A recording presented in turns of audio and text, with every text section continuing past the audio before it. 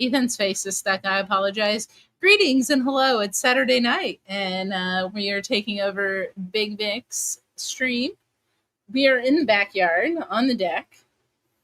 Been hanging out all day. Ethan grilled some burgers and chicken and all sorts of good stuff. What's up, guys? How y'all doing? But yeah, just wanted to hang out with you guys for a little bit. And Vic will be here later on. We'll bring on some folks here in just a second. But let's see who was here first. Wow. Marty Poppins was first. Man. Cheers, buddy. You flying on that umbrella? Cheers, Doc. Cheers, Hopefully we'll Doc. see you later. Oh. And of course, Tommy D, straight from the homeland, the motherland, the not motherland, but we'll take it, sure. Chicken beer. Chicken beer himself. Now we got Ed. Cheers, Ed. And Slapshot. Cheers, Brian. Beer. Chicken beer. Whoop. Up. Ethan's a rookie. I'm a rookie. I forgot I pulled that up. My fault. We got Kelsey. Cheers, Kelsey. We got Sugar Kitty. Yep. Cheers, buddy. Joe Good the to see Sample Guy. Josh Fritz. Cheers, man. Travis Robeson. Let's see who else. Blake Benson. Cheers, Blake. Cheers, I'm sure you Blake. were talking shit.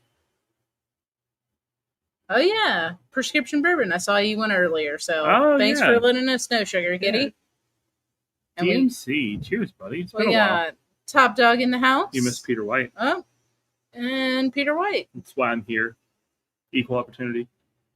We have Richie Z. Yep. Cheers, Richie. It's always a pleasure, buddy. One day we're going to meet you, Richie, and I'm going to treasure it forever. Yep. We got David Bass. Bass. Cheers, man. And then we have Tats in the house. Yeah. Chris, what's going on, man? Time's weird for you. We also have Dave Vogelsang. We got your cheers, coffee order Dave. out. We appreciate your patience while we were traveling, trying to catch up this week, and got 16 orders out. Yeah, today, Katie was or killing 18, it. Yeah, so. Katie killed it roasting, and I drove to Jackson to make sure they all got out today. We got Tom in the chat. Yep. Cheers, Tom. Thanks for joining, man. William Hall. And cheers, William. So we have a couple guests in the background, so we'll go ahead and bring them on. In the order of importance. Yep. Nope. Yep. Which Nope. one? Well, Right. Right? Left. Oh. Tommy. Hey! Now What's we up, have everybody? What's up, y'all? Cheers, you guys. Thanks for joining in right off the bat. Yeah. Evening and good morning, Timey Son. Good morning. Ohio gozaimasu. So it's me. And so we've been hanging out Oh, with wait. Ethan and his mom and her boyfriend all day. Yep. On the porch. So they were just about to leave. So that's why we pushed it back a little bit just so we could hang out a little more. Yep. We got all 3 dogs tonight, which is Uh-oh. Fun. Katie's stoked. I'm excited. Yep. But yeah. And then we have some giveaways tonight too. Yes, we I do. didn't get into those yet. Yeah. Well, so we've got some channel giveaways, which we'll get to in a second. But I guess the first thing is we figured since it's a Turk takeover, we do a Turk Patreon first. So when we were up in Rocky, we grabbed this guy to do as a, and we'll figure it out. Don't stress. Okay. We'll figure out the Patreon side of it. But we grabbed this guy. For any paid patron, we're We're gonna give a spot. get a random paid patron, and that's who it's going to. So I hope nice I win. coffee mug. Feel like it makes sense, us coffee mugs plus our travels. Yeah. So that'll be one of the first things we do, and then there's the channel giveaway, which we'll get to in just a little bit. Yeah. You want me to get to it now? You can talk about it, sure. Go ahead. Yeah. So Vic set up the bottom banner for us. So it's probably wrong. There's more than that in the giveaway. So for tonight, you can every $5 get you entered to win a Heaven Hill Bib 7-year, a sample pack of K. Luke, a Green River sample pack, or two different giveaways: $15 Drifting Drams gift cards, a sample pack of the most recent picks that we did with Hello Again Whiskey Friends and Dusty Dan, which are the Evernorths. So the American Light Whiskey, the 18-year.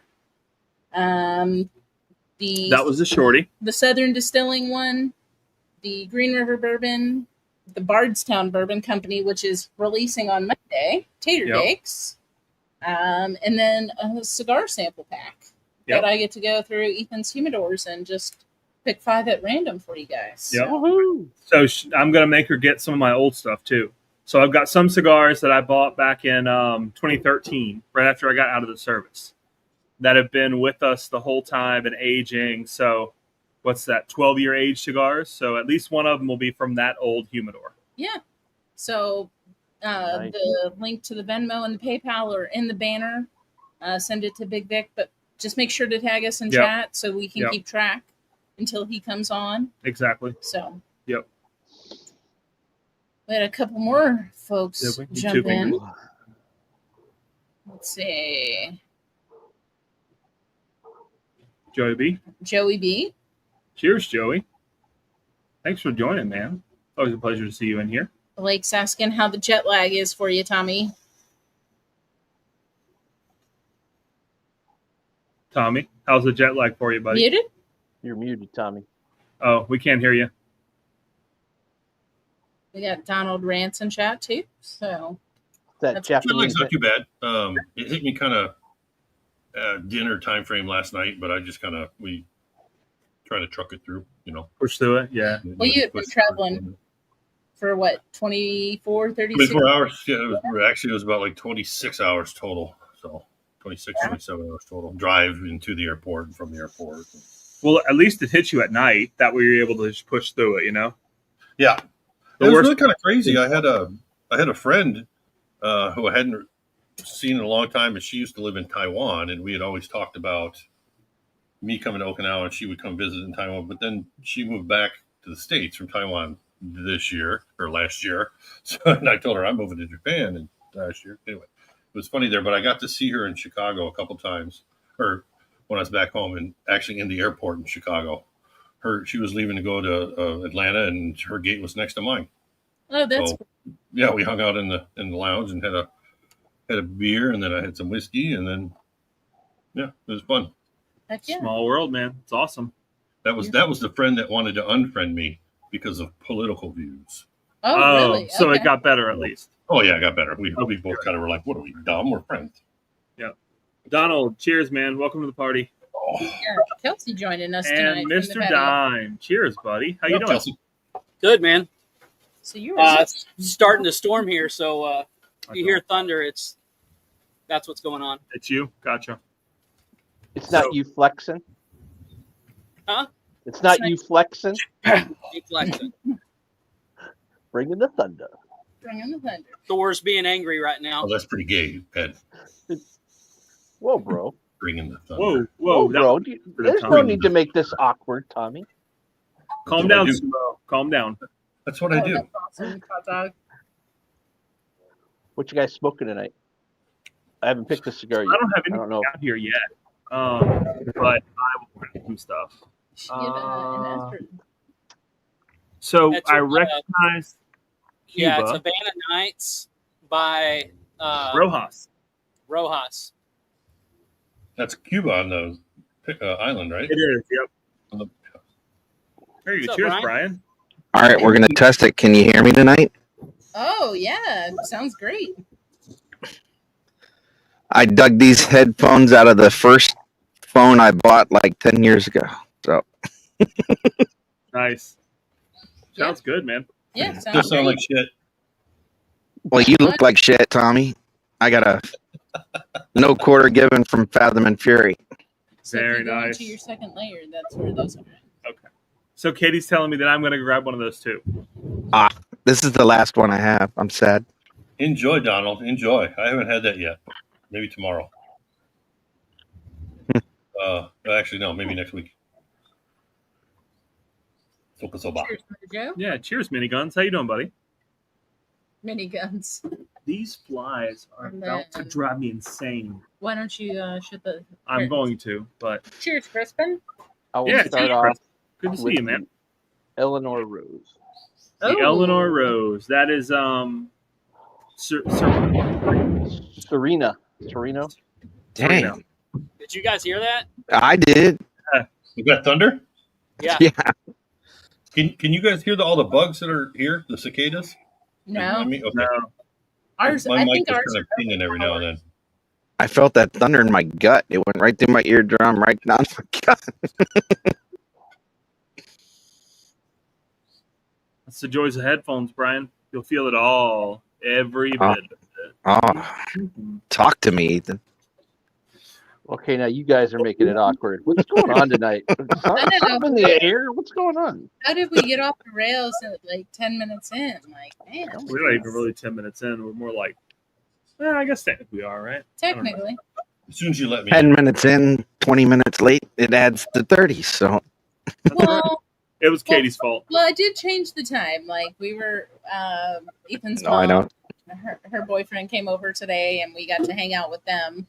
So we cooked for him and just had a great time. We were sitting on the patio just talking to them, hanging out. Let them try the Evernorth picks and the Bardstown pick. And Yeah. Enjoying the humidity. Oh, Yeah. Cost me $100 for the cigars and the whiskey I brought in, and the customs guys had no idea what to do. just $100. That's it. $100. That's not bad. Like, duty tax, sales tax, some other, I guess, overture of items. So I brought 5 bottles of whiskey, and I guess you're authorized 3. And I brought 95 or 6 cigars, and I think they're only authorized 50 without duty tax. So, Oh, the 100 ain't too bad. oh, dude, I gave them $100 bill, and they didn't know what to do with it. They're like, "Oh, what is that?" You know, like they've never seen a $100 bill before. So I mean, they had to go exchange it. to yen. Kelsey's going back to 1955 if he's not careful. yeah, that's true. Yeah, I mean, grab it the ruby came on slippers. as soon as you guys went on, and I was like, well, I've got both like screens down so the water doesn't flow in on either side.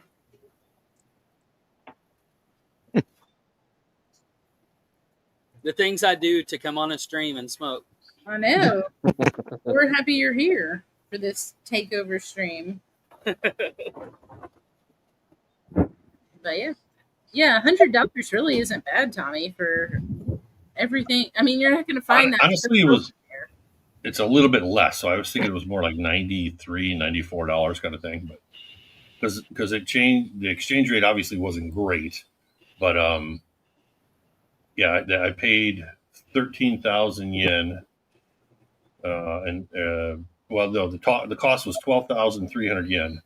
And I gave them 100, and they gave me roughly like 1,800 yen back. So I mean, it's still whatever. So, yeah, but yeah, no, it was very reasonable. I figured it was going to be reasonable, but it was kind of funny because the customs guys were having issues with the computer and printing out the right forms, and then of course there was a line behind me, and then one guy didn't know how to read, a stop sign, but he can't, and he was like right behind me in line. I was like, no, you're supposed to stand back behind that line. He didn't know. So what But bottle we got it all figured out. It was good. you brought? Beam tack. What? What bottles did you end up bringing? Beam tack. Oh, okay. So I got the Beam Tack Knob Creek. I've got the Evan Williams 12-year American. I've got Old Kirk, the Willet Purple Top stuff. Yep. Then I've got the Mash and Journeys Starlight Raisin one, the PX Sherry finish one, and then I have a John Mattingly light whiskey that a friend of mine in Wisconsin bought me. And we tried it at a bar, and it was really good. So Yeah. I almost brought back the Sonic Boom, but they have one here, which Yeah. I meant to text you guys. That's awesome that you brought the Old Kirk. It sat here for so long. We haven't been in that store in probably 6 months. Yeah, I forgot I kind of had it. I sent it to my brother early when he came in, like last year in April, and I forgot he had it. And I was going down there looking at all the bottles, and oh shit, I need to bring that with me. They do have Sonic Boom out here in Okinawa. So if you're in the know, I just texted you. Oh, nice. It's a fitness shop. It's a fitness shop. Fitness in my mouth. No, That seems counterintuitive. try to. I'm joining you, Brian. Nice.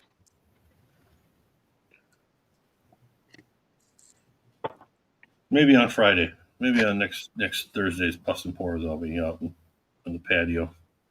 Oh yeah. So has it been raining? Has it been No, sunny? not Like, really. the- I thought it was supposed to be rainy here, but I mean, there are storms around, but they haven't really hit us. It was raining when I got in on Friday night. Friday night, it was kind of raining and stuff, but it's 100% humidity. I mean, I woke up this morning and the weather app said it's 83 degrees out. The high is going to be 87, but it feels like 94. Wow. Sounds like 100% summer. humidity. Yeah, So you I think were I've a already little. lost 100 pounds. I know I don't look it. I don't look it, but I feel like I sweated it out As a already. sumo, you can't afford to lose weight. You better start Nope. bulking up. Nope. As a sumo, can't afford it. Fuck you, Ethan. Yeah, that's all right. He's just missed you for the last, That's since true. we haven't talked to you in like a day. Yeah. It's been a while. So you were smelling a little funky when you got to Japan. Oh yeah. I got in the car and the wife's like, "Yeah, you need to take a shower." I was like, "Oh, I guess That's those great. people on the plane didn't like me. I didn't get any dirty looks, but yeah, it was a long day of getting hot and sweating, and then chilling out, and then getting hot and sweating, and then chilling out. Oh well, I made it. It's all good.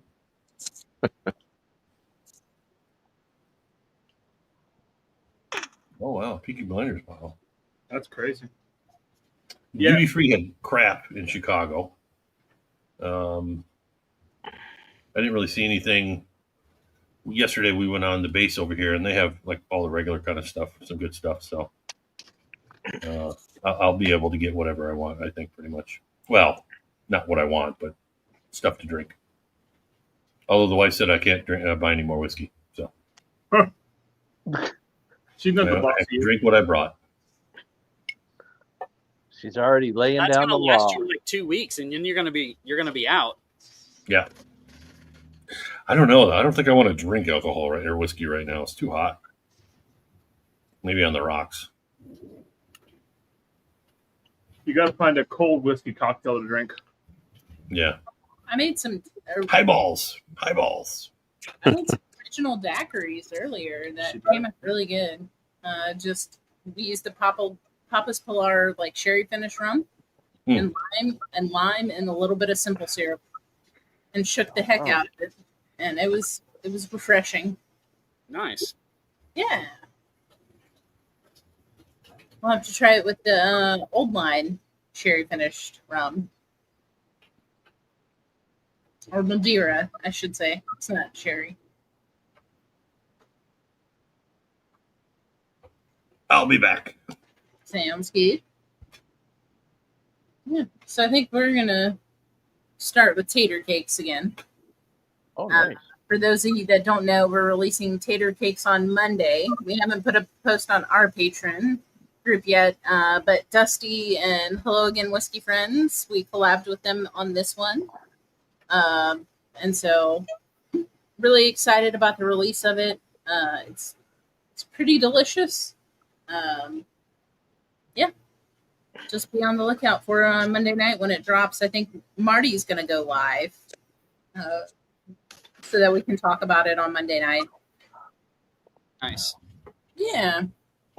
If you like a whiskey with a long finish, this whiskey is for you. Let me just say that has a long finish on that whiskey. Yes, it does. That's exactly what Ethan's mom said. So we poured her the Sergeant Slaughter's Weeder, the Evernorth, and that was by far her favorite. Until we got to like the Found North. Then it was like all bets are off. Like she loves rye, she likes high age statements. Bougie like palate? Is that what you're saying? Was she's that? a fruit hound, but she was like she couldn't get over the finish of the tater cakes. Like, Well, and then we pulled out Found North Batch 11, and she went, "Oh my God, that's the best one." We said, "Yeah, shocking." Ethan called her bougie. Pretty Because sure she that is. happened.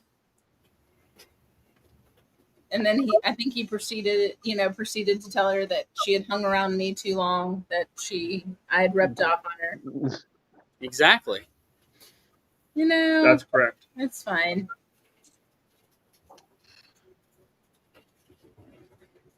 But yeah. So with the rain, Kelsey, does that mean you don't have to water the plants? Exactly. Yes, it does. And now you know why I was mowing the lawn yesterday. Yep. So are you allotted more time? Well, she said, "How long are you going to be out there?" I said, "I don't know." She's like, "So can I watch whatever I want?" I said, "Absolutely." So I don't know. We'll see how long that lasts. She'll probably be asleep in the next hour because she's worked her ass off in the yard all day till it started raining, and then she was still going to take a shower and do all that stuff. So whenever she actually lays down, puts that blanket on her. She'll be out for like an hour and a half till she's ready to go to bed. So here comes the thunder. Yeah. And then the babies will curl up next to her. Roxy and Rudy will curl up next to her, and it'll be Rudy all will be on the couch with her. Yep. Roxy will be hiding until this thunder stuff stops. Bomb shelter or just the new bomb shelter? She's got the TV on. She'll probably just be in the closet, or she may be about wherever Mandy's at. She's probably in the bathroom. Mandy's in there taking a shower, whatever. But I did try the new Crown Heads CAO collab, the Caratoba, today, and that thing is really nice. It's really good. Ethan, you would like it a lot. Okay. The Caratoba. Caratoba with a K. It's a Mexican San Andreas wrapper, I believe. Nicaraguan binder fillers, but it's like a profile cross between La Creme and like a Norteña. Like if those two had a baby, Interesting. it would be like. I'd go to that hospital, sure. Yep. So I smoked the Robusto and it was great. So definitely worth the pickup if you guys see it out there. It should be pretty readily available. So for those that don't know, Oz Family Cigars, that's the O in CAO. That's his family. So he has paired up with Crown Heads to create this stick. That's super interesting. Mm-hmm.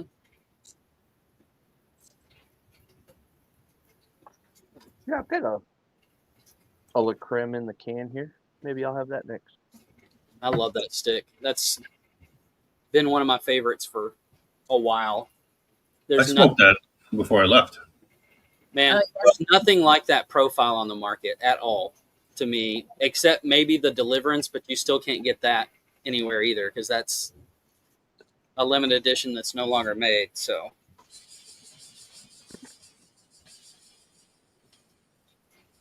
I think the Deliverance is probably my favorite broadleaf I've ever smoked. So, and that's a Crown Heads? No, that's a Black Label Trading Company. Oh, it's like one of their original or older lines. Yeah, it was in the anthology, right? Yeah, it's a Pennsylvania broadleaf. Yeah, and it's a little short guy. It's only about that big, but it's giggity. Oh my gosh, it's full of flavor. Wait, we talking about Brian again? Whoa, bro. He's stone faced. Look, he didn't cracking a smile. There he goes. There's the smile. Couldn't stop. Tommy, I miss you already. I miss you too, buddy. No. All Slapshot was thinking in his head was uppercut, uppercut. I've missed Tommy with every shot so far. Sounds like Buddy, you all do getaway. training. No, that's an Al Bundy quote from Peg. She said, "Did you miss me?" He's like, with every shot so far. So now that we have a few more people in chat, I'll reiterate. Tonight's giveaway is not just what is scrolling on the bottom. It's what's scrolling on the bottom, plus a sample pack of the 3 Evernorth picks that we helped with Dusty Dan and Hello Again Whiskey Friends. The Bardstown that will be released on Monday. It's a sample of that. As well as the Old Line Rum Forest Rum pick that we did in collab with Big Vic, Hello Again Whiskey Friends. Ed helped with it as well. And then 2 $15 gift cards for Drifting Dreams Coffee Company. And then 5 cigars. And I get to go in Ethan's humidors at random and pick them out. So you never know what you'll get. God of Fires, Uncle Lee's. What's a good temperature that cigar should be stored at? Oh gosh, does it really matter too much? 60, Obviously, you don't want too extreme. 68 to 72. Yeah. Temperature or humidity? I'd say That's temperature 62 to 72, Sure. depending on your climate. Yeah, mine are all sitting at like 84 degrees right now. That's dangerous. They're all going to dry out. No. That's not what is. If any of those cigars, the eggs, cigar beetle eggs, once you get above 80, like now, most of the cigars nowadays, they treat them. They do like that freezing process before they ship them out. So it usually kills them, but it's not 100%. So anytime you start reaching up above 80 degrees with the cigars, then there's a chance for breeding cigar beetles, hatching the eggs, that is. So yeah, but I don't want to put them in the fridge. No. You don't want to do that. Do you guys not have air conditioning there? Because I'm noticing the fan. Because you're fanning your head and then you're fanning your head.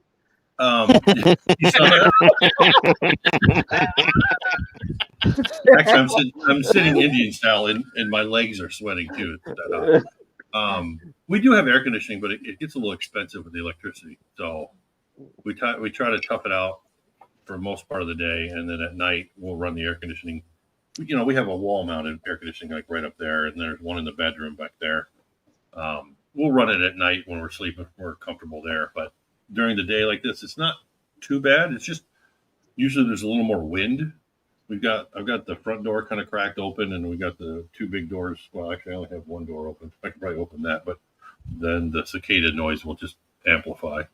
Yeah, it's just we could turn it on. I don't want to.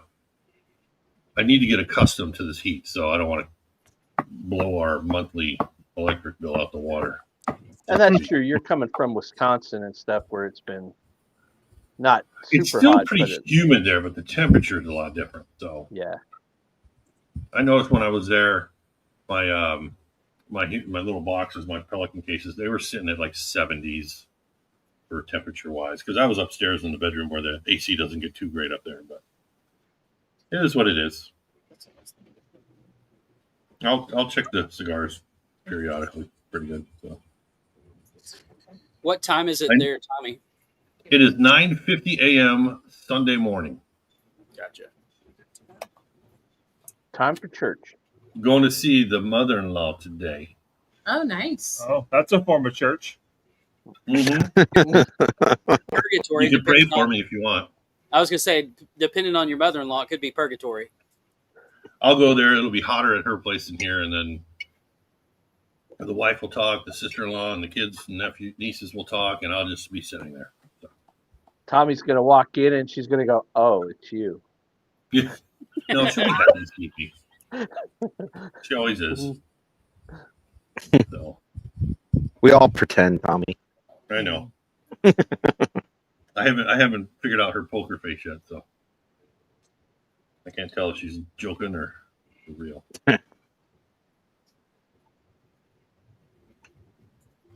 Yeah, I'm Godzilla. Godzilla.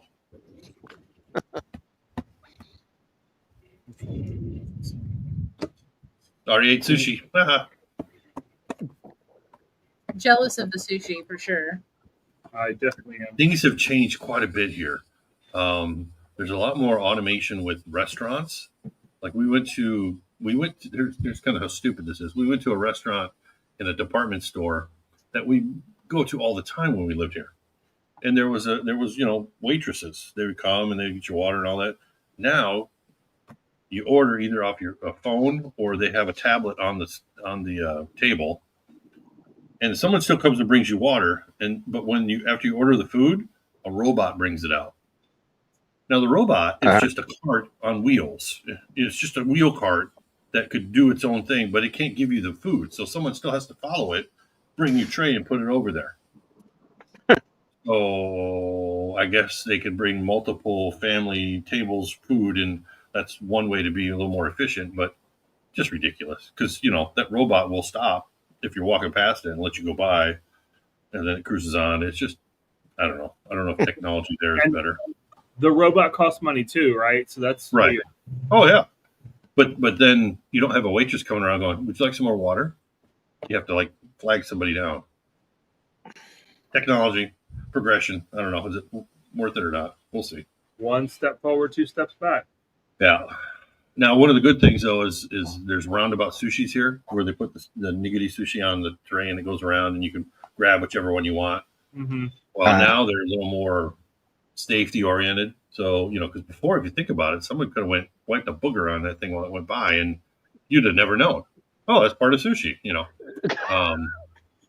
So Wasabi. Now they're a little more, you can order your own stuff and it comes to your table, or you can still grab stuff off the automated or whatever it is, the conveyor belt, but they're in a case now where you got to open the case, and once that case gets open, I don't think you can reclose it. So that way they can see that there's no tampering. Yeah. Again, though, you got to get your ass up and get your own water, unless you want hot tea. That's right there at the table. Don't want no hot tea.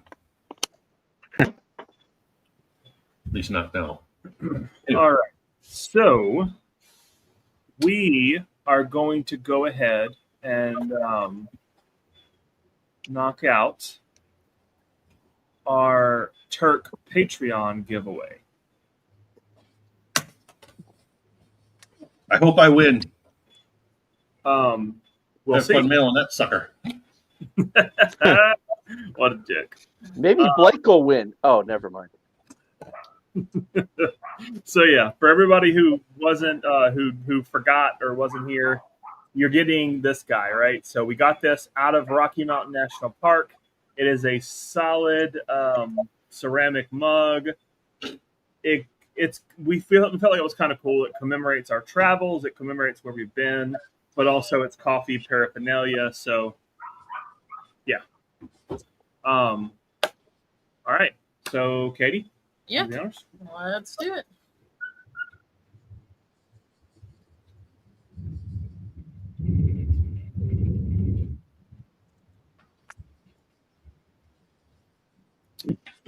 Oh, Brandon. Congrats, Brandon. Yeah, congrats, man. Rigged. For people who don't know, Brandon is also the Whiskey Loft. He joins in on Puffs and Pours sometimes. And I thought that was Katie. I thought she was the whiskey boss. Yeah. Yeah. That's the whiskey surf is what you meant there. SERF, not SURF. But no, he's Brandon's a good dude. He's in on our Nash with Jake and I. Awesome. Yeah. And me. And Brian. I'm sorry. I've had a lot of whiskey. Thank you. He's had a lot of drinks today. I have. Brian has the power. He's part of, what are you, the Dirty 13? He does have the power, yes. So does Ethan and Jake. Oh, are you guys in it too? Yeah. Which shows just how much I've been paying attention lately. So thank you, Brian. Also cut down the tree today. And... That's true. Yeah. That was the first thing I did. Brian could see how out of it I was earlier, so hopefully he'll forgive me. But yeah, I forgive you. If grabbing stuff like this on our travels is something that interests you, let us know. We're happy to do giveaways of that. Yeah. Just to kind of thank you guys for supporting our coffee Exactly. business. Yep. That's the goal here, right? Is to say thank you for y'all for supporting us. Awesome. Thank you, William Hall. We'll note that down. I'm gonna go grab Katie her laptop right now. That way she can do that. And if anybody else has donated, please tag us so that we know your number. Tag us with your number of entries for the super chat giveaway. I had some Drifty Grams coffee this morning myself. I know, I saw with your fancy mug that you sent over right after you got it. Yeah, the Blitz. Yeah. So. How did the churro? Well, you won't know until you get it. No, that's still it's in the mail. It's coming over still. So I have to actually look into that today. Figure out where they're at. So I think the churro is going to probably go up Monday. Is the goal. Tater cakes and churro blend. Woohoo! Sunday. We'll see. With Ethan, we'll see what we can get up there. Churro blend, and then our coffee of the month is going to be the Dominican. We have a Dominican. Dominican is the coffee of the month? Yep. Tom, they are gonna. So we just placed the order yesterday. So probably a month or two, just depending on their backlog because they gotta engrave them or etch them.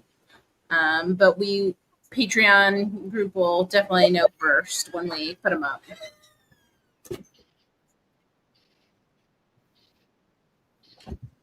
That was funny. So I went inside. We've got all 3 pups tonight, and Jackson and Delilah were on the couch, and Lady was laying on the floor staring at them. Get off my couch! Wow!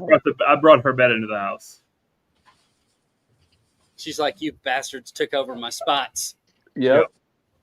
I will say too, Tom, that the price has not gone up. So they had initially told us that the tariffs were going to hit, but they will still be, the French presses will still be $55 on the site. Yes. Yep.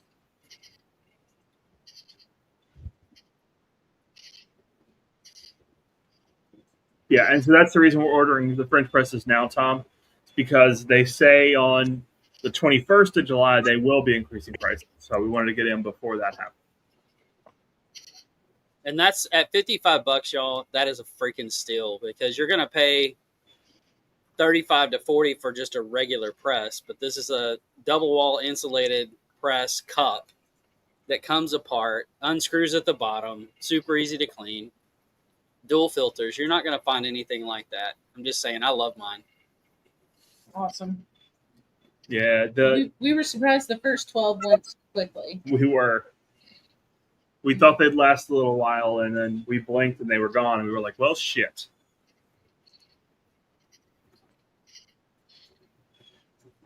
So we have plenty of travel mugs right now, too. Yes, there are still some travel mugs up.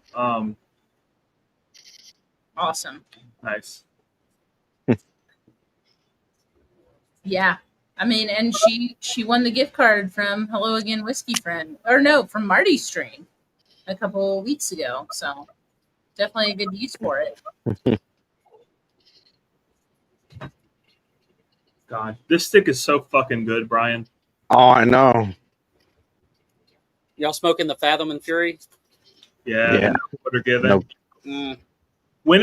Have they announced when the next one's coming out, Brian, and what the name is? Oh shit! He said it on a Honor Nash Discord event. Crap. I don't know about the date, but they did say the name, but I don't know if it's Honor Nash Public or Public.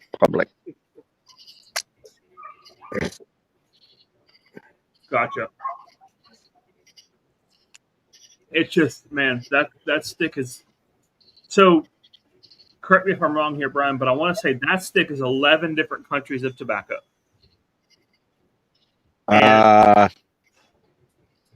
Yeah, I think that's the number, right? Because the around the world was 17. Yes. So then, then I think it is. It's just so damn complex. There's so much going on, but the construction on it still smokes like a dream.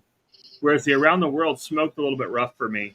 I feel like it needs more time to rest and kind of season and come together. But this one, Yeah, I never had one of those.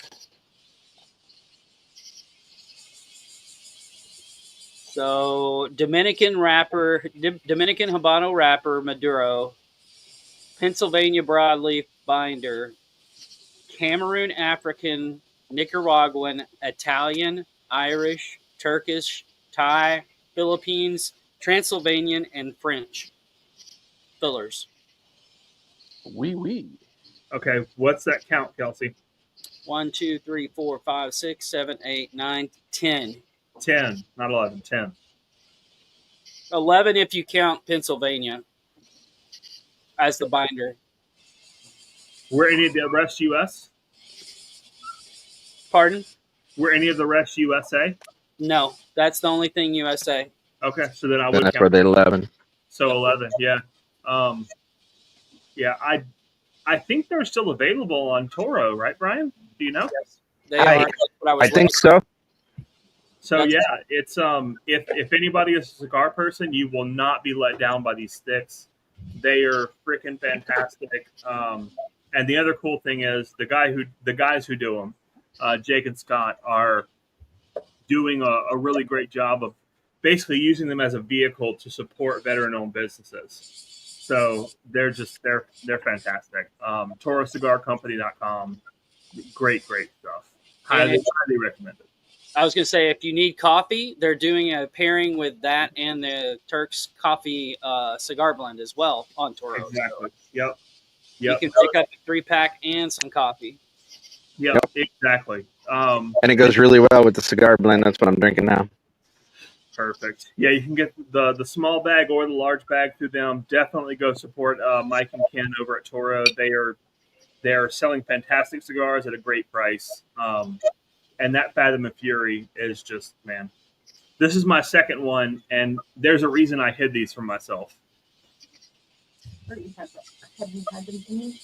Yeah, I only have one humidor, so all three of mine were in the same spot, and this is my last of the three. Katie hides them from me, so I just had her hide them. You know it. Every once in a while, she'll tell me where one's at. And also, real quick, before Cigar Talk, Baker Drinks is live. So go over to their chat, let them know we sent you, hit their like button, and come back to both of us. Have 2 tabs open. Oh. Ed, what are you smoking? The Eleanor Rose. Oh, that's a good one. I love that one you sent me, man. That's a good stick.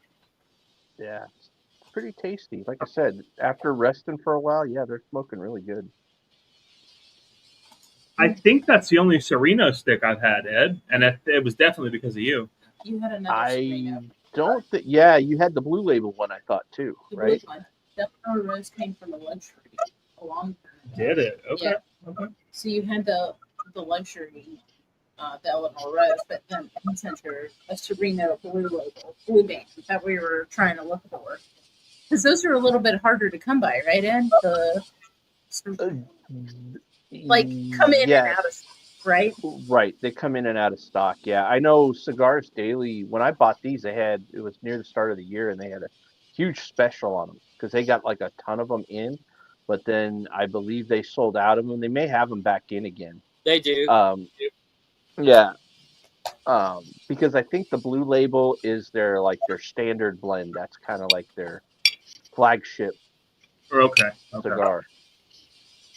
But very underrated. The prices on them are great, and yeah, and they've been around for a long time. I guess it was a company that produced a lot of cigars for other companies. But Gotcha. Yeah, I always conflate the Eleanor Rose with the Rose of Sharon, just because of the name, and that's a Southern draw I love, and so I have to check myself there. Yeah, the So Eleanor Rose first is a great stick for the first of the day, especially with a cup of coffee in the morning. That's a go-to. Obviously, the Johnny Tobacconat. I got a bunch of those, so of course, yeah, any chance I get, start off with a Johnny. mhm. I smoked one of those the other day. It was a 660. I was like, man, I don't know if I'm going to like this or not, but man, it was just as good. Just as good in that Vitola as it is in the smaller ones.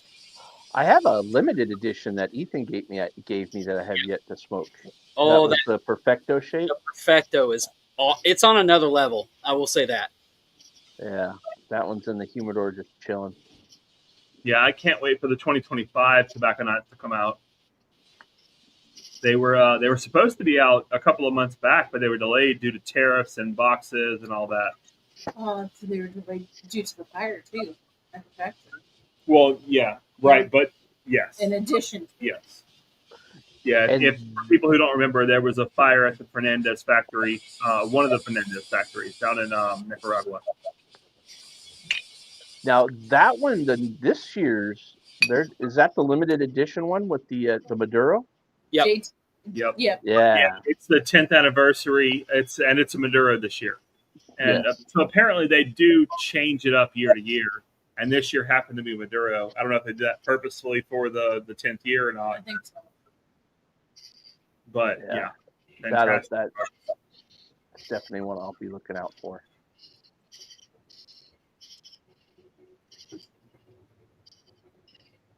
Man. I can't wait till the next Fathom Prairie come out because this one's so good. And right. Yeah, well, and they're priced well for a small run boutique cigar too. I think they're like what, 30 a stick or 39 for the 3. Yeah. Yeah, so they're again priced well, and I don't, other than a couple of again around the world and a few others that Ish is doing to kind of just see what'll stick to the wall. I don't know anybody else who's doing even 7+ countries in a cigar, right? It's a crazy idea, and to make it work like this is incredible. The blood of God, the Transylvanian. But even that's only a few, right? But It's delicious, yeah. So the blood of God is that's another is that Dissident? Stallone. Blood of God is Banff. It's Banff? Okay. Yeah. So yeah, Blood of God is a Banff cigar. I confuse it and the Molotov cocktail for whatever reason. I guess the Eastern European vibes from it. But yeah, the Blood of God is delicious. It's got Transylvanian tobacco in it. It's fantastic. Again, also at least sometimes available at Toro. And it's a great way to experience different tobacco. That one, the Transylvanian, comes through a lot. Mm-hmm. Yeah, I think that one's only 3 or 4 countries. And so the Transylvania really is the star. I have one of those left. Yeah, this one, that is, I guess if you wanted to look for a negative, that would be the one negative. There's so many countries, it's hard to tell what comes from where. But they work super well together. Tom, on a scale of 1 to 10, I would say 9 is how much you need the tater cakes. Yeah. Yeah. That's kind of what I was thinking. 8, 9. That's what we're drinking right now. I think it is a little soft for cigars, personally.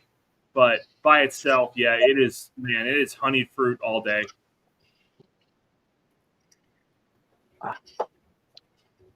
So, Tommy, have you smoked a cigar in Japan yet? You're muted, Tommy. Oh. He said no.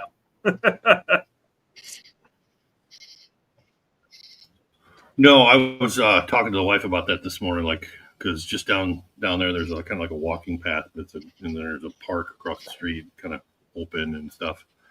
I'm really kind of surprised. Smoking in public is less prevalent here now, I guess. People do a lot more vaping, I guess. It really depends. I asked her if you think people would frown on it or if it would look bad, and she's like, yeah, probably. So since it's a big cigar or whatever, but I don't know. I'm going to But probably still do vaping's it. okay. I think that's more disgusting than cigar smoke. What is? I do. Oh, Vaping. vaping. Yeah. I went to the laundromat yesterday because we washed some clothes and I went to dry them in walking distance. And a guy came out of a restaurant that's right next to it and was vaping, like standing out in front, like where the smoking area was, and he was vaping. And I'm like, okay, that's cool. But then he got into his car, which is right in front of him, and then drove off. So he took the time to stand there and vape, not sitting in his car and vaping. I just thought that was funny. I guess he doesn't want his car to smell like vape, whatever flavor. See, he doesn't like it either. I talked to the wife, though, and I told her, look, I'm going to be smoking out on the back balcony. Try to do it when she's not here so the smoke doesn't come in try to mitigate smoke coming in the apartment kind of thing. And then she told me that the guy next door smoked cigarettes. So I was like, okay, maybe people won't mind the cigar smoke.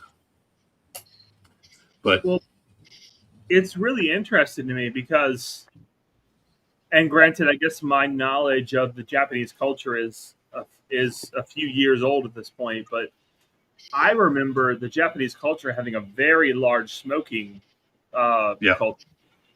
They still kind of do.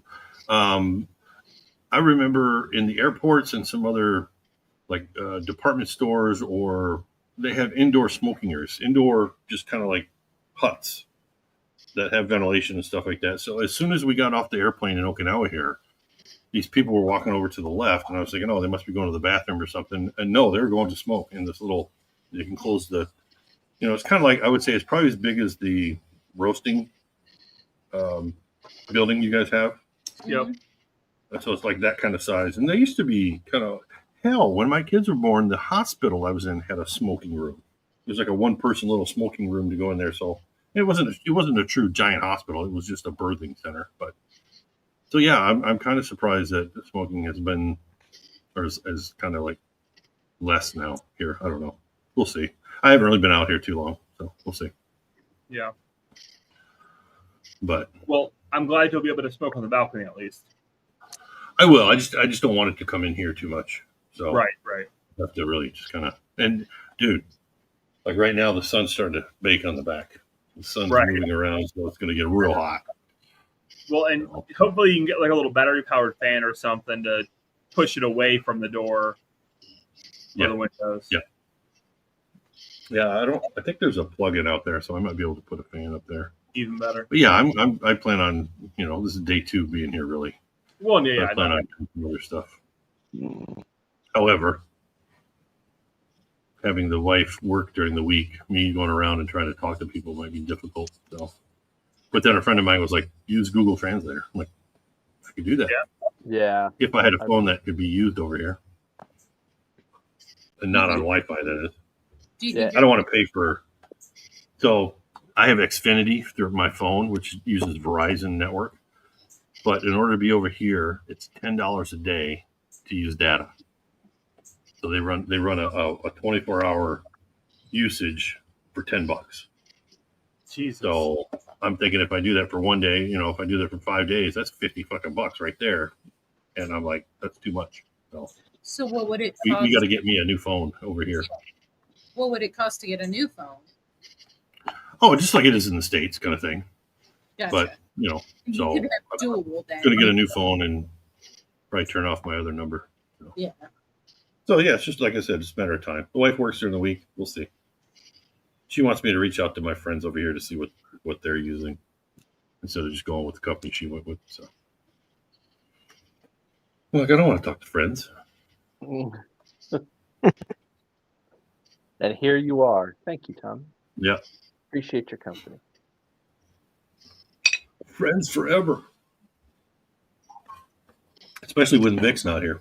Well, I know they have translating apps because we did use that when I was working in Shanghai. We used that quite a bit. Yeah. I used to have a book, but I don't know. I guess I want my wife to take care of me. Baby me. Cradle, cradle me. You did so much on the state. She did a lot here too. But. Well, yeah, y'all both did, but like you did a fair amount of getting everything finalized. You know. Yeah. We were kind of talking this morning. She's like, I think we're doing pretty good the first couple of days, considering we've been apart, living separate for a year, and you do it your way, I do it my way, and we haven't really had any arguments. So, I'm like, yeah, That's Well, I thought I was it's going day to die 2 and you're several- still jet lagged. Yeah. Yeah, but I thought I was I'm going to just die 10 times with her driving. Well, that just sounds like normal.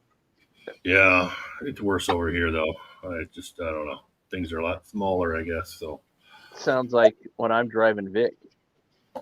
Yeah. You want to talk about it, and I'm not in my opinion, I'm not a bad driver, but he is a nervous Nelly when he's not driving.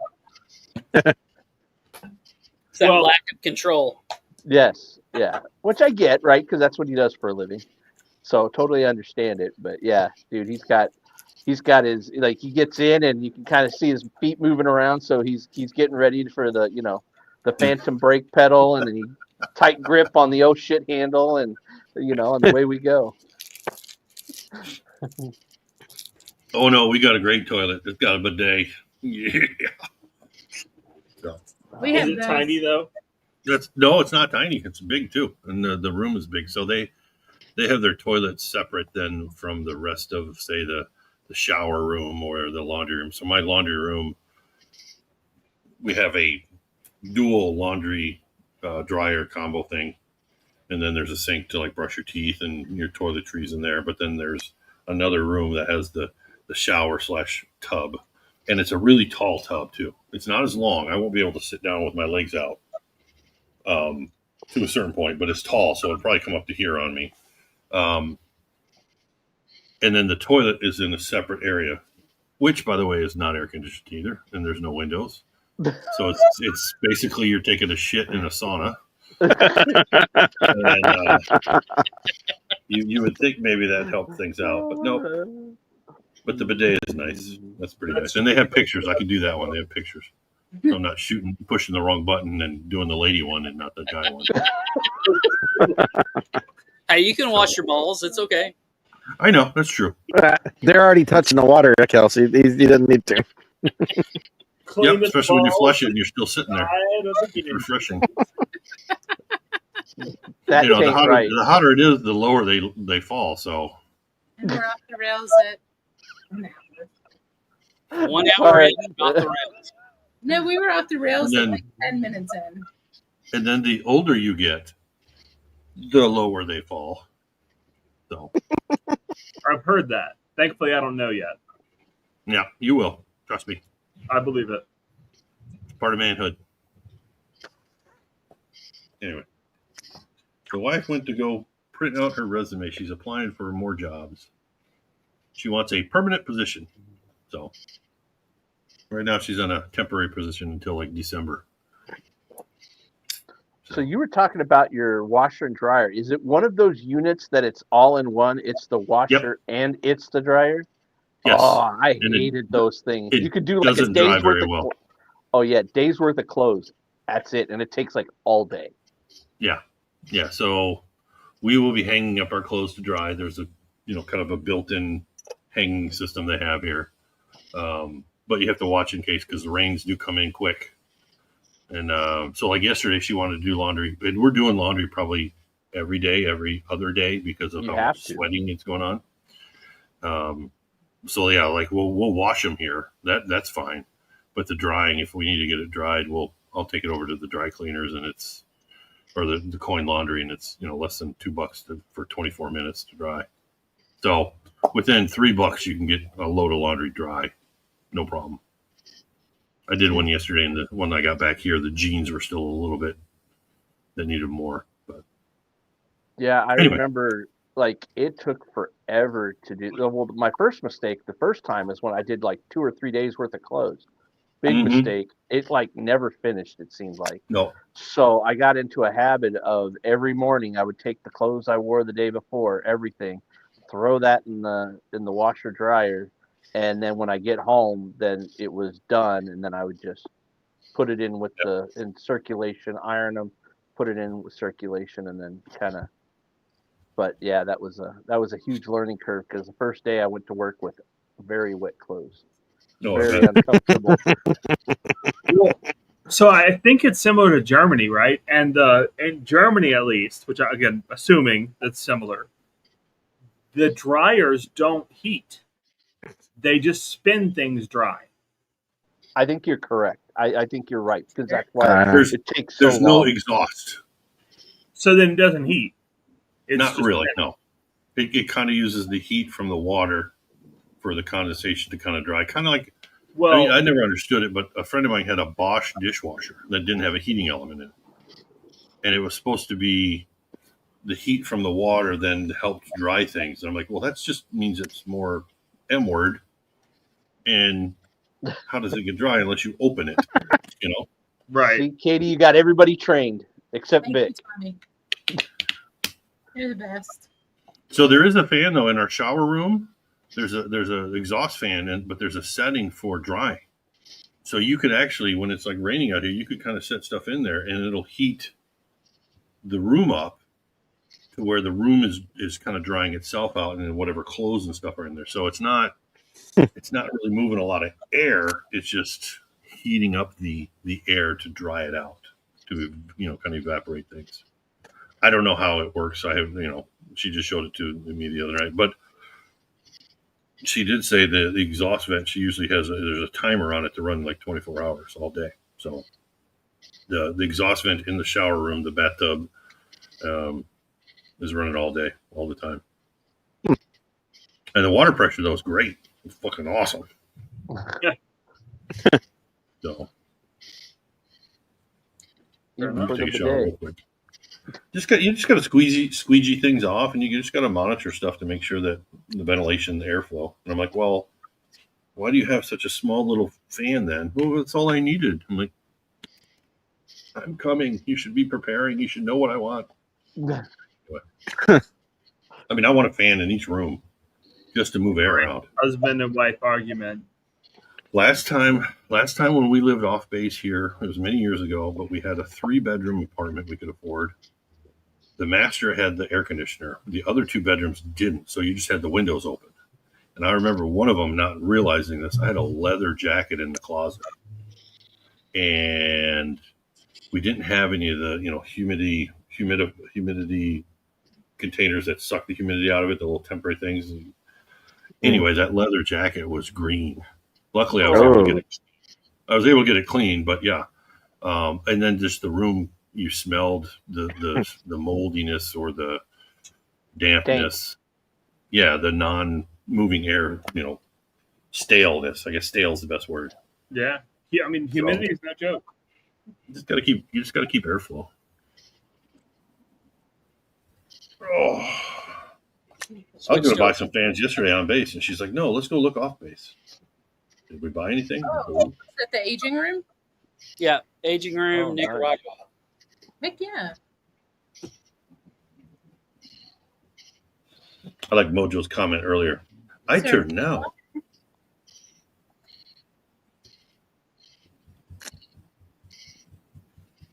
Oh.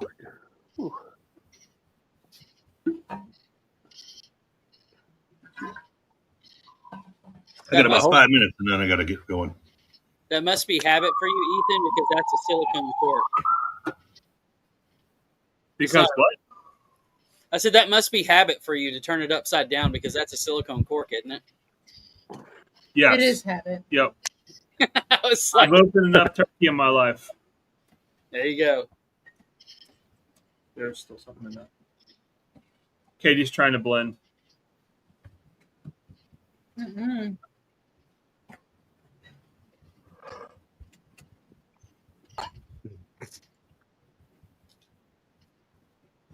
Yeah, I mean, especially with these, you can't tell that it's silicone. Is that a rare character? That is Or is the that Evernorth. Oh, okay. Evernorth stuff. Okay. Yeah, the Sergeant Slaughter. Okay. Barrel SD 340. Blake, when you come over and be my instructor, my sensei. Mm-hmm. I think he's got the gut for it.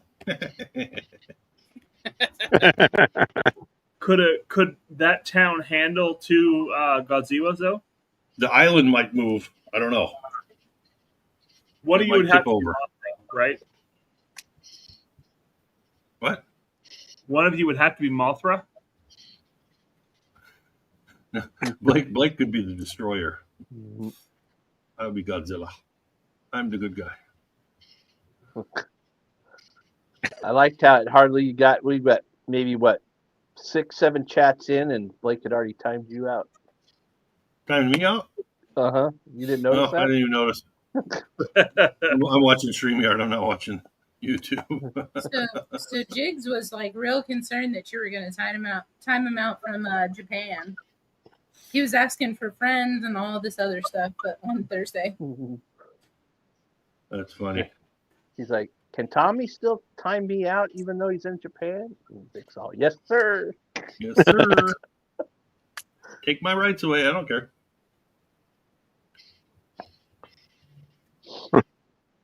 I told the junkies to take me out of their Facebook admin. They haven't, so I can still remove people and deny people, and who knows? Maybe I'll just get all rid of all 30,000 of them.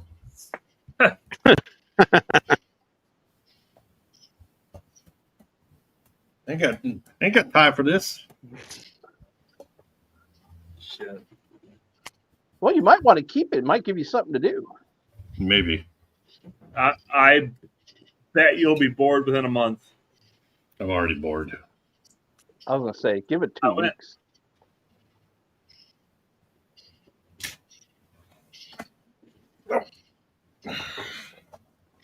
This is gonna be the hardest part of moving after sitting for a while.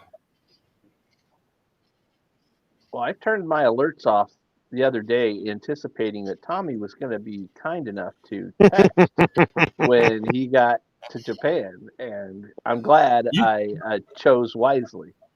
You know, it's funny. I was thinking about it. It's easier for me to do the time conversion from here than it is from the States to think about how far ahead Japan is. It's easier for me to go backwards. Because right now I know it's 10:29. That means it's 8:29 Central, so it's 7:29 your time, right?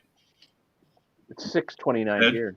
It's 6:29 there. Oh, okay. I forgot about Mountain Time. Okay, It's 8:29 here. Yeah. Yep. Yeah. So 8:29 Central. 16 hours 7:29 difference. Mountain, 6.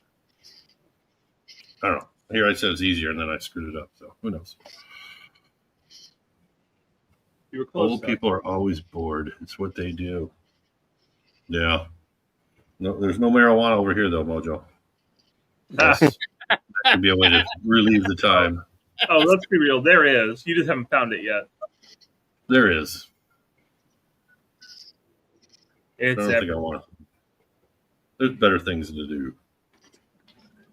Well, now you can go to a bar there. You can get an old fashioned and get one of them fancy ice where they sit there and carve the. Carve it? Yeah. Carve the perfect cube. Yeah. Man, weather just hit. You know, what's funny is at that roundabout sushi we went to yesterday for lunch, we're sitting there. I look over and there's this chick drinking a beer. I'm like, oh, I didn't know you could get beer here. And it's on the menu. You got to go through the menu. It's in the desserts area, desserts and drinks. So I ordered a beer. And there it came. Sweet. I'm fine with beer being considered a dessert. The wife had to drive, so she couldn't drink. And you do not. And I mean, she made this very clear. You do not even take a drink and drive. So I guess they're really but Japan also has like that. I've heard about it from a few different people where essentially they have a service where if you drink taxi service. Well, but it's a taxi service, and it might not be on Okinawa, but it's at least on the mainland where you basically get two people. One will drive your car, and then one will basically pick up the person who drove your car. Yep. Yeah, they'll bring two people. You'll go into the one taxi, and one guy will drive your car, and then wherever you're going, they'll leave. They'll park it in your parking spot for you. Yep. It's not expensive from what I understand. It's the way to do it. So Yeah. Interesting. It's genius, right? you just have somebody else driving your car, and the culture over here, they're not going to take it anywhere. So Well, let's be real. If they were, it wouldn't last long, right? no, it would not. Oh. Do they have a bunch of Karate Kid monuments over there in Okinawa? Yeah, it's right next to Godzilla, and he's standing like this. Yep. Miyagi-san. Oh, No. See, now the cicadas are stopped. I mean, I can still hear them in the distance, but not right by my house. Either way, Tommy. I know why, because nobody was out there. They calmed down because nobody was there. I can't hear cicadas over my damn tree frogs are going crazy again tonight. Oh, yeah, those are neat too. My brother and sister have those. And my sister-in-law. Kelsey's got a pet frog. He just feeds it every night. He got the toad. Right over there, toad. He's Although like, he's screaming, "Excuse me, Mr. Kelsey, can you throw a June bug?"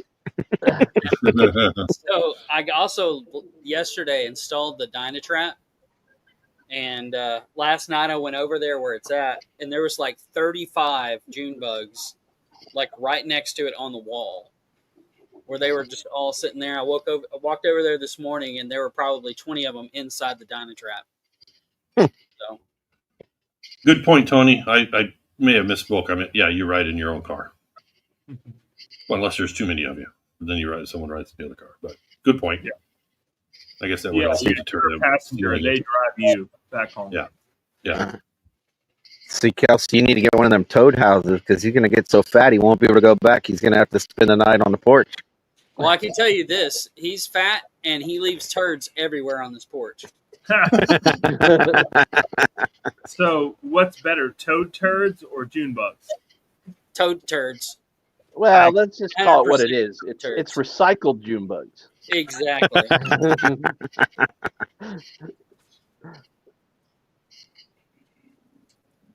So, All right, well, my bugs? I gotta go. I gotta go take a shower, get ready. The wife gets back, and we're gonna go do stuff. So, All right, buddy. Right on. All right, Tommy, it was good for you to see us. We miss you already. have a good. Oh shit, the wife's home. Oh, Gotta go. Gotta go. Here, Arnie, what did you were on the stream? Morning? again? I thought you'd left that shit in Colorado. Nah, we actually had the pleasure of meeting Atsuko a year and a half ago or so, something like that, and she was awesome. She was great. Yeah, I met her at Cheech's first meetup.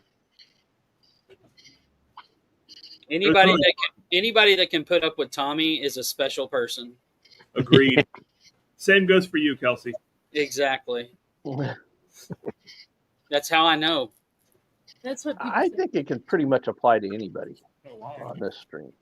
Well, yeah, and we know Katie over there is a saint because she puts up with Ethan. I don't understand what you're saying, Brian. Absolutely. That just seems hurtful for no reason.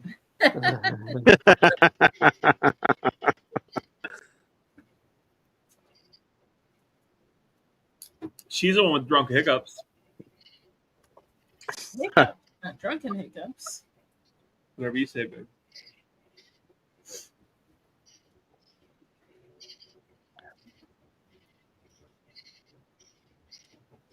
But yeah, just as a reminder, there is the giveaway for Vic. There is a full bottle of the Heaven Hill Bottle and Bond 7-year. There's a couple of sample packs, K-Loop, Green River. There are a couple of there's also an Evernorth sample pack, Katie's telling me. There are also a couple of coffee gift cards in there.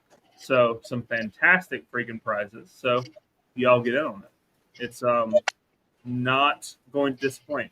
And your cigars that I'm going to give away. And yes, and some old cigars.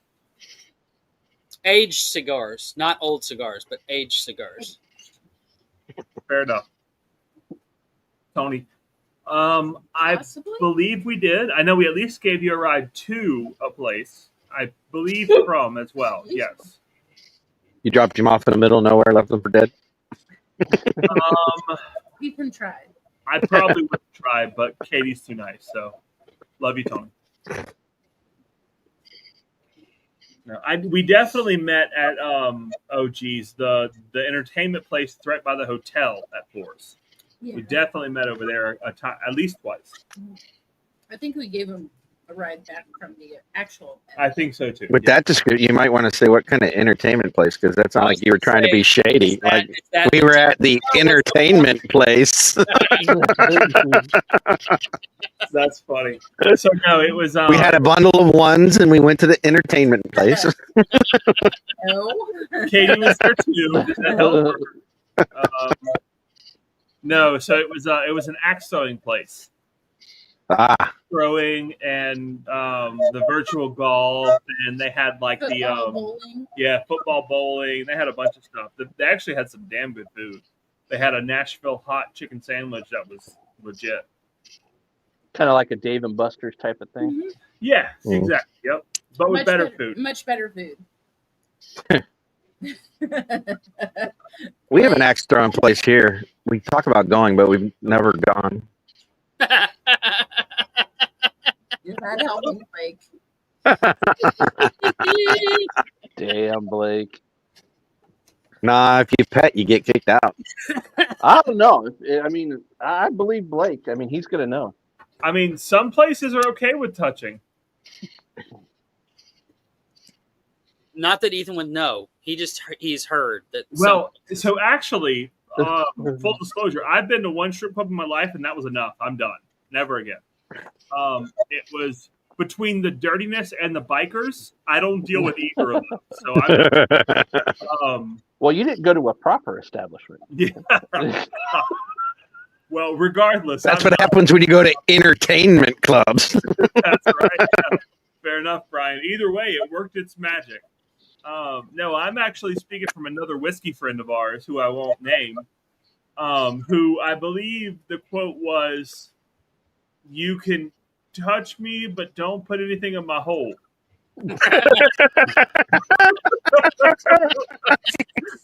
See, you need to... I believe that's a direct quote.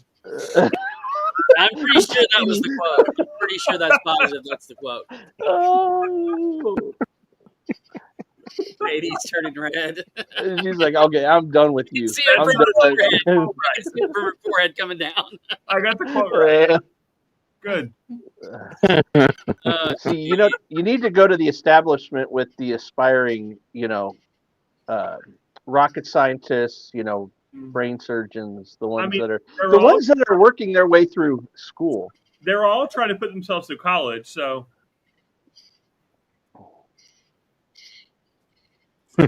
While driving a Bentley to work. Yeah. Right.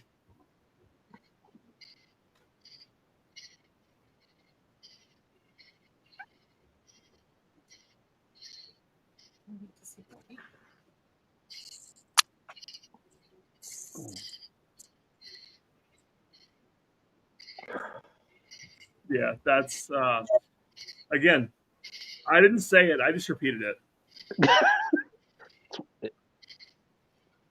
It's what you allegedly heard. Allegedly. Oh no, I heard it. I can verify. I heard it as well. I've heard it multiple times. Allegedly. Multiple times. More times than I'd prefer.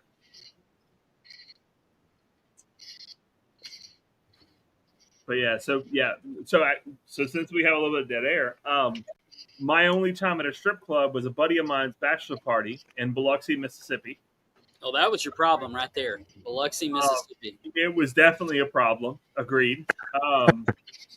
And it was ran by bikers, and that's the second problem. It was bad. It was bad. Yeah. The only ones I've ever been to are in Vegas. I feel like that's a little bit better.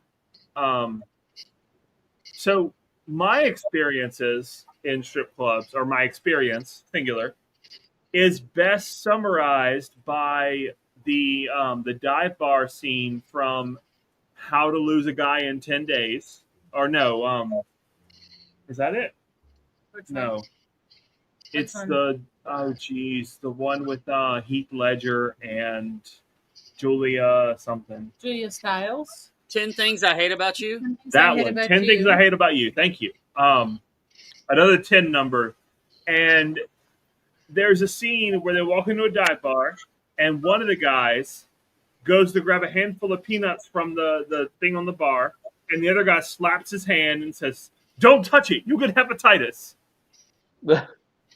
That's my experience in strip clubs. Well, before we were married, hanging out. Yep. Katie's got I knew about the this. disclaimer in there. Oh, she knew. Yeah. I knew about this, and I thought it was a bad idea. It wasn't my idea. It was a buddy bachelor party. It was, what do you do, right? Because I'm pretty sure you called me from outside and said, "I feel dirty." Uh-huh. Yep. Yep. I'm pretty sure that's how that conversation went. It was at least a text message. And we weren't far enough in our relationship that I felt guilty or anything. I just felt dirty. No. Yep. Yeah, we went. There was a group of us. I think it was I don't know if it was for a bachelor party or a birthday or something, but there was like 12, 13 of us went to Vegas. And of course, back then we had, there was no Ubers. It was just taxis, right? So, right. And of course we had to get I think there had to have been 11 of us because it took 3 taxis. And I was with these 2 guys in the back of the line. So the first 4 went in. They went back to we were all going. We had already been drinking and all that good stuff. So everybody was getting kind of tired and all that. So the first 4 get into a cab. They take off. The next cab came up. The next 4 get in, and then I get in with the 2 degenerates. Evidently, finding this out after the fact. And we're driving back to the hotel, and they're like, "Have you ever been to a strip club out here?" I'm like, "No." He goes, "Okay, so what do you want to do next? What do you want to do?" I said, "Well, are we just heading back to the thing?" And then he goes, "You got in the wrong effing cab." And then he whispers to the taxi driver, and the dude literally does a U-turn in the middle of the road and takes us straight to a strip club. And I'm like, okay, this is going to get interesting. And I believe this was the first time I'd ever in one. And I went in there and I was like, oh my goodness. And these 2 guys, because it was it was my first time going there, these guys, nothing but lap dances. They were paid. They must have spent $100 each. And I mean, all I can say is some of these were former collegiate gymnasts or something. I mean, some of the stuff I saw, I was like, "Oh my goodness, this is nuts." You're saying they knew how to work the balance beam? Well, no, there was no pole involved. They were nimble. They were nimble.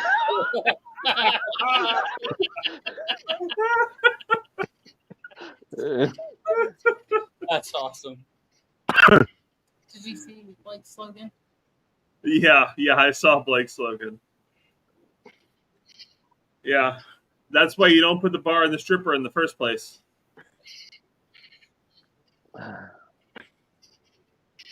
Again, that's how you get hepatitis. Vic is never going to let us take over his stream again. What are you talking about? He's probably got this up there with his boys over there, and they're just probably rolling right now. Oh, yeah. Oh, this is your stream? This is what y'all talk about on the regular? Yep. He's going, wow, Katie's letting this happen. Fair enough. So I'll be interested when we do our meetup, Ed, to hear all of the strip club stories once we meet. Oh, dude. The only ones I've ever been to are the ones in Vegas. So, and it's All been a right. couple times, and yeah, Other stories, you're right. Some of them are not meant for live air. public consumption. I think I know of a story or two. I think some of the New Orleans strip clubs are just as bad. So I've heard stories from people who weren't on this stream about New Orleans strip clubs. So for anybody who doesn't know, we grew up in Louisiana, just outside of Baton Rouge. So New Orleans was like the closest big town, right? Baton Rouge didn't count because it was a shithole. And a number of stories about people would get drunk, wake up the next day, have buddies telling them weird stories, and seeing exorbitant charges on their credit card. And like that was apparently the fornication rate at the strip club.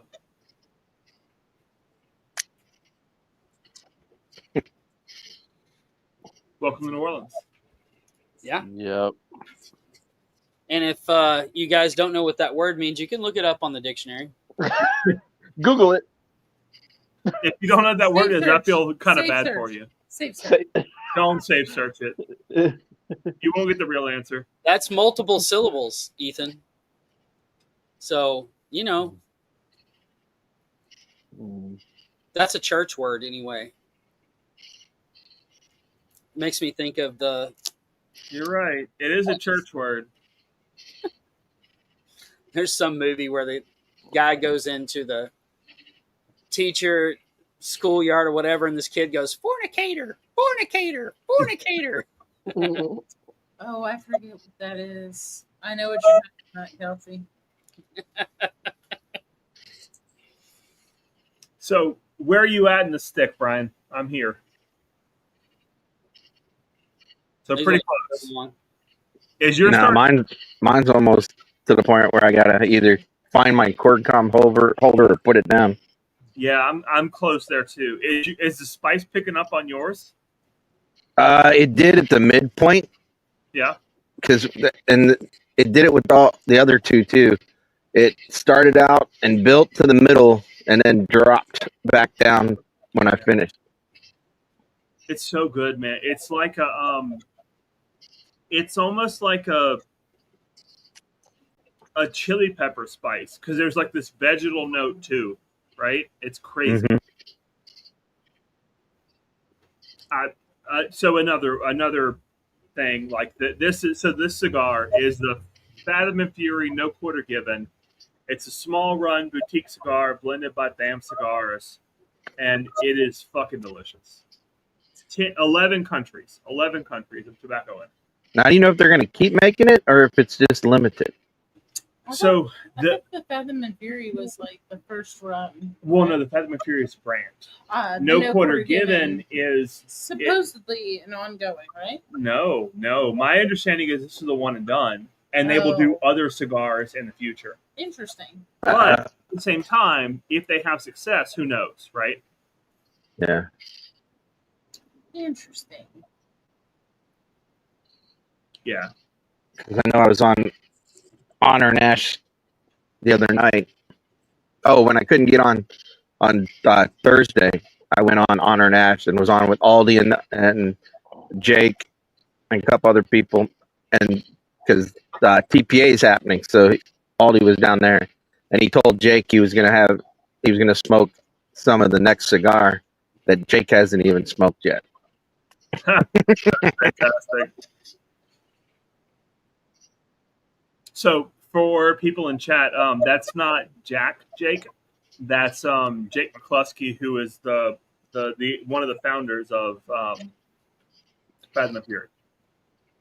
The bearded cigar lover. Yep, exactly. He's one of the hosts, or he's one of the ones on the panel for the Toro, yeah. Podcast, Exactly. right? Yep. He's on Toro most weeks. At least the weeks that the North Dakota weather allows him to be. Yeah. Yep. Yeah, he's a character. He's a good dude. And he is blending some fucking fantastic cigars.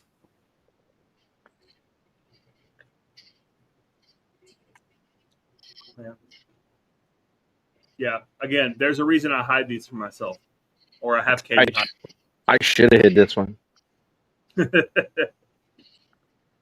Hey, cheers, Mark. Welcome to the party, buddy.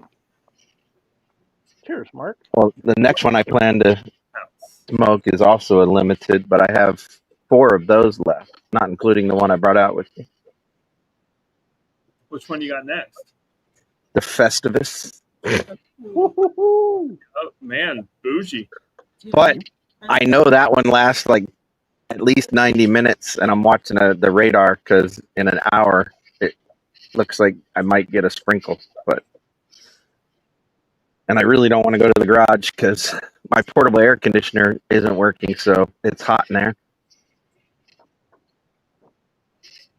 I love it, Blake. I love it.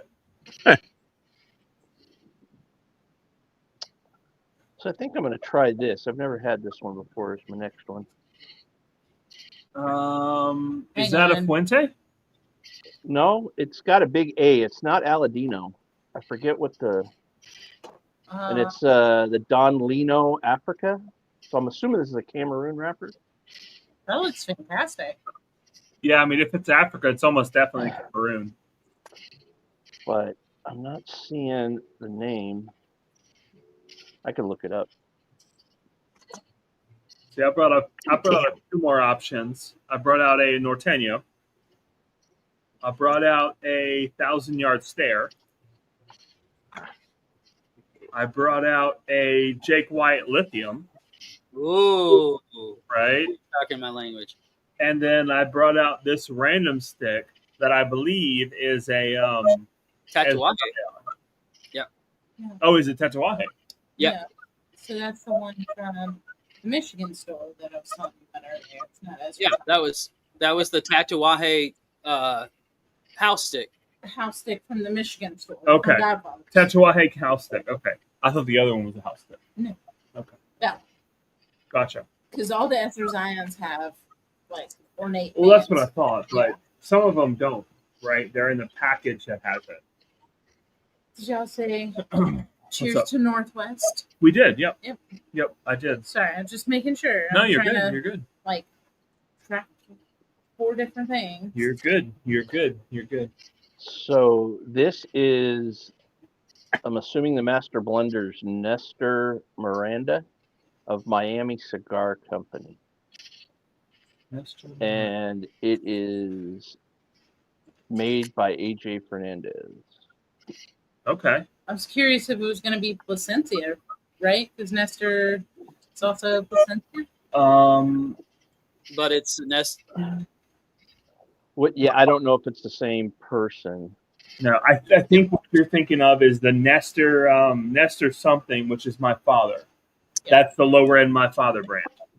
Yeah, and but so I this think is so it's a Ecuadorian Habano wrapper with Cameroon binder and Dominican and Nicaraguan fillers. That'll be interesting. Yeah, that sounds just. So I've smoked a cigar with a Cameroon wrapper before. Or I mean binder. Excuse me. Binder. I was going to say. Well, I know the Cameroon, African Cameroon, is a prevalent tobacco. It is, but most of the time it's a wrapper and not a binder. Correct. Yeah, that's I've always heard it as too. Yeah, I cannot wait to get my hands on a Banff Pure African. It's Banff's version of a Cameroon, and it's supposed to be fucking fantastic, but they are hard to find. If Jake lets any go. I believe, I don't know if this was one from Jake or Vic. Yeah, I think I'm Yeah, so, I mean, it's kind of Puffs and Pours related. Yeah, at some point in the future, there may or may not be a Puffs and Pours specific cigar. So, for anybody who's a cigar person, Thursday nights is a good time to hang out. And also, we will have the Puffs and Pours pairings put up for July and August. Yep. Here probably tomorrow as well. We've just been trying to catch up. But we will have Sin and Lee Marsh. So Sin Coburn Yes. Yeah. From Dissident, and then Lee March from Stolen Thrones on July 24th for Puffs and Pours with 2 Puffs and Pour sticks to talk about the Penelope cigar sessions. Which they both were a part of blending. They were both part of blending to pair with some of their cigars. So Jake helped us secure the cigar sessions. We ordered the cigars. It's going to be a 2-for-1 month where you get 2 cigars. Yep. Price isn't going to change. Yeah. So July and August are going to be it's going to be a fantastic Puffs and Pours month for anybody who's even remotely interested in cigars. It's going to be a good one. Yeah, I can't wait. And what's August again? Did you just say that? What August cigars? We decided that yet? So we're still in the works on August. I think we have the cigars lined up. We just got to figure out the whiskey and coffee. Yep. But we are going to do the Rocky Patel. The floor. La Flor. No, not La. No, Flor. Yeah. Go ahead. It's a San Andreas. There you go. Yeah. The white So label. say it again confidently. No, you say it for me. Thank you. Florida San Andres. Yep. The white and the black label. So it'll be two stick months for the price of, a 1 stick month. We kind of want to treat y'all and have a good sign up going. I think there will be 14 up for grabs is what we have. Yeah. 14 plus. 14 plus. 14. So I'll clarify. 14 after the panel. And probably maybe a few more. We'll have to see how it goes. Yeah. But yeah. So yeah, it's going to be for anybody who's even remotely interested in cigars, it's going to be a hell of a couple of months of pairings between the 2 boutique sticks in July and the 2 more mainstream sticks in August. It'll be awesome. I can't wait. Again, I'm like a kid in a candy store. And if Jake were on here, I would say a dirty candy store and he would get it, but he's not. So, because Albuquerque, that's how Albuquerque rolls. Yeah. Speaking of Albuquerque, I learned something interesting. Apparently, ginger is a new black. So, leave it, Rudy. Leave it. I really thought it was me for a second. They have your singles on me. Really? Hey, buddy. Come here. You say hi? Let's try. You gonna say hi? Nope. Blake, come on now. Don't be like that. No, he knows. When it comes to Spanish pronunciations, I am the expert. When it comes to French, she is. Oui. We both exactly. Oui. We both have our lanes and we stay in it. Hold on, buddy. Blake knows that. He does. He's just talking shit.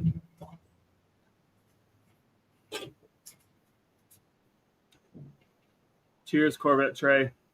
Oh yeah, hope y'all are having fun out how's in Kentucky. So for those who don't know, Corvette Trey is at the esteemed Trail Hotel in Bardstown.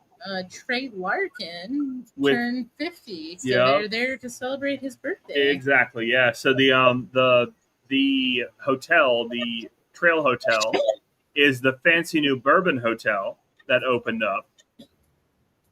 That is supposed to be fantastic. They're supposed to have like a bourbon concierge. They've got 2 or 3 bars on site. They've got they sell cigars. They've got places to smoke them. It's supposed to be fantastic. Now, it's not a cheap hotel, but from everything I've heard thus far, it seems like it's probably worth it. So for anybody who's a bourbon person, Trail Hotel, keep it in mind. I know I'm interested to see it. So I think the plan, unsubstantiated, unconfirmed. But Blake says it's the hotel with the avocado suite. I don't know about that. I would love it if so, but that's supposed to be the one, or the he completely made me lose my train of thought. I don't know what the fuck I was saying. You were talking about the Blitz.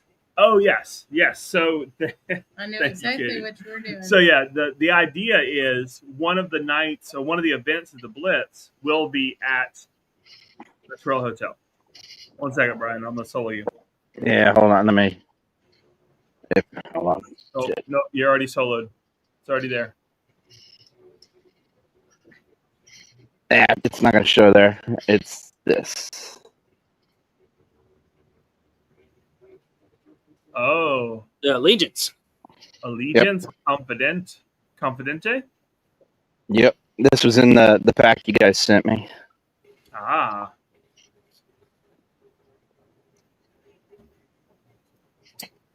We actually ordered a few more to send your way. They should be here this week. Yep. They had a Cigar Page did like if you bought samplers over the 4th, you could get them for $17.76 a 5-pack or something like that. Yep. So I went through and I was wow. like, this one sounds good, and this one sounds good, and this and I Yep. was like, this one Ethan will like, this one Brian will like. Went back. Well, Yep. Thank you. You know, you're too kind. Oh, yeah. Kelsey and Ed know about those. I'm like, oh, this sounds good, and this sounds good. That's what's funny is I said, Ethan, did you order such and such? And he's like, I didn't order it, but I don't know what Katie's ordered. Story of my life. That is true. And so Trey said the Trail Hotel's private bourbon is single barrel Green River. Like that alone says a lot, you know. If somebody's doing I'm looking at all these. Wonder all these people. Man, we got a lot of Norsemen's in here. It starts I'm up here. skeptical. I'm kind of confused, but everything seems to be kosher thus far. We see Skull. We're here. Skull guys. Oh, that's weird. Yeah, there's a little bit of weirdness. We'll see. Keep it You real. didn't put subscribers only, huh? Probably not. Oh, yep. KFT, might as well. Can some mods help us out? I think we've got some bots. We have a lot of bots. Let me see. Thank you, Travis. It's funny, Kelsey. I'm so There's so many bots. I'm so conditioned to Norsemen that I see Skull or Scowl, and I immediately think, oh, okay, it's normal. Nope, not bots. What now? John's stealing of lies. I don't know. It says not bots. I don't know. Calm down. I don't know what's going on. But welcome to the party. Cheers. If you're a real person and you're here for the good time, then hey, I'm glad to have you here. If you're a bot or a troll, then we'll get rid of you. It's fine. Yep. Yeah. Yeah, we're definitely getting. Well, bots don't some super chats, but trolls do. So we'll have to see how this goes. Disciples of stuttering. Yeah. Mojo, we may have got a raid. I think you're right.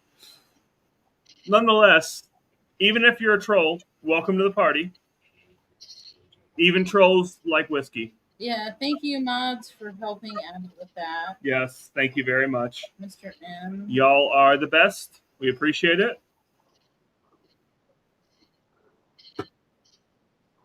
Normally that'd be me, and I'd be giggling while I did it, but it's not me this time. Oh my goodness. Texula, I'm offended. I would definitely be a Marlboro guy, not a Virginia Slim guy. Yeah, exactly. Yeah, thank you, mods, for helping out with all of that. T-Rob, welcome to the party. You came amongst the infiltration. Yeah, that was some infiltration there. Travis said cool 100s. I mean, I don't know. I've never smoked cigarettes, thankfully, so I'm not sure.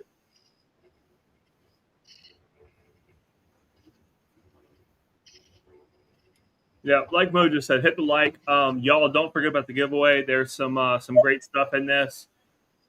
There's whiskey, there's coffee, there's cigars. Basically, every vice that we have in this community, we are here to help with that vice, or to enable that vice. Is a better way to say it. Mojo, you're a mod. You're the one who's supposed to figure out what's going on and deal with it. So I ask Mojo power. Mojo, come on, miniguns, get it. Oh. My radar's clear, but there just was a lightning strike off in the distance. Oh yeah, we had a huge drop right after that. Oh damn! Haven't seen you in a bit. Cheers, Emily. Cheers. Hey, Emily. Good to see you. Yeah, it's been way too long. Hopefully everything's good. I think she was in Hoff Stream on Wednesday. Was she? And maybe Dusty's on Monday, but That's awesome. in and out. Yeah. Yeah. That's great though. But Wednesday. Jesse, cheers, man. Good to see you, Jesse. And it's hard to go wrong with Turkey 101. It's just a great love it. And then the Turkey's getting really good at bringing the good stuff back here to the States, thankfully, which is about damn time. If not, we'll have to talk to Tommy. Yeah. Let's sit back.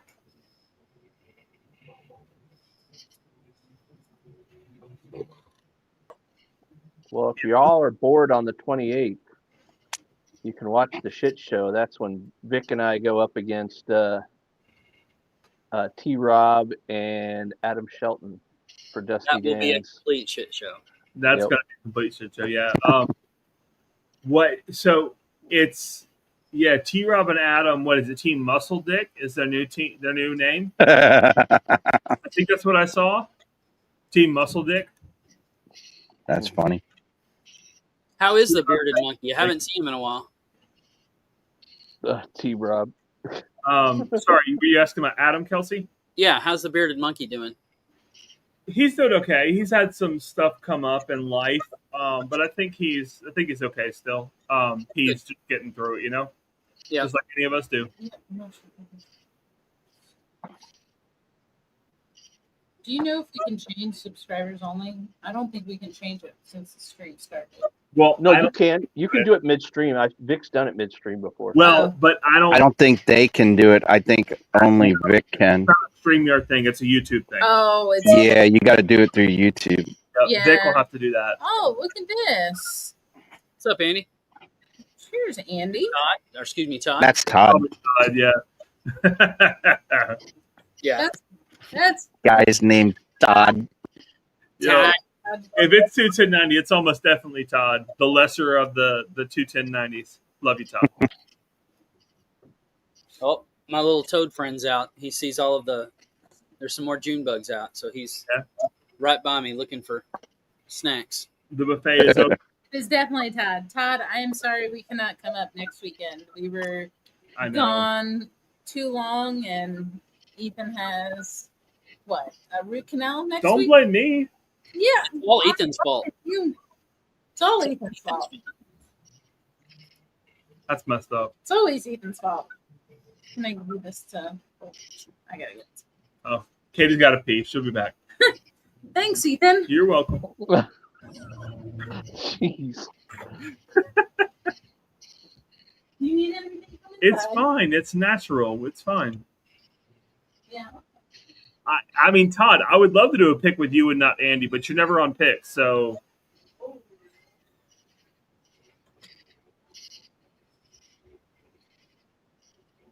Let me know when you'll be on a pick, Todd, and I'll be there. Even if I'm not invited, I'll be there. I'll just sit outside.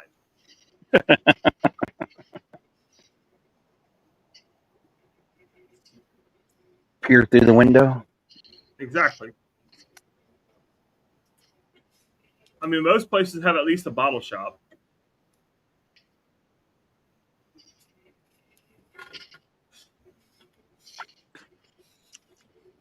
There's a flavor in this cigar that I cannot place. Man, there's a lot of flavors in this one that I can't place. There's so much going on constantly, and it's changing so often. It's almost.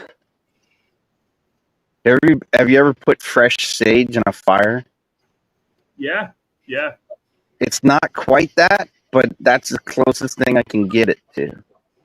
So I think that's what I was calling that vegetal note earlier, right? That herby vegetal. It's Yep. There's so I've seen a number of people who do cocktails where they'll take rosemary and basically like fire the rosemary and smoke the glass with it. And that kind of thing makes for a fantastic cocktail. And it's similar to this. Not exactly, but similar.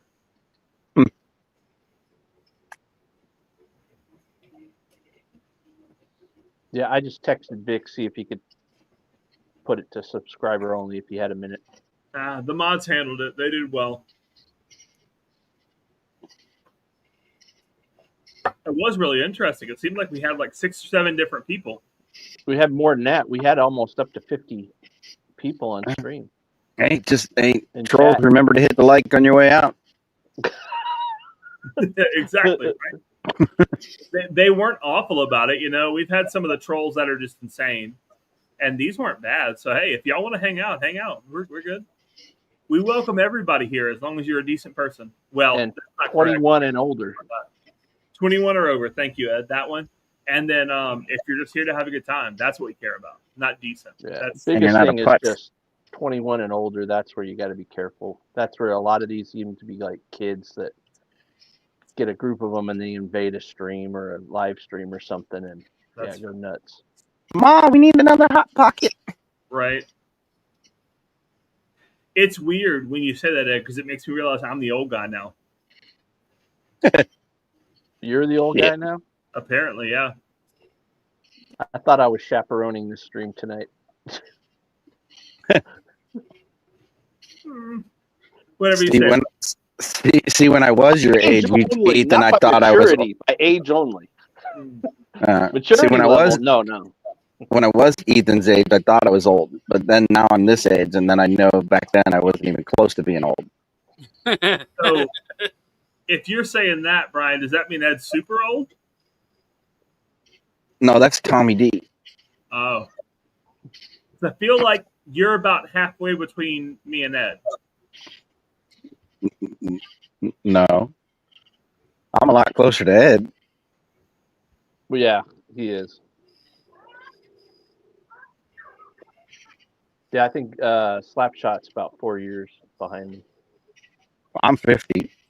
Yeah, like I said, you're about 4 years behind me. Okay. I was thinking you were late 40s still, Slapshot. I forget that you actually turned 50 finally. Yeah. That's when the second. Now my knees and the rest of my body are about 85. Yeah. As a tall guy, I'm with you there. And my mind's like, 13. Yeah. Yeah. Katie's got an uncle who's, I think John is in his 70s now. He's you wouldn't think it by talking to him. He's a great dude. But he is 6'8" or 6'9", and I'm 6'6" for people who don't know.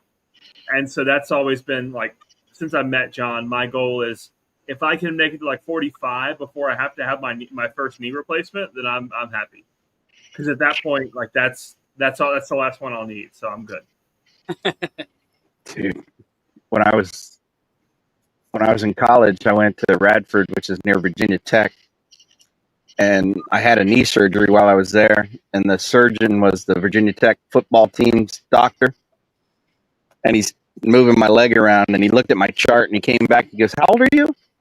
And I told him, and he goes, "Dude, you got the knees of a 50-year-old." And now that I'm 50, I'm like, well, shit.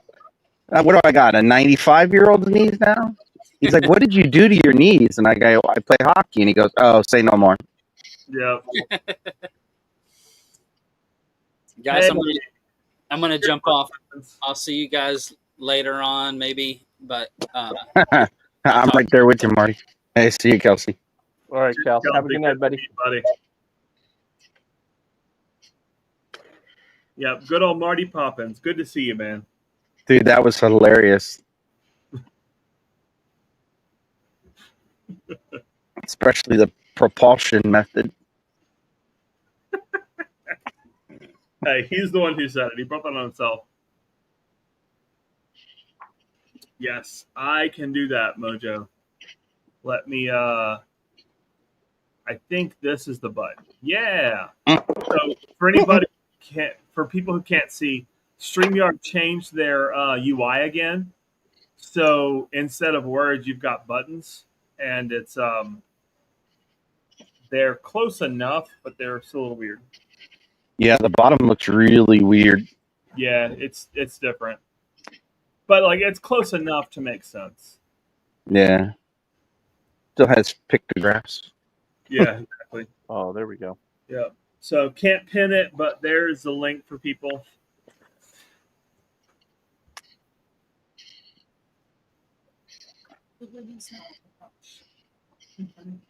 Yes.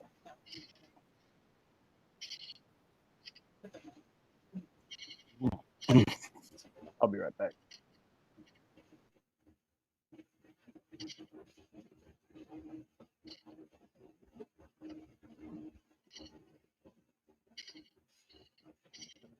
Cindy Larkin, cheers. Cheers, Cindy. Hope you enjoyed the coffee recently. Yeah. Hope y'all are having a fun time in Kentucky, too. No joke. Kentucky is always a fun time. You have to try hard not to enjoy it. Ooh, I don't have four replacements. I have all my original parts. They're just broken.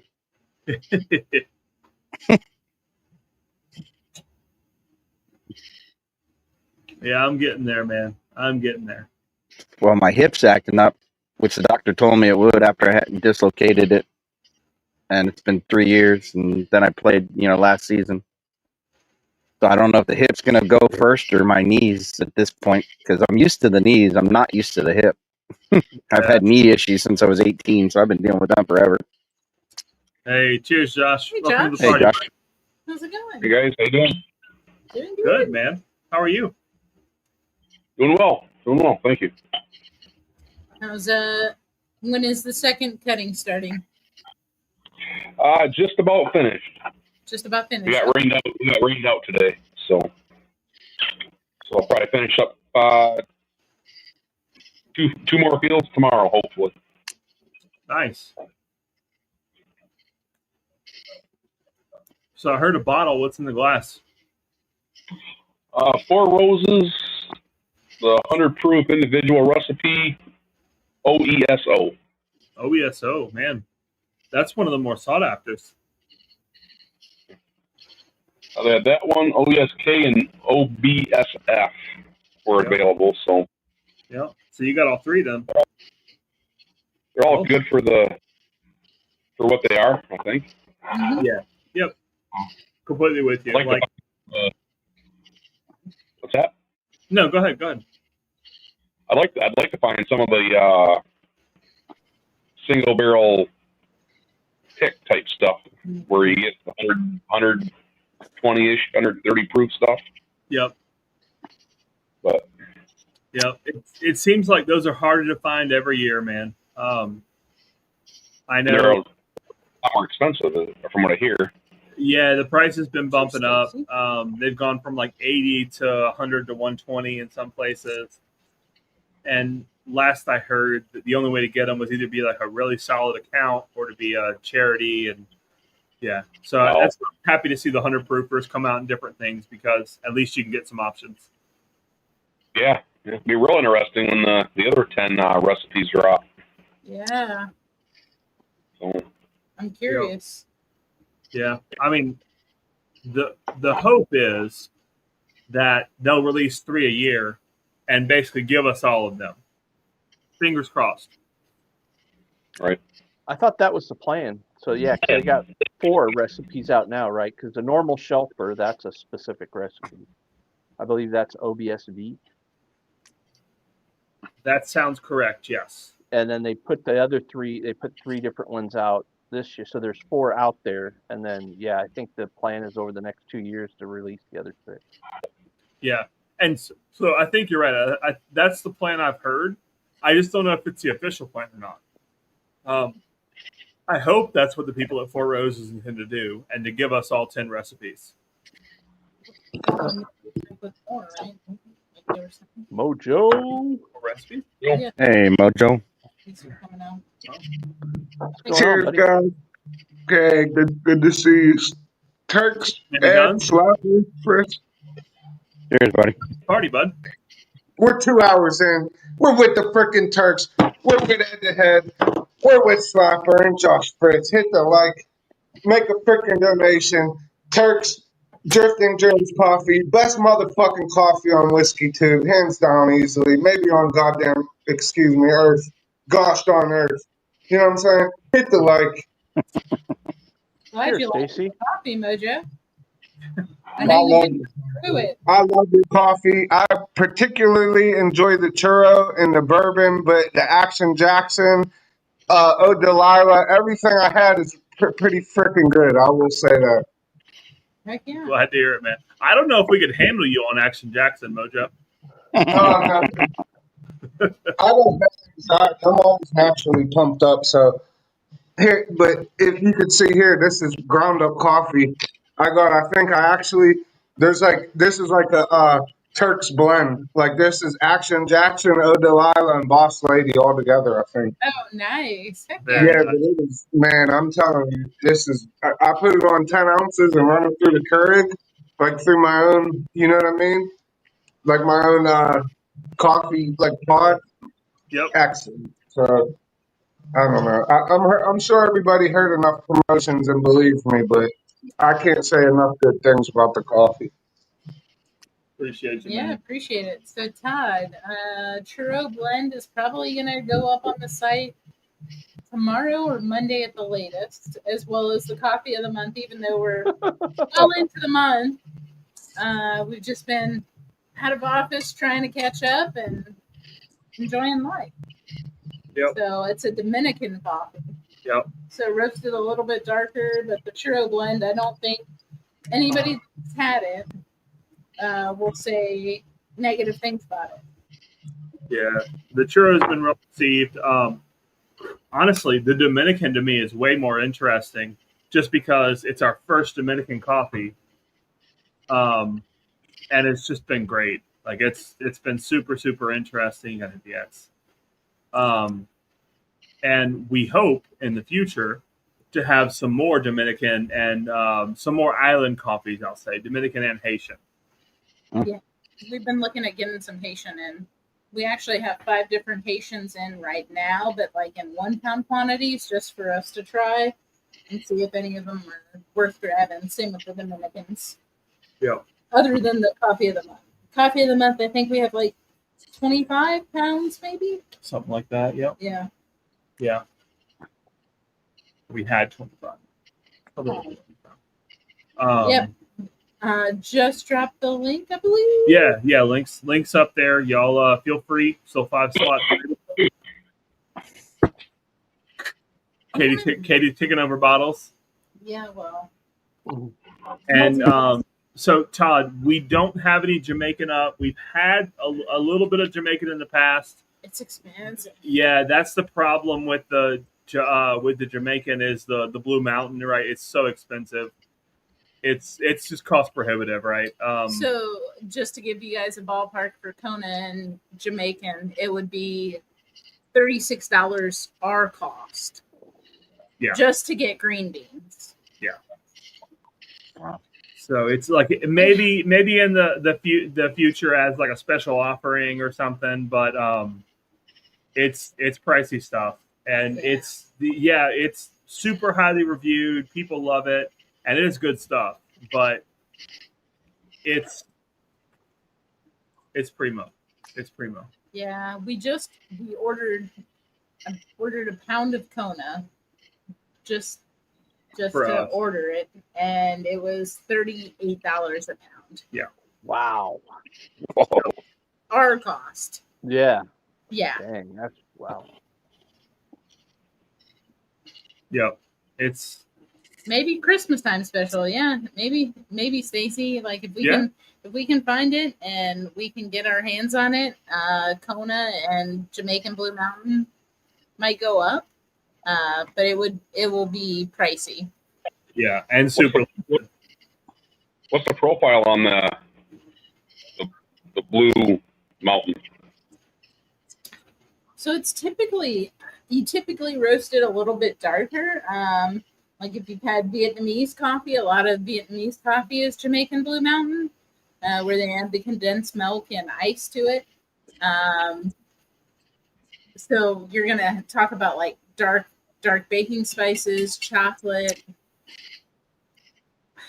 just and smooth, not bitter is Yes. the best way to say it. Yeah. I mean, we could do that. We could do that too. Do it as a pre-sale. That's not a bad idea, Blake. Yeah, it's just hard for us to put something up that is that expensive because we try to keep costs in the forefront and make sure we're offering things at a decent price. But yeah, I mean that's a good point, Blake. If put it up for pre-sale and see what people think. Well, and I will say, like, to Stacy's point about adding like coffee or creamer and sugar. Yeah, I mean, Big Vic killer. that's true.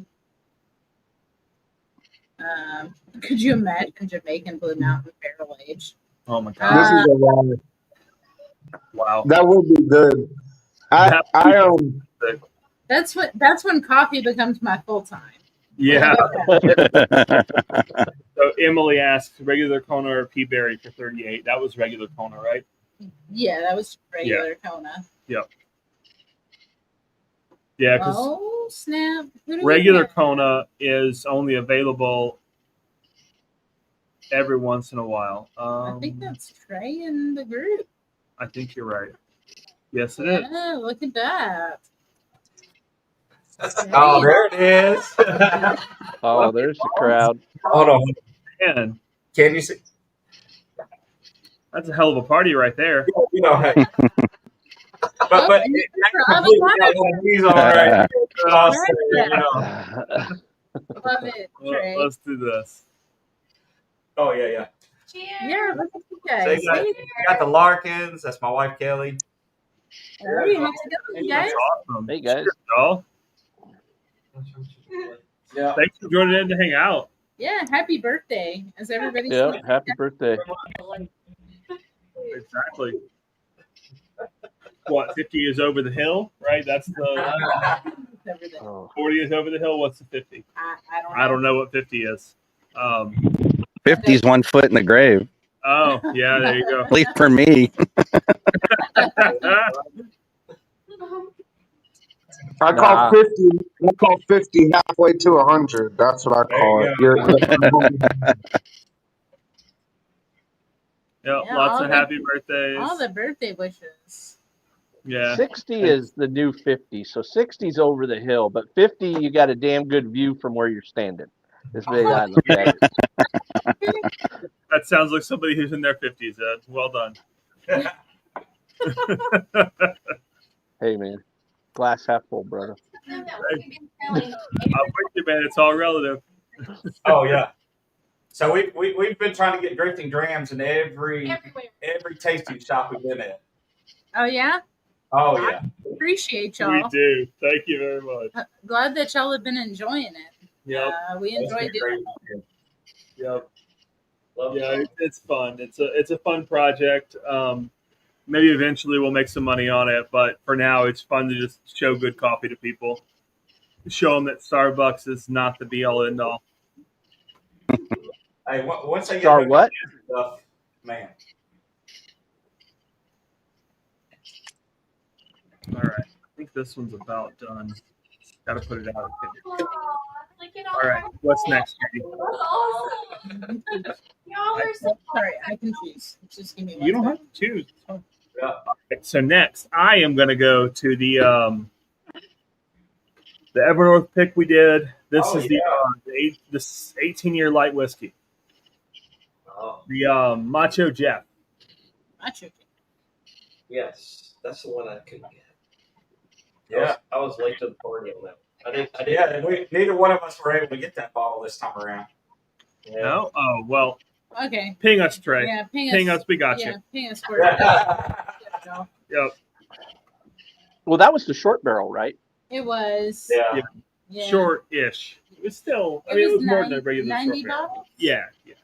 Or, It wasn't a crazy short well, barrel. no, it was less than that. It was like 70. Yeah. But it wasn't like a 30-barrel bottle, a 30-bottle barrel. But yeah.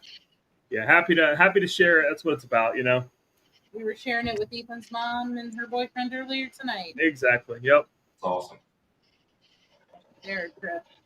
Yeah, we've done some incredible things that Trey lined up this week.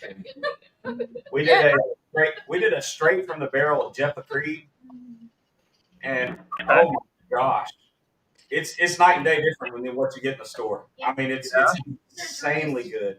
But today topped it off. Buzzard Drew straight from the barrel. Oh man, I was just How old is that Jephthah? the Jeppa, it was what, 6, yeah. 2019. 2019. Yeah, 6 years. Yeah. But it was 128 proof. Wow. Nice. And Yeah. but it drank probably about a 110. But the Buzzard Roost today, like both ryes were just, it was insanely good. Like what they're bringing out, what they're bringing to the table right now, I'm highly impressed. And we've been all over. We probably hit 12 distilleries in 2 days. Wow. Yeah. Is everything Jephthah that bloody butcher corn, Trey? Not everything, but the bloody butcher corn I really do. The red, white, and blue is really good, but actually the one we got is a 4-grain. Oh wow, okay. Yeah, the 4-grain we got, and it's straight from the barrel. And honest, you can't buy it in the store, but we got a bottle of it, and Trey got one, I got one, and it's amazing. I love it. Like it's just different than what you buy in the store. I think if they did that more often, they would jump up in the realm of things, but they can't keep up with what they have, honestly. Yeah. But their tasting experience, like in the Rick House, they have leather chairs set up. They got tasting tables. It's first class. For a smaller distillery, they have it done right. That's fantastic. We'll have to add them to our list for next time. Yeah. Because we just had like the store versions, and it hasn't been bad, but it hasn't been super impressive. So we had them at the Knoxville Whiskey Festival. We all went and we met the sales rep. You know, they try to sell you, but he brought out some stuff that, you can't buy. And I was kind of like, this is unique. It's really flavorful. It's got some body to it. So we tried it and we set it up, tasted. Oh my gosh, it was really good.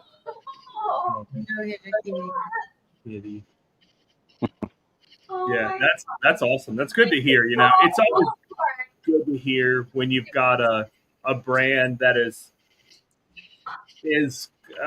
had some missteps, we'll say, and then to see that they are putting out good stuff.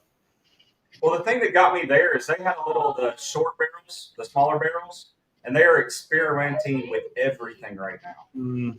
And the short barrels don't make them any money, but they're really making an effort to come out with something unique. And then Buzzard's Roost, they're trying to. Yeah. They have a great product. They just can't mass produce it. Yeah. Buzzard's Roost, man, I love what they're doing. Their rye specifically, and then I love their cigar rye. Man, those tobacco smoked barrels they're doing, I love those things. We weren't. Oh, the Gatsby. Man, Mojo with the Gatsby Flex. A little high cotton tonight. Yep. Oh. Hey, it's somebody's birthday. I gotta pull out something good, at least one good pour for the night for someone. Happy birthday. Oh, yeah. Happy birthday, Greg. Thank you. Heck yeah. So what was the best birthday pour, Trey? Oh, yeah. Go ahead. Well, of course, I had to go to Old Forester and have a birthday bourbon. And it was freaking fantastic. Yep. I mean, it was hard to beat that, to be honest.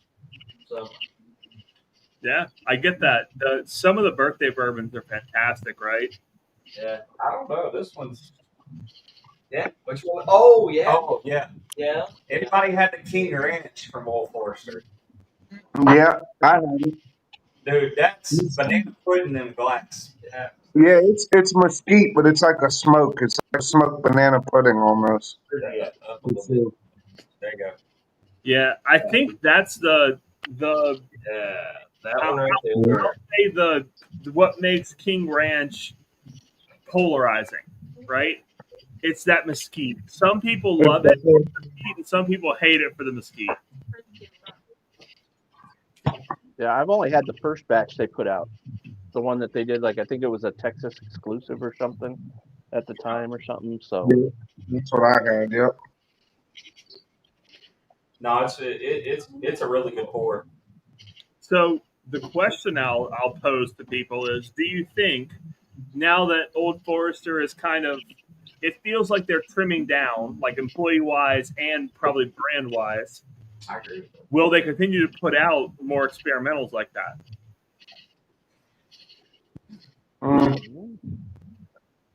Kind of. I mean, they have the 117 series. That's kind of like their experimentals, I would say, in a way. Well, but like I would say that, so I agree, right? But the King Ranch, I think, is an experimental in and of itself, right? And so they've just gone through so many changes in the past year that, and then weren't they a part of, wasn't there like a lawsuit around the tequila? Mm-hmm. And so it's just like with everything that's going on with the parent company of Brown Forman, will they continue to put out experimentals? Like I hope so, because their experimentals are some of the best damn stuff they do.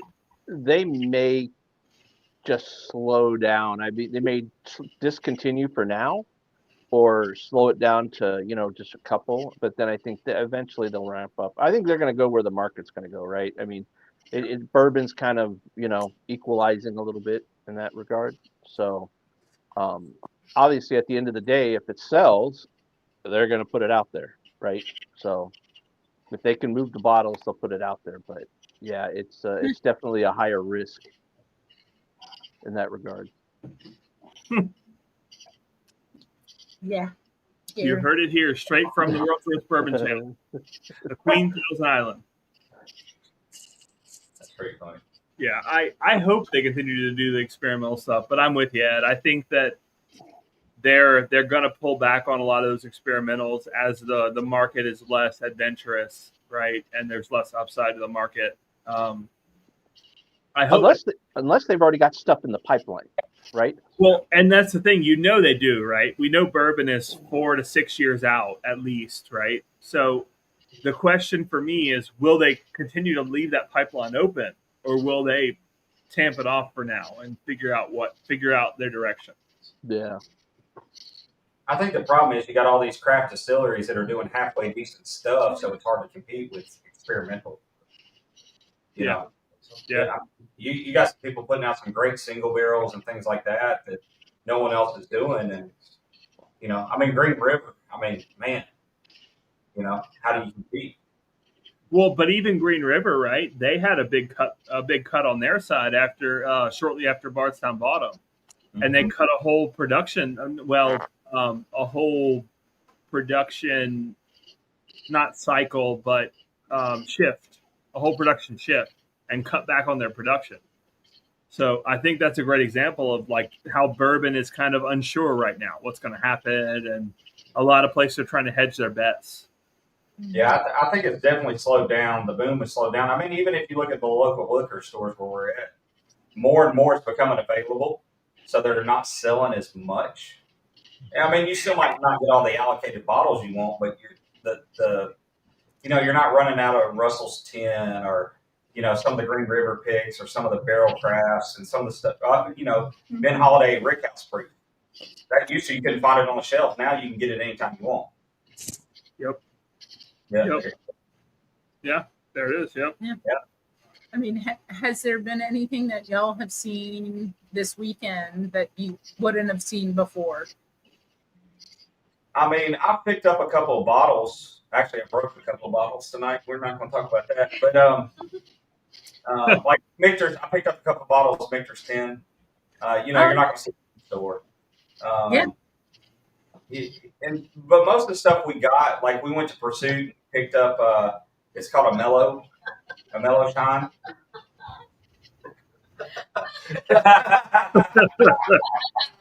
Yeah, I love you too, Marty.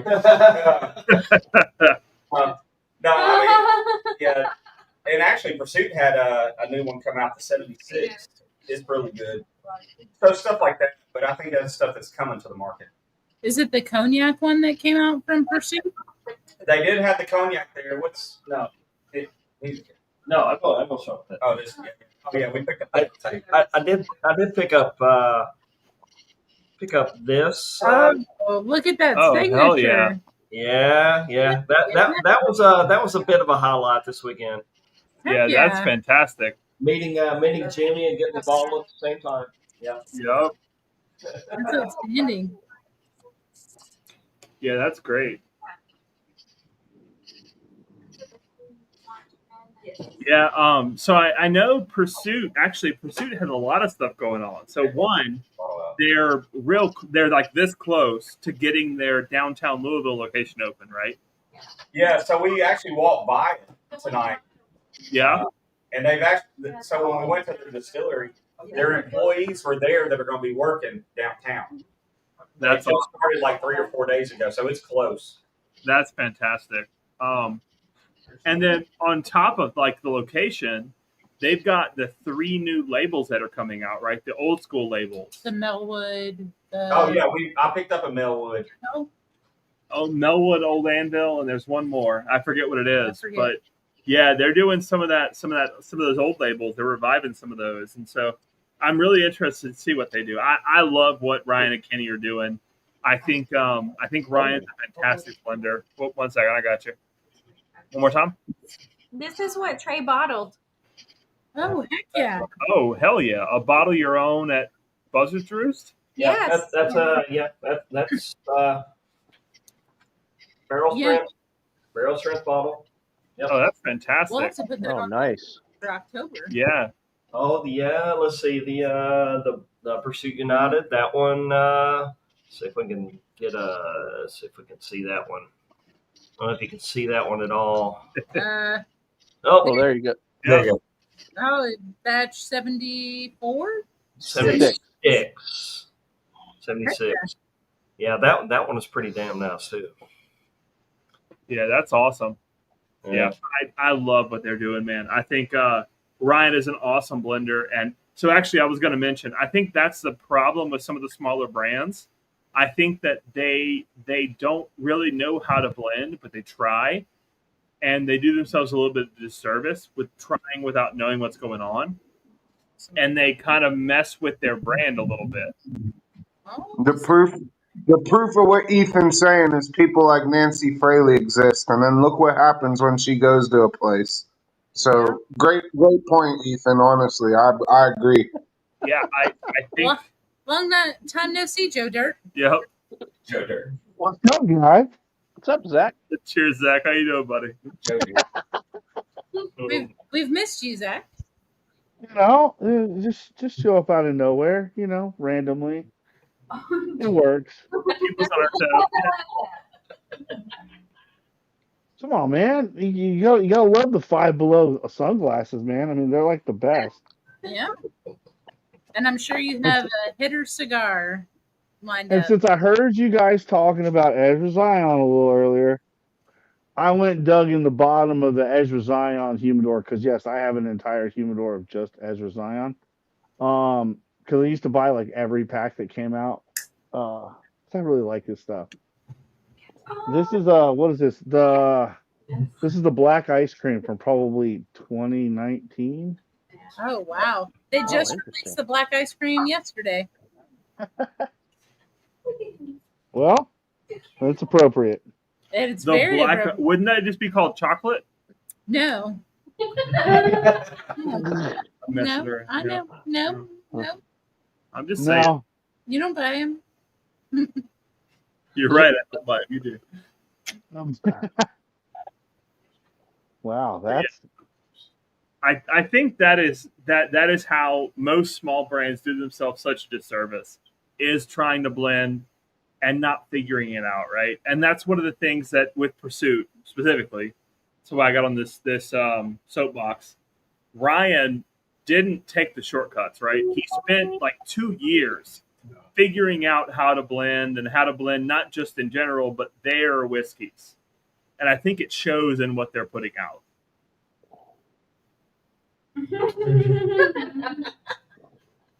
What is going on? Sorry, I'm responding to Marty. You mean Marty Poppins? Marty Poppins, did you? Yeah.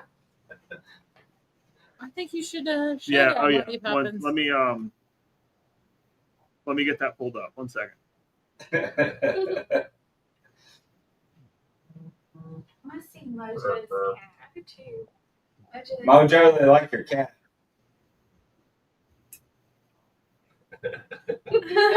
It's like, Something else. I know. He's like a little fat baby. He gets mad when I quit making him. oh, look at him. You when you were Yeah, he's a good boy. He's a We good cat. about 20 pounds each. Yeah. Oh, he's so cute. He is cute. So for anybody who hasn't seen it, Marty Poppins. Marty Poppins. Marty Poppins. Oh no, that would take 2 umbrellas. I said that the other night. I needed a bigger umbrella. That's funny right there. Oh, Boss. here we go. Slide. Perfect. Yeah. What's up, Blake? How you doing, buddy? Big butts. That's awesome. Too hot for a robe, man. Getting a little heat down there, are you, Zach? Oh come on, man, dude. I walked outside 5 minutes ago and I'm already sweating, dude. It's not even hot. It's just humid, dude. It's raining like every day in the afternoon, Mm-hmm. and it's just keeping the humidity level I bet it's actually hot. I bet it's actually hot. It's just not hot for you. I mean, Man, yeah, it is warm. I mean, it's 70 degrees here, so. 70. That's cool. Yeah. That's cold there. no. I got the. Oh no. cheers. Screw you, Donald. Oh, yeah. Come on, man, dude. Listen, This dude. is what happens when I found the glasses at $5 Below, and I was like, dude, I just gotta buy them because they're just rad. It's just Picture like that. I know. We need our picture. They're tubular, Zach. Yep. it's awesome, man. They're just the right amount of clear. Little bit of tint. I look ridiculous in them, and it works. Whatever you say, Zach. Oh, that cutie. Hey, man, listen. Sometimes you just gotta put yourself out there, not give a shit what anybody else thinks. Right, Mojo? Bring women in. But just as important as putting yourself out is knowing when to pull yourself back. Just saying. This is just dancing on the line. You know what I'm saying? So it's good. Oh. I mean, it's No. This was actually $5 Below, not Dollar Tree. oh, I wish Tommy was still on. We can make him pull out his Dollar Tree cowboy hat. Oh no, he left it in California. Oh, He didn't take it. We Yosemite Sam at a bride parade. yeah, Marty. yeah. Crap party. Oh, that's exactly what it was. That was. I think that was the best. Like, you didn't expect Ethan to say that. All right, Yosemite Sam at a bride parade. Calm down. At least it was red, white, and blue, and not rainbow colored. You know what I mean? Right. And listen, it cost me $3. It was the best purchase I made my entire fucking trip while I was out. For you, it was a fantastic purchase. Absolutely. It was priceless for us. Yeah, exactly. The It's like- sequins were what really made it. It was like those old Discovery commercials. Right? Priceless. It's hilarious. It's Kit Kat. Sometimes you just gotta buy that thing that's like ridiculous, you know? It just you just gotta do it. Yeah. You know? Why your wife looks at you and goes, "Oh my God, why are you buying a whiskey that costs $500? You're ridiculous." Sometimes you just have to do it. Okay? No permission, just forgiveness. Hell, mine told me to buy 2 this week. Oh. On Saturday. Isn't that crazy? It's like I was being good. It's like, why didn't you buy another one? It's like, well, shit, you could have told me that before I got home, and then that whiskey appreciated to $30,000 a piece, and I just drank them all. I mean, shit. Really? Or you do like I did today. You stand in line at Michter's. You get 2 10-year bourbons. Great deal, you know. And you come home and you bust one in the car ride on the way home. No, so I have drank 3 of the original Tornado C bottles because I bought them back in 09 for $75 a bottle. And when I bought the second 2, my wife goes, "Why didn't you buy another one?" And I was like, I should have bought the whole case because I could have walked out with the whole case. And back then, none of that stuff was allocated. Could have just walked. $75 a bottle just cost me $300. But I was like, I couldn't afford $300 at 2009. All right. I was just getting back on my feet from being freaking laid off for 6 months. So I was like, I'm gonna be good. I'm gonna buy 2 bottles, but man. And then I just kept them as like my favorite bottle ever, and it just sat there and watched it just appreciate and appreciate and appreciate. And I'm going, I still got one of those in the cupboard. You know, if I could have had one more, could have paid for the girls' college educations. All I have to say, Marty, to that is, look at this. Yeah. You're very welcome, Marty. But you know, today I was, you know, all if Todd is still on, you know. Jump on, Marty. Oh, he's probably in the bar. Hey, Marty, Vic's got some cool shirts too, but you know, hey.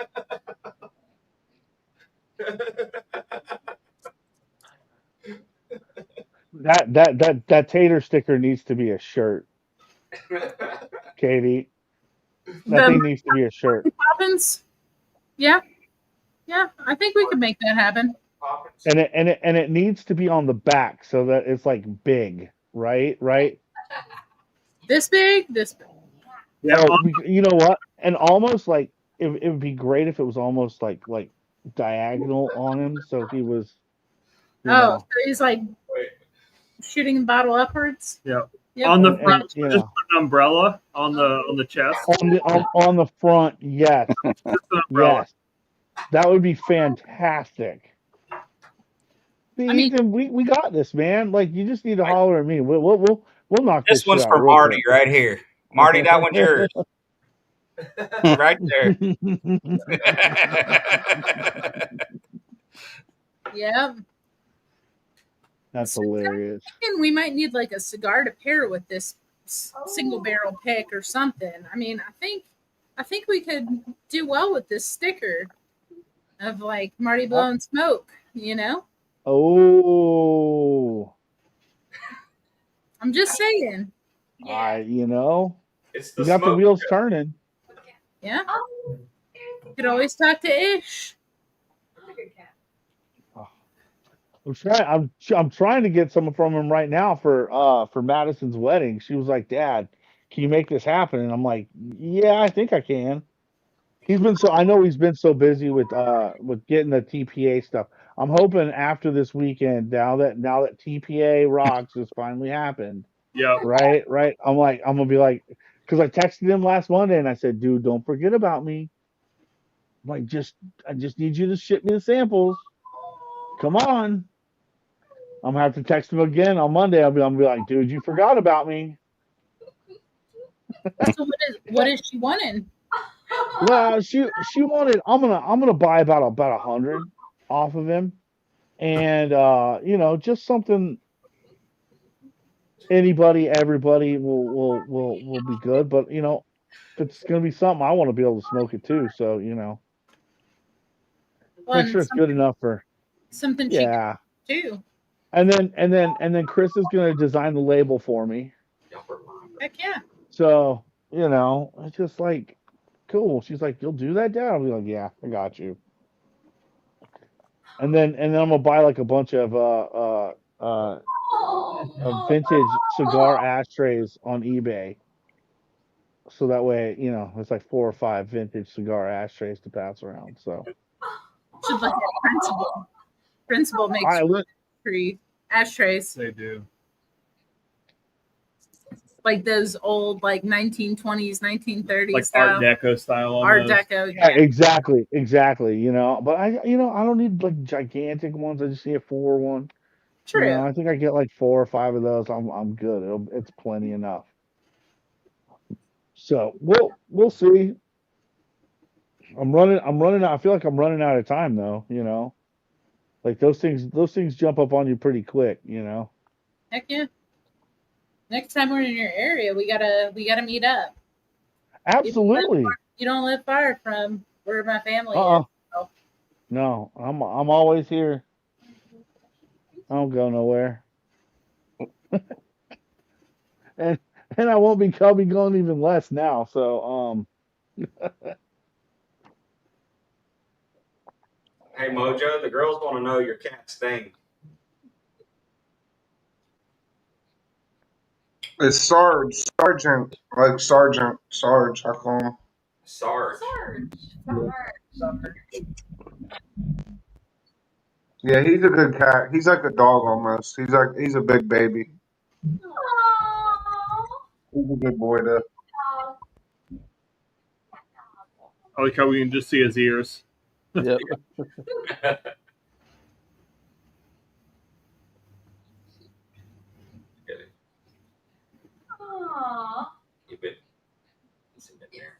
There's Yeah. nothing like a cat dog, I have to say. cat dog. So many cats are just Oh. dicks, Like cats almost by nature are just dickheads. But you get a good one for a while. Cheers. He has his moments. He'll knock shit off the table all the time just to spite me. He's still mischievous. He's very mischievous, but he's a good cat besides that. That's all he does. But he's been known to knock shit off the table for sure, just to laugh about it. Katie's mom's cat will look you in the eyes and slowly knock stuff off the table. Don't you do it, you kid. Yeah. Look at that belly. So I'll tell you what. It's nothing. I've never done anything like this. My wife got a feral cat. Okay, feral kitten. This thing's psycho. Okay, apparently these people in our neighborhood bought a Rivian, and we think that the cat rode from Ohio to Texas in the Rivian underneath it. So they kept hearing something. So they went out. They found the cat. Cat's psycho. My wife's like, I love it. I'm like, whatever. Goes to get the cat. This cat attacks everything. My big cats are like, whoa, he's a little too much for us. Your poor They're dog must be scarred for life. Oh, Ernie doesn't care. Ernie doesn't give a shit about nothing. He's just like, whatever. Just let me sit outside with you. Yes, but his allergies, he's doing a little bit better, and I say that because the increase in the cost of his food has gone exponential. Yeah, we've moved past veterinarian grade food and we've moved on to human grade food, and the cost of that is insane. Yeah. it is nuts. But like we're seeing some improvement in the fact that he doesn't come outside and get all allergic and affected to all of that is helping. So I have to, unfortunately, I have to keep him inside. It sucks, but it's what I got to do. It's in his best interest. So I'm trying to hang on to him as long as I can, you know. So Cheers, Yep. JG. that's Cheers, JG. so that's my goal, you know. That dude didn't have the best, you know, first major part of his life, so trying to make the end of it a little bit better. So Yep. food cost me what it cost me, then that's what it cost me. Yep. It sucks, but you know, what do you do? Sometimes that's all you can do, man.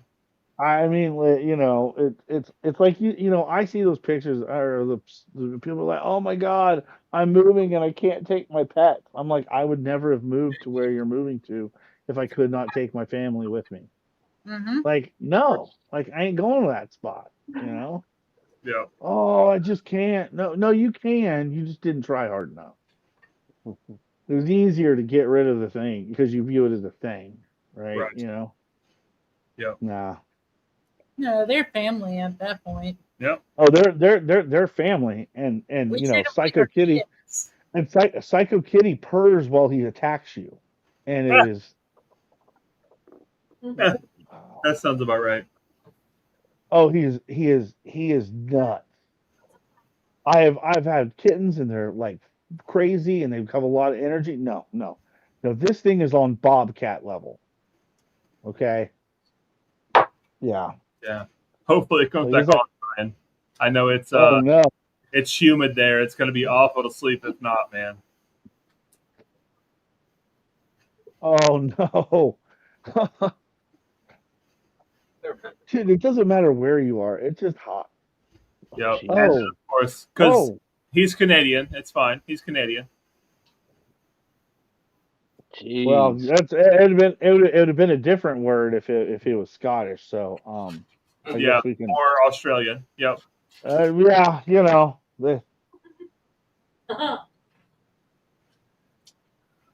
use it here as you know, really. And cheers, Eric. Good to see you, man. I think you were in here a little earlier, but I missed you. Yep. Speaking of which, how are the kids doing at your place, Turks? Is it a little quiet in there or So I went in, and Lady and Delilah are on the couch, and Jackson's laying in the bed that Ethan brought in for him. Yeah. So they've all got their space. They're fine. Yeah. I'm sure they're all pissed and not out here, though. Yeah, but they're cooler in there, so. They're also less of a pain in my ass in there. Well, because To they want to go to bed at 8:30, so oh. not our schedule. Start hearing tables turn over, that means Delilah's on the loose. You got it. We were eating earlier, and I looked at my shorts, and I have this like puddle of drool from one side to the other side. I'm like, damn it, dog! Come on. And for those who don't know, Delilah is my mother's 200-pound Great Dane. And she is a big baby. Biggest baby. Yesterday, Ernie, I put down a fresh bowl of water. He went up to the edge of the bowl and was slurping out of one side and was just pushing it onto the floor out of the other side. So he wasn't even drinking it. It was just going from one side and out of the bowl. One side and out of the bowl. And we're just sitting there watching him make a puddle on the floor. And it was like, what are you doing? Awesome. He's, you know, big, mouthy, freaking jowly dogs. They just, they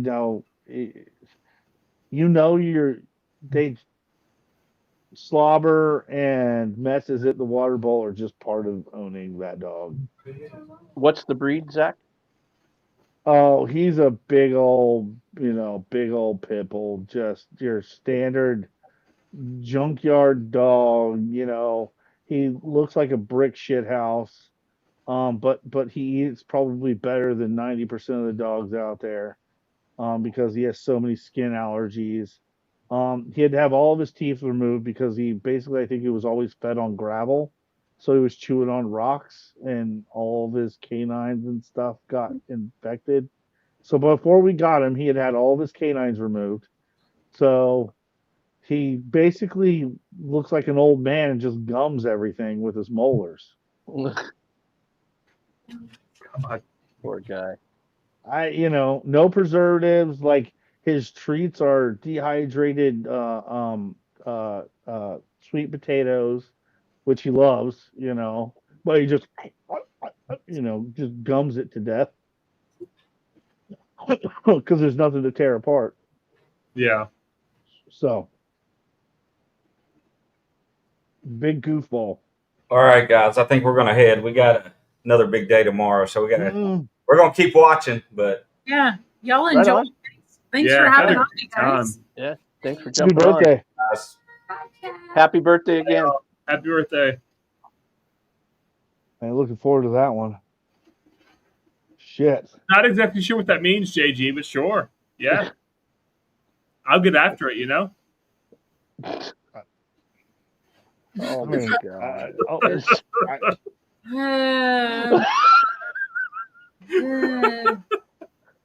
Is it now beyond a handful? Are we past that point now? Yeah. The problem here is that Katie did not confirm. That's my issue here, is that she didn't confirm, and so Right. I have a feeling he's lying. Whatever you say, buddy. Could you hand me the found door? You can grab it. No, I'm just kidding.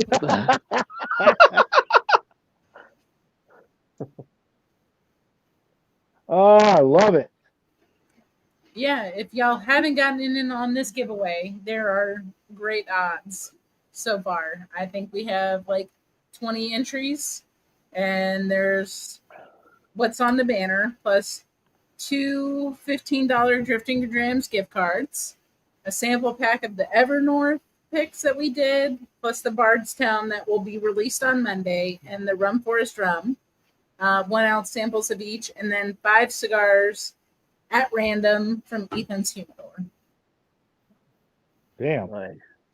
Ethan, did you at least pull them out, or was it pulled at random when you were not around? I get to Damn. choose. Yep. Damn.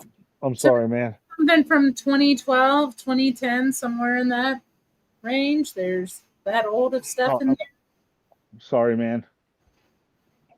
He It's doesn't. fine. I replace it. Is it better that you don't know?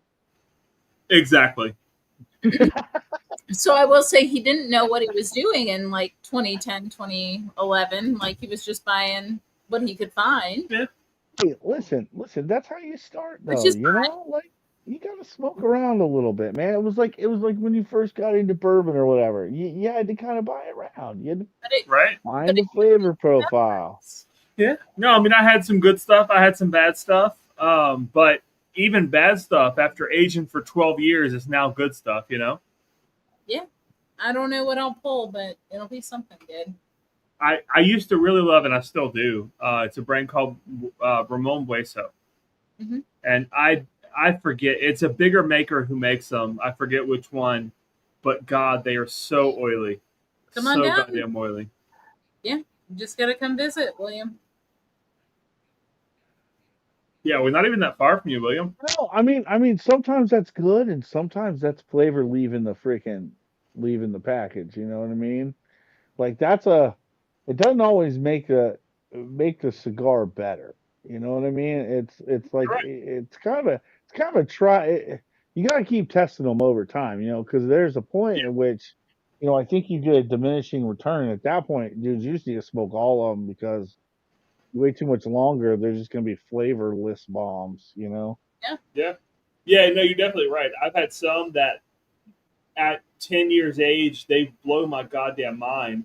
And sometimes they're just, like you said, they're flavorless. But that's why, like, the Ezra Zions are so interesting because they're reasonably priced for what the age of them are, Oh, I think it's reasonably priced because he's taken the ends of some of these batches of tobacco and using them in blends. He doesn't need to produce 10,000 cigars out of it. You know what I mean? He's happy if he gets 1,000. You know what I mean? And if it's less, it's less. Whatever it is. He's built a business on batches, Yeah. right? Right. So you're not expecting the same thing every single time. Yep. And even through the lines, they've you can't expect that, in the ice cream line there's tons of variations, right? And just because you get one from this year doesn't mean it's going to be the same as it was in the past, even in the profile, overall general profile. He could just come up with something different, but it just kind of it reminded him of it. Well, and I think that's really easy for us in the whiskey community to understand because we get it, right? We understand batching. But in the cigar community, people don't get that in general, right? They want the same thing. They want consistency. Yeah, time and time again. Like the reality is that variety is the spice of life. Just accept it, enjoy the nuance, and move on.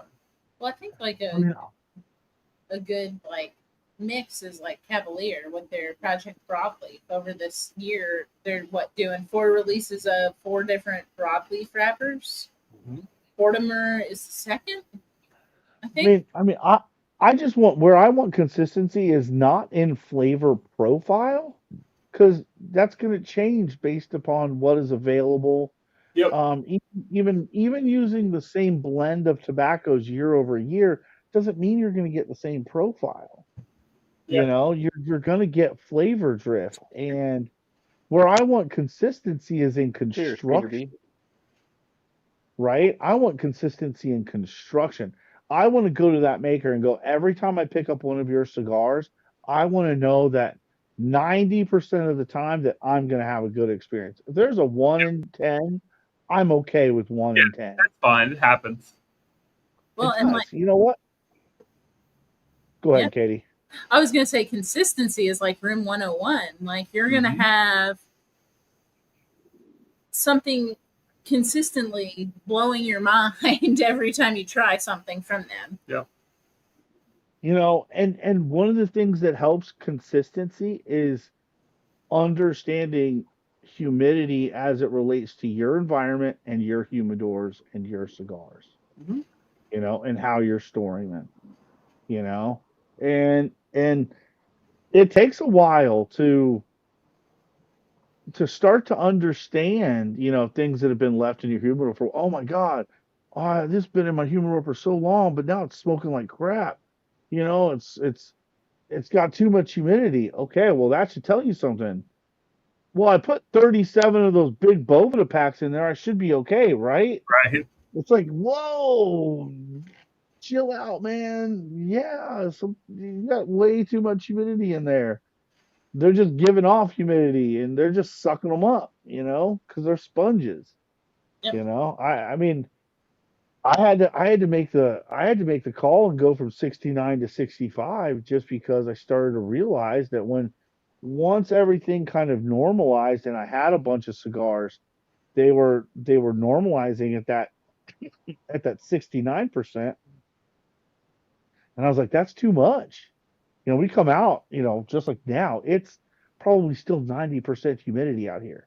Right. I can't smoke something at 69. I need it to be 65 and below. Yeah. Otherwise, as I'm smoking that cigar, it's going to start to bloom, and that's what was happening. You're going to look like Elmer Fudd with his shot. And I couldn't figure it out. I was like, I've got everything set right. I've got everything good. What's going on? And I was like, well, you know what? I was having to dry box stuff, and I was like, okay, it means I've got too much humidity. I switched out everything and put 65s everywhere. Haven't had an issue since. Yeah, that's the same here. I put everything. Most of my stuff stored. I use 62% Bovidas, and that usually keeps them at around 63-ish, somewhere in there. It's usually a couple degrees higher and everything, like where I can take a cigar out of a Tupperware or my cooladors, and I can smoke it right now. Like I don't have to dry box them, and it took me about a year to figure all that out because I did the same exact thing you did. I started at 69, found out, hey, that's a little too high. Then I went to 65. I go, okay, well now I got to dry box it for a couple days. So then I went down to 62s, and now yeah, almost all of them are, at least for here. Now we get our humidity on average is around, around 60%, and when I come out here and smoke, especially in the evening, it gets up about 80% humidity here, and they all smoke great. So Do you leave boxes? Do you put boxes? Do you leave them in the box and just put them in, and like, do you not take them out? Because no, I I take them don't I out of the don't box. I leave them in. I started to take them out, but I started just, I was like, okay, I got too many boxes. I Well, started leaving them in, and I leave them in, and as long as it's something that closes really well, I actually think that box helps regulate some of that excess humidity. So you can throw a couple in there and go, I don't have to worry about opening it up, well, you all of know. my cigars sit in cedar trays that sit inside the Tupperware. So all my Tupperwares have cedar trays in them. So all the cigars are in cedar trays. So I take them out of the box, put them into the cedar trays, and then put them into the Tupperware. Gotcha. I gotcha. I think you said it right, Zach, when you said excess humidity, right? So in Houston, you have excess humidity all the time. Uh-oh. Winter, summer, it doesn't matter, right? Doesn't matter. Ed doesn't have that. He doesn't always have No. excess humidity, right? His humidity is a lot more regulated, a lot It's- more normal. Yeah. And Yep. we have kind of the same problem here. Our humidity doesn't get as high, but it varies. So there are some nights where I'll come out and none of my cigars I smoke more than like 3/4 because Oh, it's the humidity's changing too much, Doesn't matter what I do, by the time I get down to that final third or quarter, it's a mess. It's like, you know what? That's fine. I'm okay with it. I accept it. Move on. Oh yeah, the humidity pack in the Opus box or the Fuente boxes. Oh yeah. Yeah.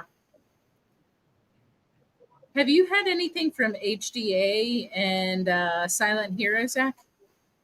hmm, We need to send you some. Yep. I'm not.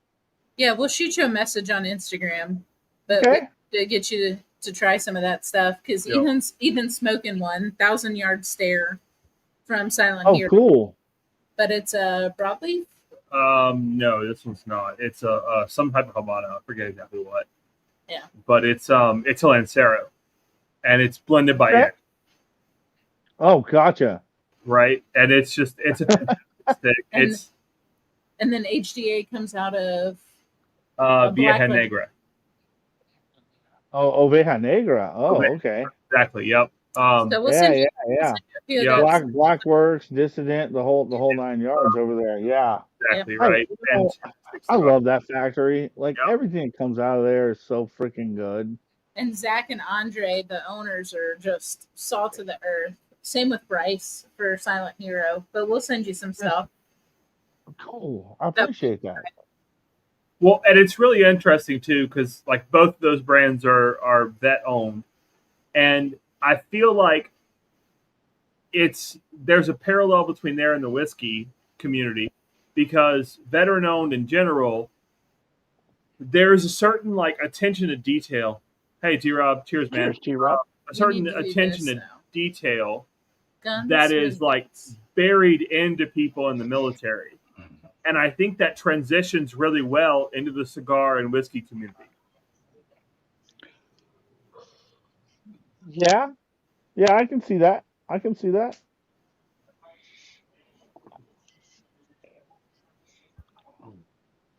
It's like this. T-Rob cleaning his glasses. He needs to be able to see the chat. I got a smudge. It's killing me. They had to have guns and miniguns next to each other. How's There we go. You back to full on sprints, T-Rob? I probably could, but I haven't really tried yet. I've still got an issue with one of my tendons being real tight, so they're trying some non-steroidal anti-inflammatory for the next couple of weeks to see if it'll relax it. Crawl before you walk type shit. You know what I mean? Yeah, but as far as range of motion Cheers, and all, I'm everybody. good. What's up, Peter? Boys, Peter. Turks, Ed, Mojo, T-Rob, how we doing? Josh, Good, man. oh, dirt. Got to keep on keeping on. What's up, Peter? How you doing, buddy? I'm doing all right.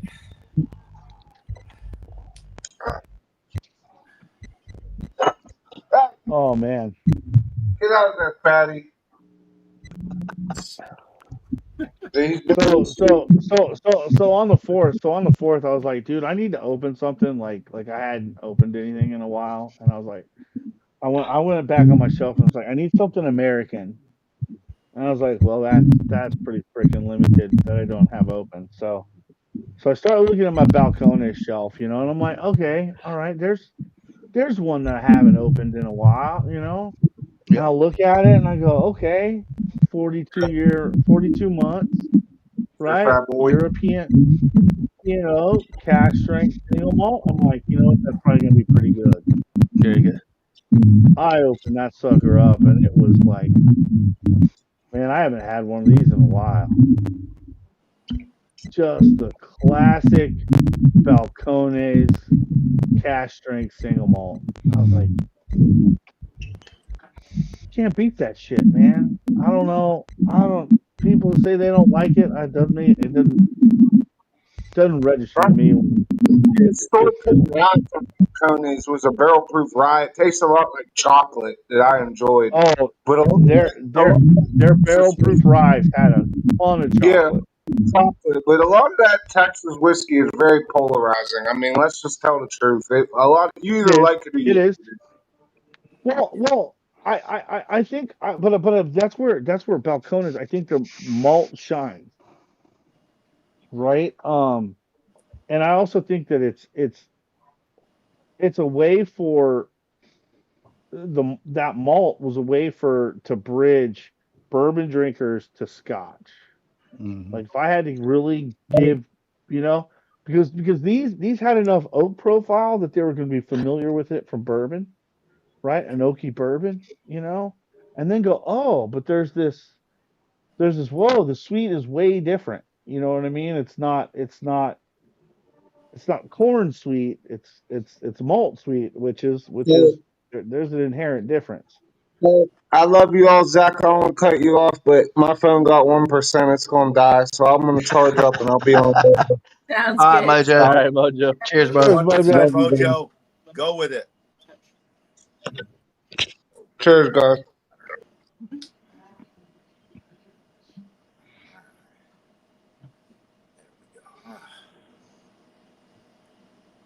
Oh man. Oh man. Yep. Mojo's funny. Yeah. I don't know, man. All I know is that this hit the spot, and Nice. oh Yeah, I mean, I think Texas whiskey in general is polarizing because of the amount of oak extraction, right? I think that's the bottom line. The oak extraction is off the charts, and for the regular distilleries in Texas, you love it or hate it. But you've got some, like Still Austin, that are trying to bridge that gap, right? And trying to say, well, yeah, we're in Texas, but we're still a regular bourbon distillery, right? It's not crazy extraction. So I'll be really interested to see what happens over the next couple of years. But see, I think that they didn't try to be the standard. Just allow the elements to do whatever they were going to do. They were going to try to control it a little bit more. Because like for me, it's like, hey, listen, I don't like Texas at all. It's like, well, have you tried Still Austin? And then they try Still Austin, like, well, I only like Still Austin. And it's like, well, yeah, because it's a Kentucky style bourbon, fucking made in Texas. Okay, like it is. It just took that thing and they just made it in Texas. They're copying, where I can appreciate like what Iron Root has done. I like Iron Root. I like Iron Root too. Yeah.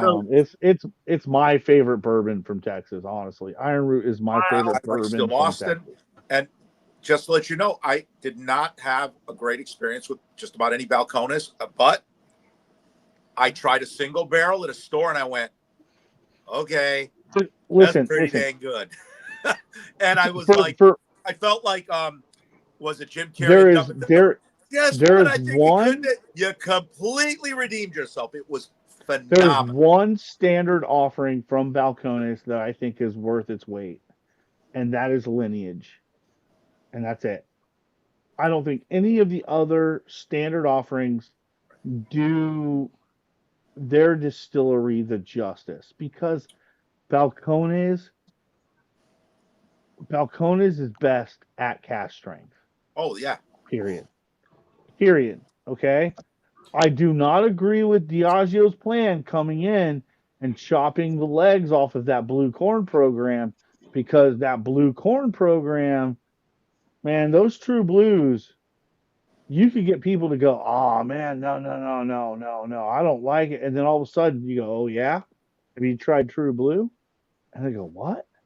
You get them to try True Blue and turns their whole world around, because that blue corn takes in that oak in a different way than like regular yellow corn does.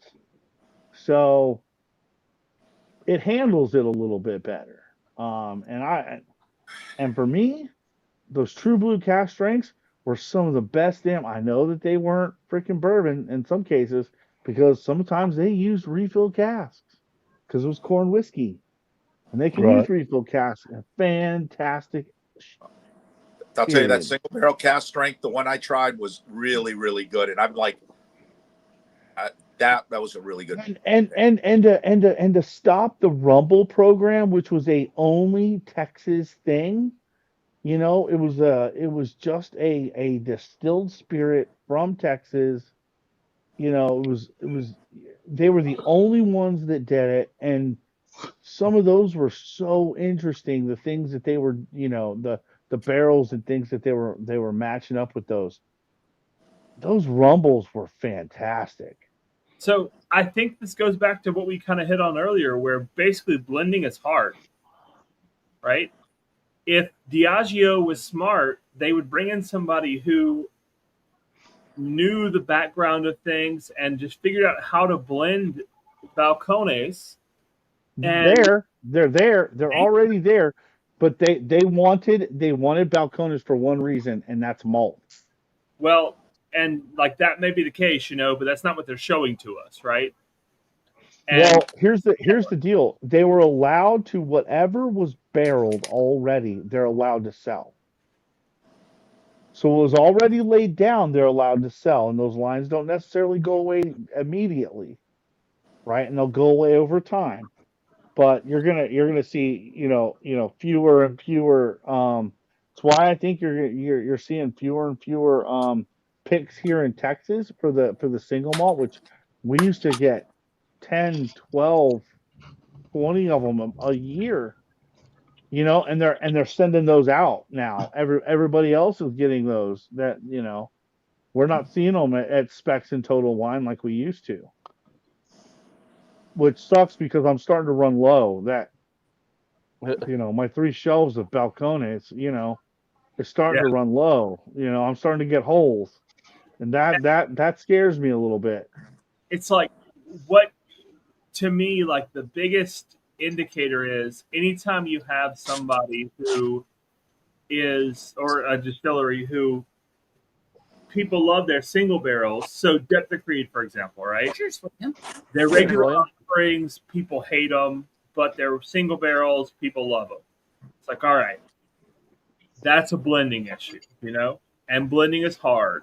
You've got to figure out that distillate and then that climate, and there's a lot of variables. So I feel like a lot of the Balcones offerings, if they would get the right person in there blending, it would solve a lot of those problems. You still go back to Balcones is best at barrel cask strength. But again, somebody who knows how to blend it that would be their statement, Like, all right, well, our blends are going to be at 110 proof. That's what they need to be at. Well, I mean the True Blue 100s, the True Blue 100s were decent. Were better than uh that pot still bourbon needed to go away. That was just terrible. Um uh the the the standard single malt at 53% just doesn't hit the way that it should. Most people go, "Well, I tried it. It was meh." And I'm like, "But didn't you give them a single barrel?" And that was one of the best things about Balcones is they were, instead of blending, they just released single barrels. Like, let's just release it as a single barrel. Let's screw blending it. Just release it as a single barrel. You know? But the problem is then it becomes even more polarizing, and Texas whiskey is already polarizing. Well, I've had more people say better things, like Peter B said, about the single barrels. They're like, okay, well, I like that one, but the regular stuff I didn't like. Like, well, then Right. play with the barrels. Play with the barrels. See how your single barrels are selling. Are we selling more European oak? Are we selling more American oak?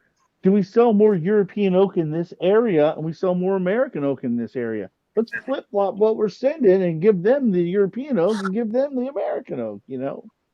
Well, and that's part of it, but I think to me, right, the bigger part of it is just that if you have somebody who knows how to blend those whiskeys, you can make something that is greater than the sum of the parts. But it's hard. You know what would be amazing, and I know they would never do this, but trade master blenders amongst the distilleries. Let them go into the other warehouses, pick out barrels, and do a blend of stuff that's in there. Yeah, or just have them collaborate. Say, come on in and let's collaborate. Yep. Cheers, guys. I don't know. I'm sure. Let's collaborate. Good to see you, Have a good night, Josh. Josh, have a good one, buddy. It was good to see you. Josh, be well. Thanks. I'll be in contact with you. Good, man. Yeah, I agree, though. Like, I think that challenging the norm is always good, right? And I think that's what happens if you would do something like that, right? And that's the reason that brands like Brown-Forman have amazing blenders like Rachel Berry on the payroll. Because Rachel Berry knows how to blend whiskey, no matter what it is. Can we talk about what she did with Ben Rick? Right? Holy shit, she turned that shit around. Yep. If you haven't had that Smoky 12 yet, love it. What the hell, dude? And that make me think Balcones. I think, you know what? You turn her loose on Balcones. Oh my gosh. I think okay, from her perspective, I think she has a better grasp on marketability from a taste profile than a lot of folks do.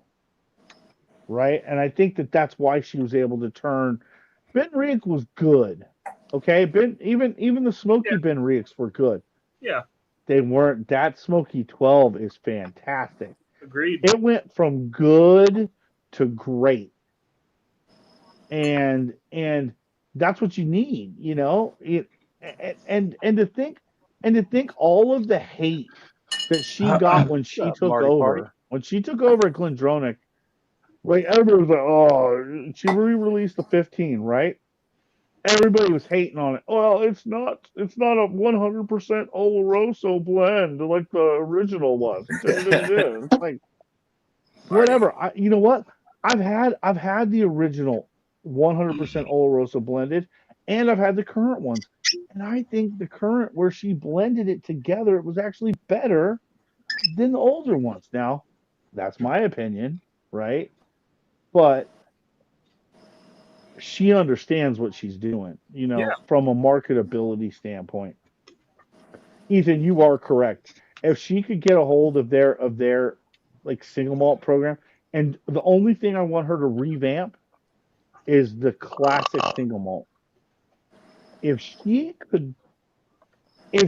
could turn that classic single malt into instead of blending it and blending all of the barrels that they do together, right? Release a classic single malt American oak, release one European oak, because that's one of the things that made the single barrel program great.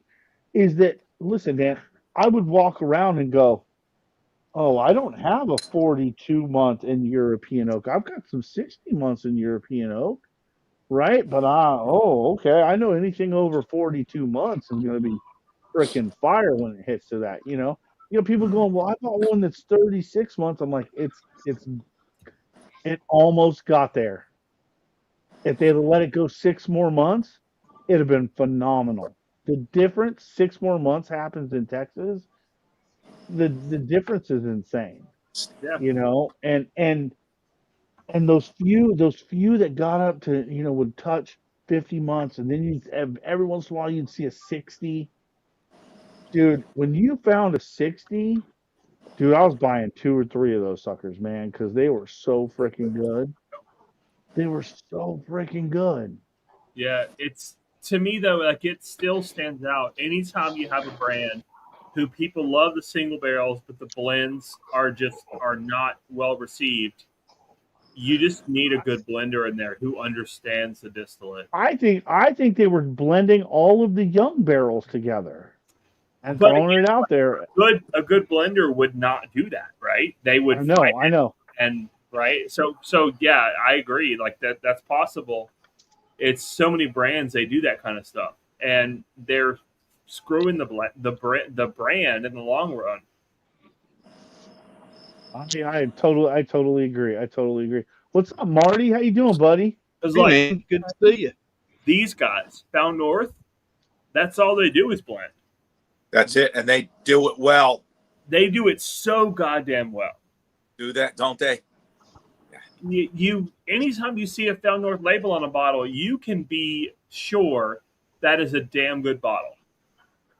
But that's I think Found North found an avenue because you didn't have anybody other than Compass Box that was willing to say, I'm only going to release a blended product. You don't have anybody with those balls that are big enough to just say, I'm only going to release a blended product. Yeah. You better be blending some good stuff if that's all you're going to release.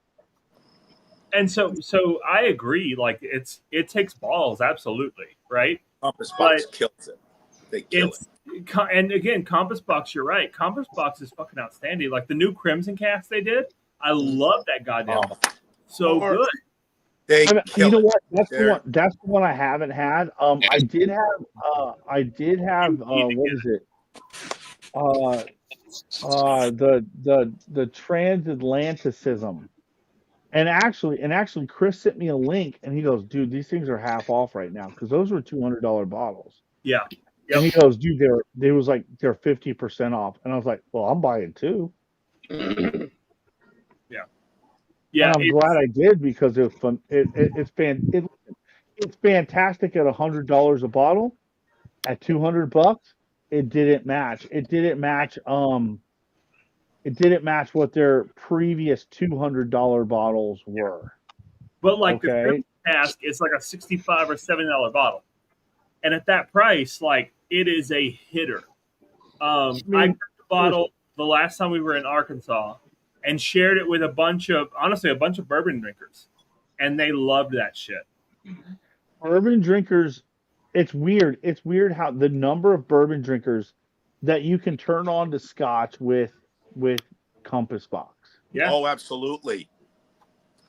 I mean, you give them Orchard House, and they're like, "What is this?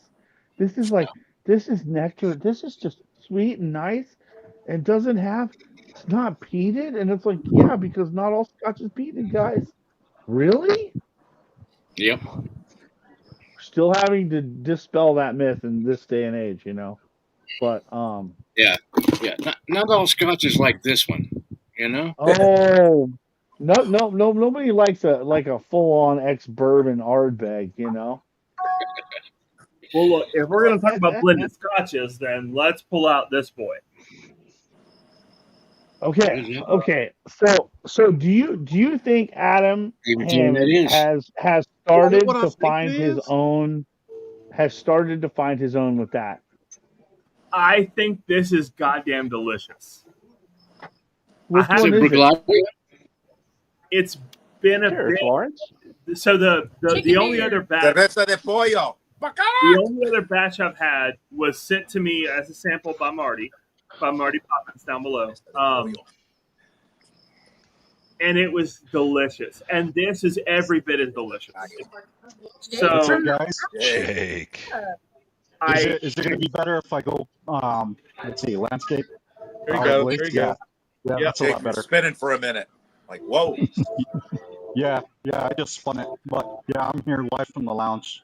This is a Nice. club area. Here, let's see. Hi to the other guy who's working the club space with me, Lena. Cheers. Waving up there. And then here's the owner. We're live? Yeah, we're live. Hey That's guys. Ben. He's one of our board members. Happy Friday. yeah, cheers, Ben.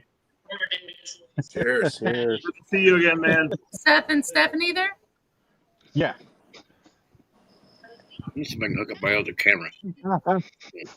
Oh, fantastic! You know that, but that's the thing. Like what I mean, Ethan, you talked about it. It's the quality of those blends, right? Right now, that very first black art that Adam did by himself, it wasn't great. It wasn't great because you know what? He did the right thing. He got. You know, Jimmy Ewan handed him the recipe of the last one. And you know what he did? He didn't even look at it. He tore it up and threw it away. That's right. You know what? I appreciate the fact that, you know, he kind of had to find his own way. And that's really what it is. I just, you know, I love what he's doing over there because Jake's just teasing us in there, you bastard. That's right. Yeah. I mean, all of those, Giving like, you guys a little short tour. Yeah, they've got you a know, the humidor. what is it like the PACs and the MRCs and all of that he had a hand in freaking putting out. Those are wonderful. Yes, agreed. And I think he started to find his footing, and then to, you know, have him figure out his blending of the old stuff, right, to really elevate that black art ball to maintain that price point, man. I mean, I it's a lot of money to drop for an okay blend, you know. So Yeah, agreed. For an okay blend, you're right. It's a lot of money, but for a blend that just makes you sit back in your chair and go, "Holy shit!"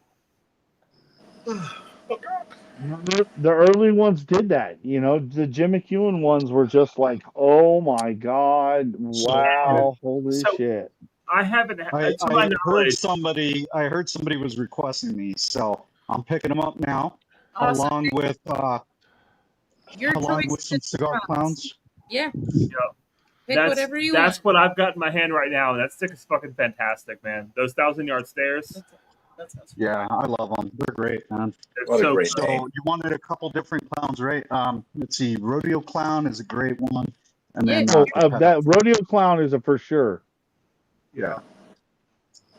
Thank you, Mr. Barrios, for that one. Yes. The thank Roadie you. is still my favorite, which surprises me. Dude, I love that Roadie. I cannot wait for them to do another one of them. I hope they do soon. So, Joe, if you're watching, listen, we need another one. If you guys, we need another one. If you guys ever get the opportunity to smoke the Little Robusto, the Mark, That was the very first Cigar Clown stick I was ever able to purchase, and to this day, it's still top 5 because of nostalgia. It's number 5. It's number 5 because of nostalgia, but I still love that little freaking Robusto, man. It's it just it showed me what the Cigar Clowns were going to be, Hey guys, I'll and probably see y'all in about an hour or so. I'm gonna cut out and then I'll be jumping back on when I get home. All right, man. Cheers, Good to Jake. see you, Later, Jake. Jake. Hey guys. Can I jump in really quick? Because I just came on to show some of y'all I know are interested. Guess what I got in my I'm gonna hand? get these for the Chicken beer? Guess what it is? Chicken That's beer? right. Chicken beer. I'm Cerveza de holding gallo. Cerveza de Pollo in my hands as we speak. And honest assessment, here, I'll hold it up. It's clearish, Great right? It's kind of color. hard to tell, but it's a nice Great color. It looks Vienna like it's got lager. good carbonation. Yeah. I set out to make something that had a mole influence to it, and I basically made a Vienna lager. There's no, I'm getting maybe a little chocolate, a little extra chocolate. I'm gonna go buy a couple commercial Vienna lagers tomorrow to kind of just do a side by side on this tomorrow. But like, I think I've made a pretty solid Vienna lager, and I've failed at making the chicken beer, unfortunately. So we'll call this version 1.0. But Yeah. I'll be curious to see like how it stacks up against just other commercial examples of a Vienna lager because it's been a while since I've had one. It's kind of sweet and caramely. I mean, half the malt bill was Vienna lager, or Vienna malt. So yeah, we'll see. It could be a little hoppier too. I think maybe a little bit. I think I would add a little bit more hops to it. But I think if I wanted to get the mole infusion for version 2, it's a tincture, right? Like I've got to put mole spices in some vodka, let it sit for 2 weeks, add that strain it and add it to the beer. I think it's the only way I'm going to get that kind of mole influence that's more pronounced, like I want it to be. Would you do that prior to like forced carbonation? Yeah, exactly. I would just as soon as I package into the keg, I would add that tincture Gotcha. to it. You drop it in and then force carbonate it. I gotcha. Yeah. I gotcha. Because I just think listen. I dabbled in it. I dabbled in it. The problem was the real problem was the amount of equipment needed to really do it right. And we were doing it from basically kits we were getting at our brew store, and we moved to doing, like Hey, Slapshot's back.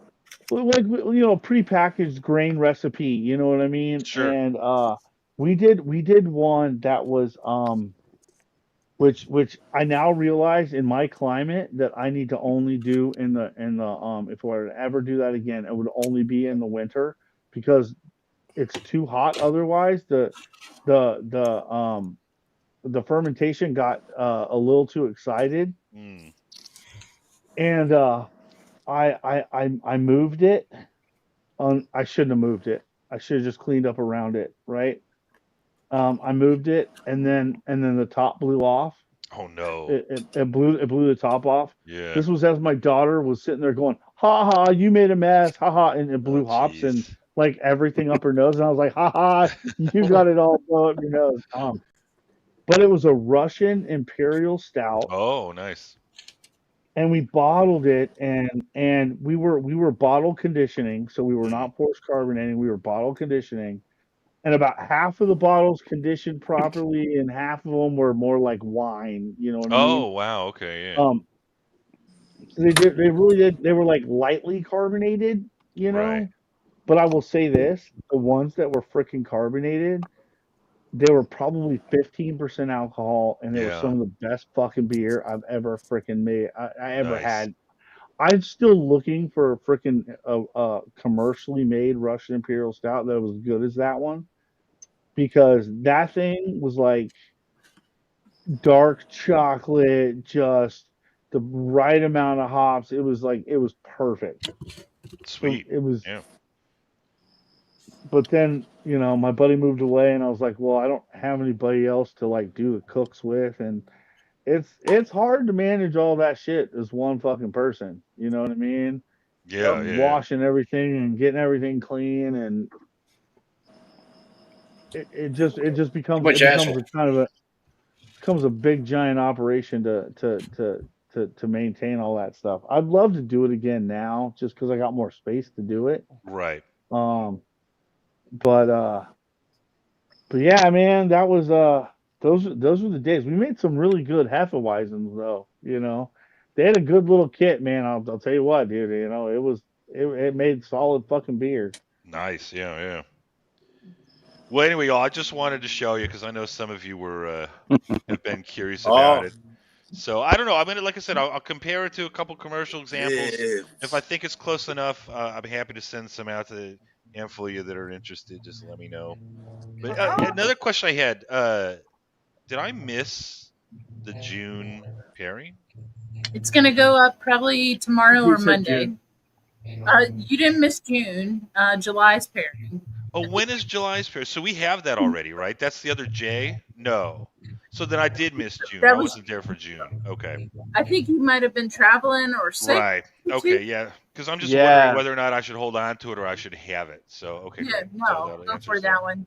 July, August will be up probably sent tomorrow or Monday.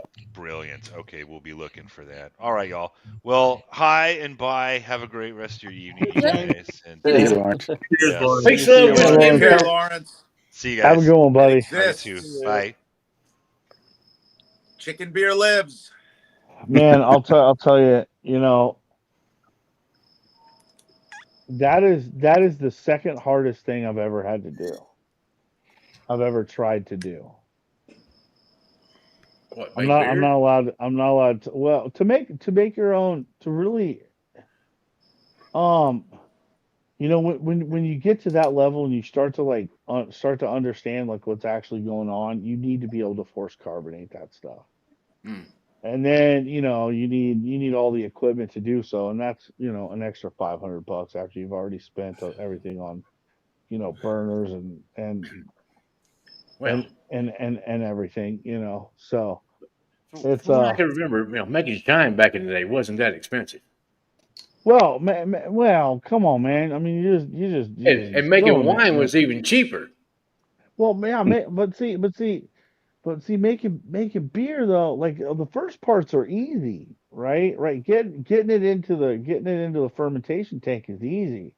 That's Mm. what you need to do afterwards, right? Right, and either you bottle condition it, where you add a little bit of extra sugar right there at the end, and then you put it in the bottles and you cap it, and then you got to wait for frickin' 6 months, for it to be Yeah. good. Otherwise, like Lawrence is doing, he's force carbonating it, so it's ready in a week. You know what I mean? Oh, yeah. So, I remember my grandfather and my uncles making different wines out of like watermelon and honeysuckle. My cousin made a fantastic honeysuckle wine. Took him a couple of years to get it right and age it enough that it turned out fantastic. But when it did, it turned out fantastic. Now I had one cousin who would make a lot of beer too, though. But I But- think like there, Mark. like I said, that imperial stout that we did, we made the mistake and we went to Grolsch style bottles with Oh, the yeah, the with push. the flip top. So we had some that didn't quite seal as appropriately as some of the others Yeah, did. and it can But get dude, nasty. when it was good though, when it was good, you needed about half of that freaking bottle, and you were like, "Whoa, all right, dude, that thing's got a kick to it." Like it had a shit ton of alcohol, man. I mean, Mhm. it was not messing around. But dude, the flavor on it though, holy crap, man! It was the best Russian Imperial Stout I've ever had, I and like a good stout myself. it's I the love only stout. thing. Oh, It's the Stout or only a porter, thing. that's my cup of tea. porters are good. Well, You but know, I it's kind of hit on it there, Mark. Right? You said it took them 2 years. Mm-hmm. So it doesn't take a lot to make a decent beer or a decent wine, Yeah. but it takes more to make a good wine or beer, and it takes so much to make a great wine or beer. So it all depends on what you're going for and what you're happy with. Exactly. If you're okay making a decent beer, then yeah, it's simple. You can make a decent beer all day. Oh yeah. But to make a really good beer that'll make you go, damn, that's an art. Yep. Yeah, it takes some practice, that's for sure. It's like anything else. Practice makes perfect. Agreed. Yeah. Listen, you know what? It's the beer making process. I think is a lot like a lot of other things, and it's cleanliness is key. You got to sterilize the hell out of everything before you use it, man. And if you make sure that everything's clean and you're ready to go and you clean up everything right after you're done, that was the thing. We'd spend an afternoon and we'd make a beer and we'd have a beer and be sitting waiting for us, but the amount of effort that it took to get all that clean and back to nice. you could put it away, you know what I mean, and then because it didn't matter, you put it away, you got to clean it again before you use it. Yep. Apparently wine is different, because I've had corncob wine. I don't know if y'all have ever tried that one. And make some beer. That's pretty good. Oh, interesting. It was odd. It was kind of sour. Yeah. Oh. I've had dandelion wine. I haven't had dandelion. I can see where it would be good to make and would probably be good for you. because dandelion's got all kinds of trace elements in it. Yeah. Like when you do and stuff like that out of dandelions. The flowers are good. The leaves are good. The roots are good. It's good for you. So anything you can make out of dandelion would be good. Which is funny. Which is something taste good is a little bit of a stretch. That's the hard part. Mm-hmm. Yeah, when we were out in California, we found some stouts that I love, Fremont. Oh yeah, the bee bombs and stuff like that, and we picked up some bombers of it at one of the local stores. I was stoked to find them. It's hard to find anyone down here that's like making that style because it's usually so damn hot and everybody wants a lighter version of everything. Mm-hmm. And I'm like, so I will say like Parrish in Broussard makes good Broussard, stouts. Louisiana. Broussard, Louisiana makes good stouts. I love Parrish beer in general, but their stouts are top notch. Yeah. But I mean, they just make great beer in general, right? They've won so many medals at GABF every year. Ghost in the Machine. Yeah, and all kinds of stuff, right? They just have it down. They figured out their system and their process, and they are just making outstanding beer. So they make like a sour. Let's say it's a 6. It's like wine grapes to make a summer beer, like 4.5%, 5%. You know what? I wonder. I've got a local brewery that's like literally like 5 minutes away from the house now. It's called Paradigm. And I'm wondering if I made beer and I took it over to them and paid them fucking $10 and said, "Would you force carbonate this for me?" I bet they'd freaking do it. Oh, I'm sure they would. Paradigm. I bet they'd freaking.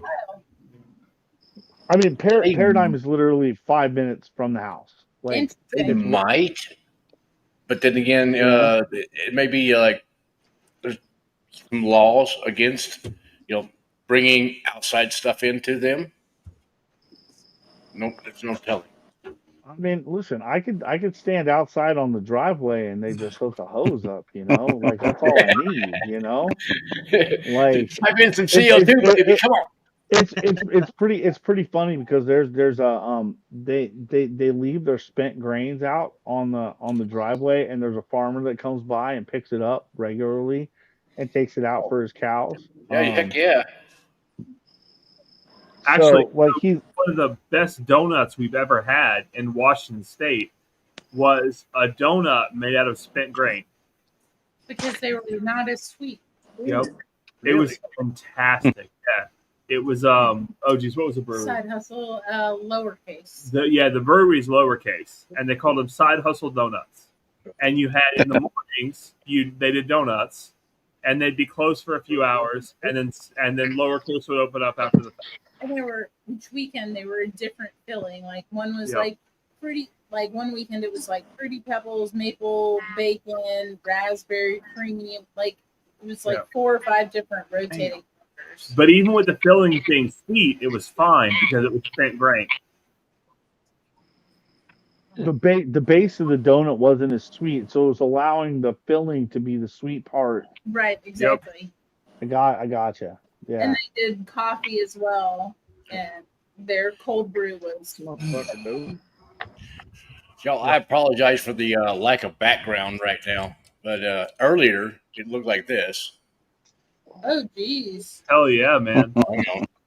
Oh, that's nice. That looks terrible. I don't want to see that. Right. I know. Because it makes me jealous. I didn't see something beautiful. Something to ask Mark. Everybody safe and There we sound. go. Oh, it's not going to show up. There he goes. It's not showing any of the colors. It's showing up, what a beautiful. Oh, it was. Yeah, look, it's all washed out. Wow. The camera's not showing it up. It was a great sunset here this evening. It's awesome. I didn't even think to ask Mark. All family, friends, safe and sound after last weekend. Mm-hmm. Yeah, in Texas, yeah, it's all good. Good. Currently, I'm in Colorado right now. Okay. But everybody back home is all good. My personal, friends and family and everybody, it's all good. My wife keeps bitching about, it's raining almost every day, but our grass is all green. That's right. So it's not brown and crunchy, which it typically is this time of years. Yep. Yeah, man, that was a rough one, man. Last weekend, dude. Oh man, you can't. It's bad. They're still finding people, and it's rough. Listen, man, it's gonna be the same as it was in North Carolina. You know what I mean? Like, Oh yeah, but there's still like over 100 people missing. They ain't gonna find everybody. Some of them they will. Some of them are gonna be gone forever. And then eventually they're gonna find some just because of the smell. Which is sad. Well, but here's the deal. Here's what you. But Mark, here's what everybody needs to realize, that wasn't just water. It was basically a mudslide. It's water and that was trees basically and it was RVs, cars. Yeah, it's everything rolling down through there. Because you went from 0 to like 27 foot. So everything it way of that, right? It went up in minutes. And it's a mess. 45 minutes an hour. Yeah. I saw a film of one of them. It literally, creek went from dry to like 10 plus feet in 2 minutes. Yep. Yeah, it's crazy. And that's the thing. They're used to that. The problem is they're used to that and down there in Texas, because where all that stuff came through, there's no dirt. So it's all rock and everything else, and it's little valleys. So it rises really fast. But the problem is they didn't have like sirens and that kind of notification. There's the NOAA, weather, notifications, that kind of stuff. Like, if somebody has like an Amber Alert or something like that, that comes across. But if you don't have that on your phone, which I have it on my Apple phone, I always has it, but I've got it on mute. I don't. That doesn't show up on mine.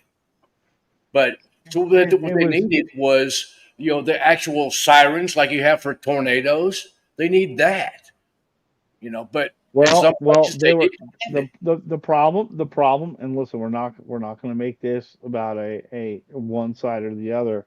The problem was that they gave money for that and they didn't use it for that. That's the real. In Kerr County, they didn't use the money, and they voted it down. Yeah, well, I mean, they were given money for one purpose and they chose to use it for another. And I'm sorry, if you're given money for a specific purpose, the money needs to go for that purpose. I don't give a shit who you are. Like you don't vote that shit down. You got that money for a reason. If you're not going to use it for that reason, give the shit back. Like I I have a hard time with it, man. And just the number of people that were affected is freaking terrible. It was a once in a it was once in a kind of lifetime. We No, I mean, happen to we they had the have we same thing happen to happen live on the 4th we of happen July to live back in in the middle. '87. We You know? happen to live in the middle of that lifetime, right? We happen to live in the middle of that lifetime, and we've seen it twice. That's all I'm Yep. saying. It's I'm Sad part is if you're around long enough, you'll see another. and Yep. Mother you're Nature. right, Peter. That's the thing. You're absolutely because It's gonna I don't happen. remember that shit. I don't remember the news and shit talking about that from '87. I'd have been what 9. I don't remember it because I wasn't paying attention. It didn't affect me. It's Mhm. terrible, but it's terrible. You know, it's and I'm old enough now to have kids that age and to go, oh my god, it could have been one of my kids. You know what I mean? Yeah. And that's the part that like kicks it into a little bit higher gear. When you could put yourself in those people's situations and go, man, that's Yeah. I can't even imagine. I can't even imagine. Like I can identify to a degree, because I don't have kids though, so I don't. But then again, I see the people that have lost their whole family. Their the husband, the wife, the couple of kids, and their dog too. And I'm like, I don't know any of them, and I really feel sad for the dog. Is that bad? You know what I mean? it is what it is. It's rough, but It sucks. hopefully It people just will learn from it and they will adapt and then get some alerts, get some sirens, get some stuff like that, throw in these low-lying areas. They do them for tornadoes, Exactly. If they do it for something tornadoes, like you do it would for the for a damn flash tornado. floods. Those come up Because, quick. yeah, exactly. And hurricanes. They In have the it for Pacific, hurricanes they have them too. for tsunamis. They have Yeah, them in Hawaii, Japan. They have tsunami warnings. exactly. You just Do it got for to the tweak flash floods down here in Texas and for flash other floods. areas. North Certain areas, Carolina. flash floods are a lot more dangerous than others. Like Yep. when they say flash flood in my area, that means a street gets flooded. Just don't drive it or your car gets stuck. That's Yeah. not Texas. Texas is you're gone. that's the problem, Peter. That's what everybody associated this to. And I don't Yeah. know that they took it into the seriousness of the amount of rain that was being dropped. Yep. I mean, Canyon Lake rose freaking 6 feet. The whole lake. Yep. And then, I mean, like it some of needs the spots, more. like Guadalupe and stuff, raised 27 foot in a short period of time. 27 feet? Come on. That's not just like, oh, it raised a little bit. No, 27 foot? No, Come it was on. bad. Jesus. It was bad. That's stupid. And that's a hell of a lot of raise in a short period of time. So, a lot of people that were camping down by the listen, lakes and stuff like that, they didn't stand a chance. But you're right. But you're right, Mark. Had those alerts happened, you would have had a lot of people. You would have had a lot of people be able to get out of the way. You save would people's have had a lot. lives. Tornado sirens here, right? Like ours I mean, go off every Saturday at noon to test them.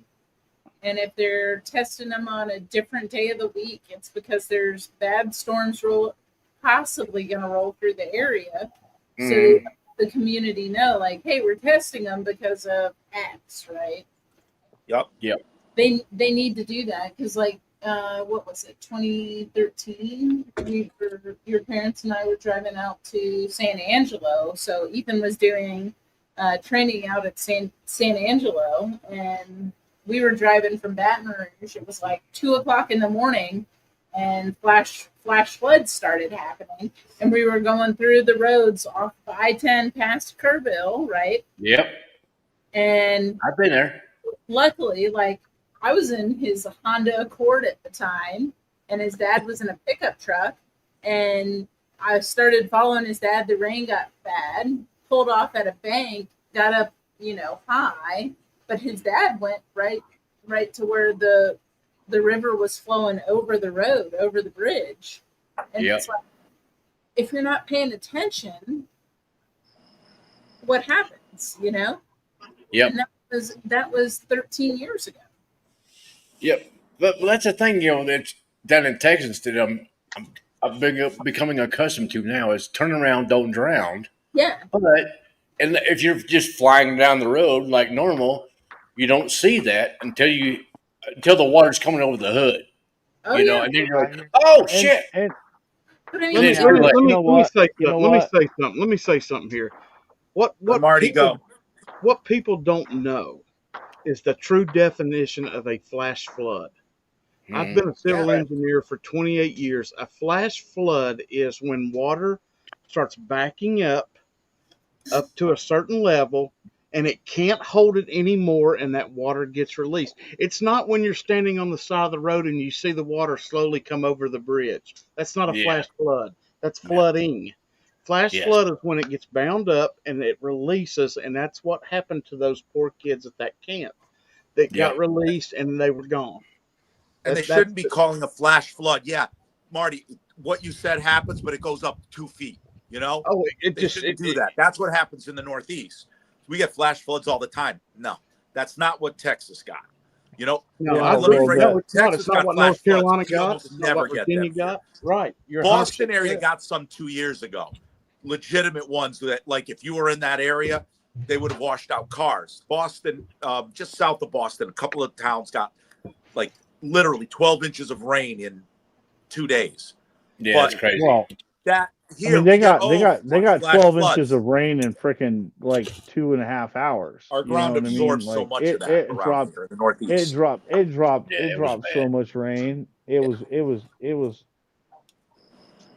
So and it just people get so stop. desensitized to it because they're hearing it every day. Oh, there got a flash flood there. So you're desensitized to a real one comes where it comes up high. Here's another thing. No, they didn't. Is on the they're slacking. On the third, there was a guy there in Kerrville that was sitting there going, "Hey, this is going to be bad." And he was a meteorologist for 35 years, but he was retired. And he was telling everybody, "It's going to be bad. It's going to be bad. It's going to be bad. You need to start evacuating." Oh, and they were dropping kids off at the camp on the 3rd. Mm-hmm. So they dropped them off that morning, and they didn't even have the opportunity and a lot of parents to never turn picked around. them up. Well, didn't have the opportunity to turn around and come pick their kids up. Because but at the same time, move those kids to the high side of the camp. High side of the camp didn't flood, only low side did. It was kind of like, man, there were a lot of things that could have been done, and I'm not sure. They said that they had protocols in place. I'm not sure their protocols were adequate. Yeah, that's really. I think that's really where it comes down to it. And I don't want to place any extra blame on the camp for saying normal protocols wouldn't have. They didn't have. We don't know the info they got. We don't know what they were told. We don't. You know what? That's a. You know what, Peter? That's a fair point. What was actually told to those camp officials? Like what? Because listen, if I'm in that area and I'm like the emergency person, right? And I know that these camps are going on down there.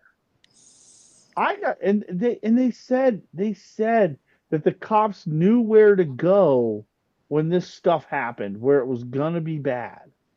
So the cops knew where to go to tell people to get out. Well, but why wasn't one of the first things you did, hey, get everybody at this camp to high ground? Yep. Like, did they not have enough time? You don't know. I don't know. It's not timing. not only the camp, but every once in a while, guys. sometimes but bad shit if happens and there's nobody to blame. You know, well sometimes well bad shit happens and there is nobody to blame. You know, fair enough. what do you do? Fair enough. Nobody knew it could. Now, if you find out the camp was warned, this could be major flooding, etc., and they did nothing, that's another issue. But if they weren't told, they didn't know what warnings were sent out. So again, sometimes just There bad was shit warnings. happens. There's nothing you can do. You know, There was warnings that were you sent walk out. out in the street, you get hit by lightning. You know, a lot of those people that heard the warnings were like, "Oh yeah, it's the same old shit." well, we're their used fault. to it. We're used to that kind of normal sort of thing. It's going to rain, big deal. And Kinda like- that's what they did. They kind of blew it A off. lot of people heard the warning for But- Katrina and said, but- "Oh, I'm going to ride it out." You know what? Yep. Hey, that I'm was gonna- your Whatever. fault. It's That like was it's dumb. like the people in Florida. Oh, there's a hurricane coming in. Okay, fine, whatever. Been there, done that.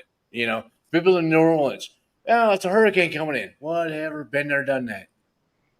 Sorry, And they, sorry, then I'm they gonna ride it out jump if in. they made a mistake. It's I'm like gonna- The yeah. calling National wolf. Guard has to go and risk their life to save you. You know, Yeah. that's what And sucks. then shit hits the fan. They're like, oh, damn it. I and then was they wrong. blame somebody for the people that tried to ride it out that refused to leave. Well, Katrina They should. what and the Katrina they thought was going to hit Houston, and then it turned and it hit New Orleans, right? So They did give them warning, maybe not enough, but enough warning for most people to get out. Probably just needed another day or two. It was Katrina ended up being a lot bigger than they expected. And the same thing happened with Rita. Okay. When Rita came over Houston, I mean, it was people remembered Katrina. So everybody was nuts about leaving. And what happened? It caused mass panic. Okay? Every single freeway in Houston was backed up beyond what you could even believe. Okay, everybody trying to get out was just backed up and just going nowhere. I mean, it was terrible during Rita. I'm lucky that I'm 25 miles north of downtown Houston, which is 60 miles north of freaking, the Galveston, but still our freeways were, our one to get up north, dude, it was packed and people were just walking away from cars. But still, but yeah, that's a hurricane. That's great. But you know what the worst one? Was? Worst one was freaking Allison. Allison trapped people on freaking I-10 in the underpasses, dude. Dude, it floated every single underpass because that thing was day in and day out and day in and day out for 3 freaking days, man. Yeah. It would go out to the Gulf, get more, come back in, drop it. Go out, get more, come back in, drop it. And I mean, you had people that walked away from their cars on I-10 and walked back up ramps because they couldn't get off. Because shit started flooding so bad. When it was over, Harvey. When it was over for Allison, William. Dude, it was crazy. That was one of the worst. Harvey was terrible. Harvey was terrible. Harvey was the worst thing that ever happened to my neighborhood that I lived in before this one, because the auxiliary pumps were turned off. That's the one that I lived through was Andrew. But here's the deal. The auxiliary pump wouldn't have mattered because the thing that we were pumping out into was flowing into what we were pumping out of. So it just pumped out. It would have just been this. And I'll tell you this, man. We lucked out with Harvey sucked, man. I watched my neighborhood flood, and I watched us go through Katrina. I watched us go through Rita. Not that bad, not that bad. You know, we had a little bit of flooding in the streets. Okay, not a big deal. Harvey, 90% of our freaking, actually, I'd say probably 95% of our houses in our neighborhood flooded.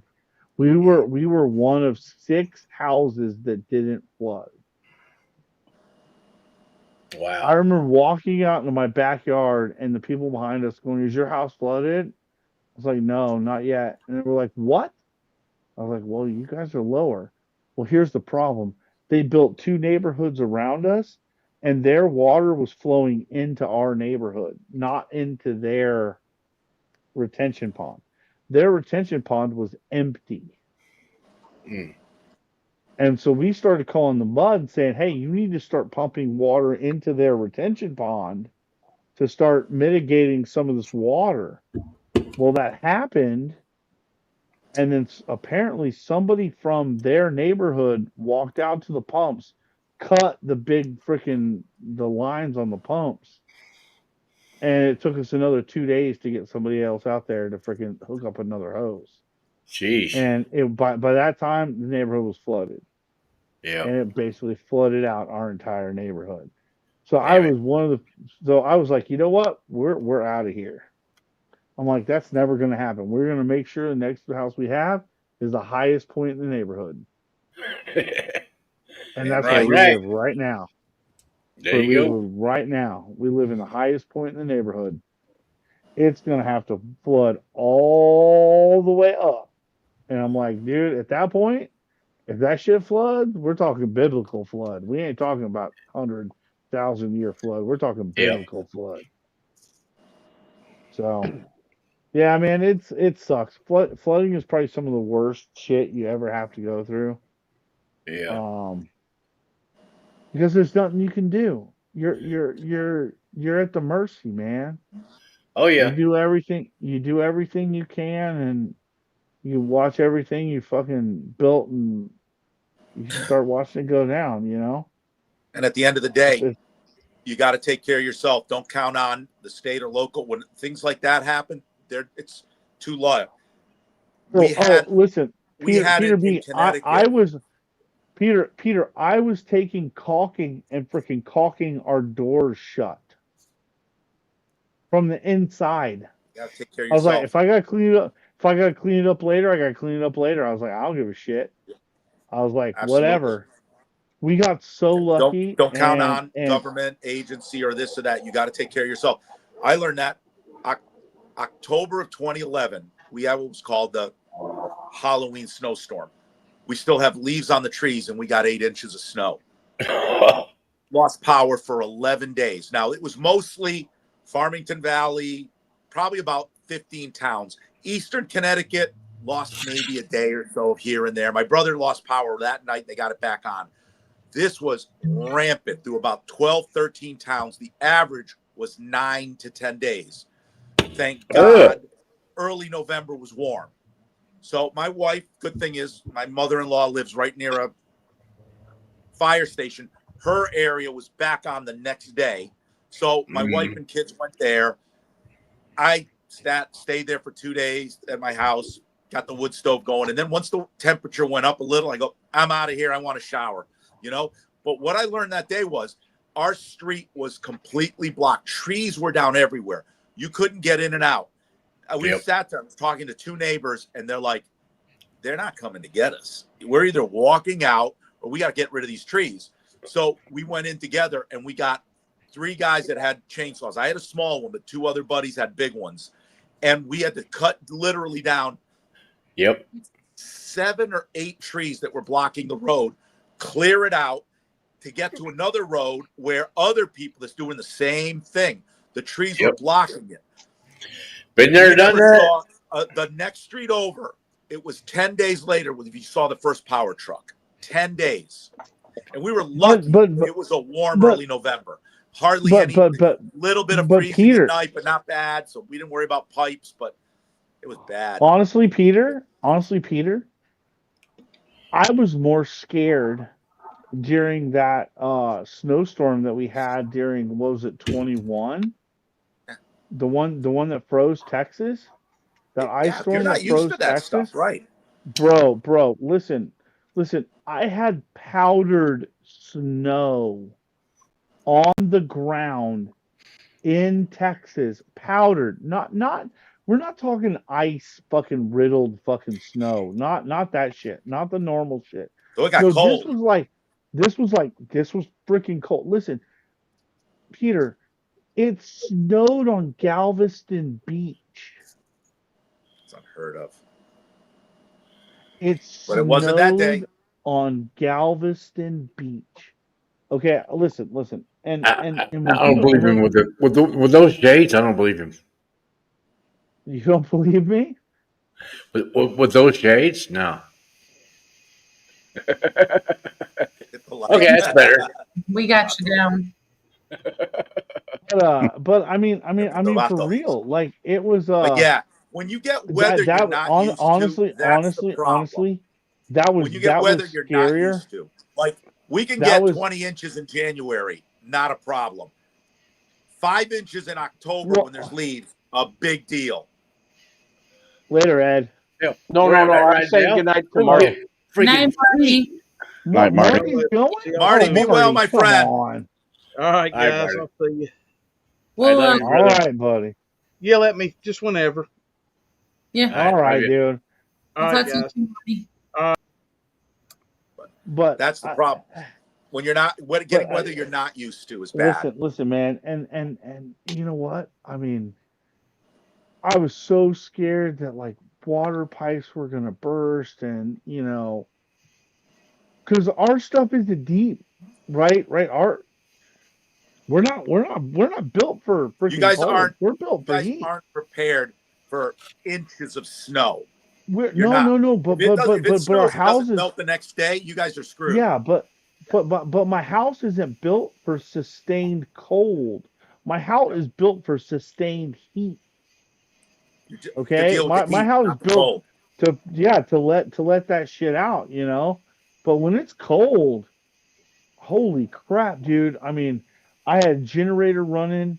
Like I sent the girls away. I was like, hey, y'all gotta go. Yep. I'll stay here with the freaking. I'll stay here with the pets. Well, that's where you worry and about we pipes all bursting. You got to turn we your all water we off. You could lose it pipes. was Yeah. it was off. It was off, and I flushed everything, and was like, you know what? I had a little space heater, and you know what? I barricaded myself in the bedroom, and I taped up all the windows. I went and got metal tape, and freaking taped up all the freaking windows in the bedroom, and I was like, you know Hey, what? We're Emily. gonna stand here, Emily. and we're not going in Night, and Carol. out, and I mean, I slept in a freaking sleeping bag in my own house. I mean, my regular house was probably like 40 degrees.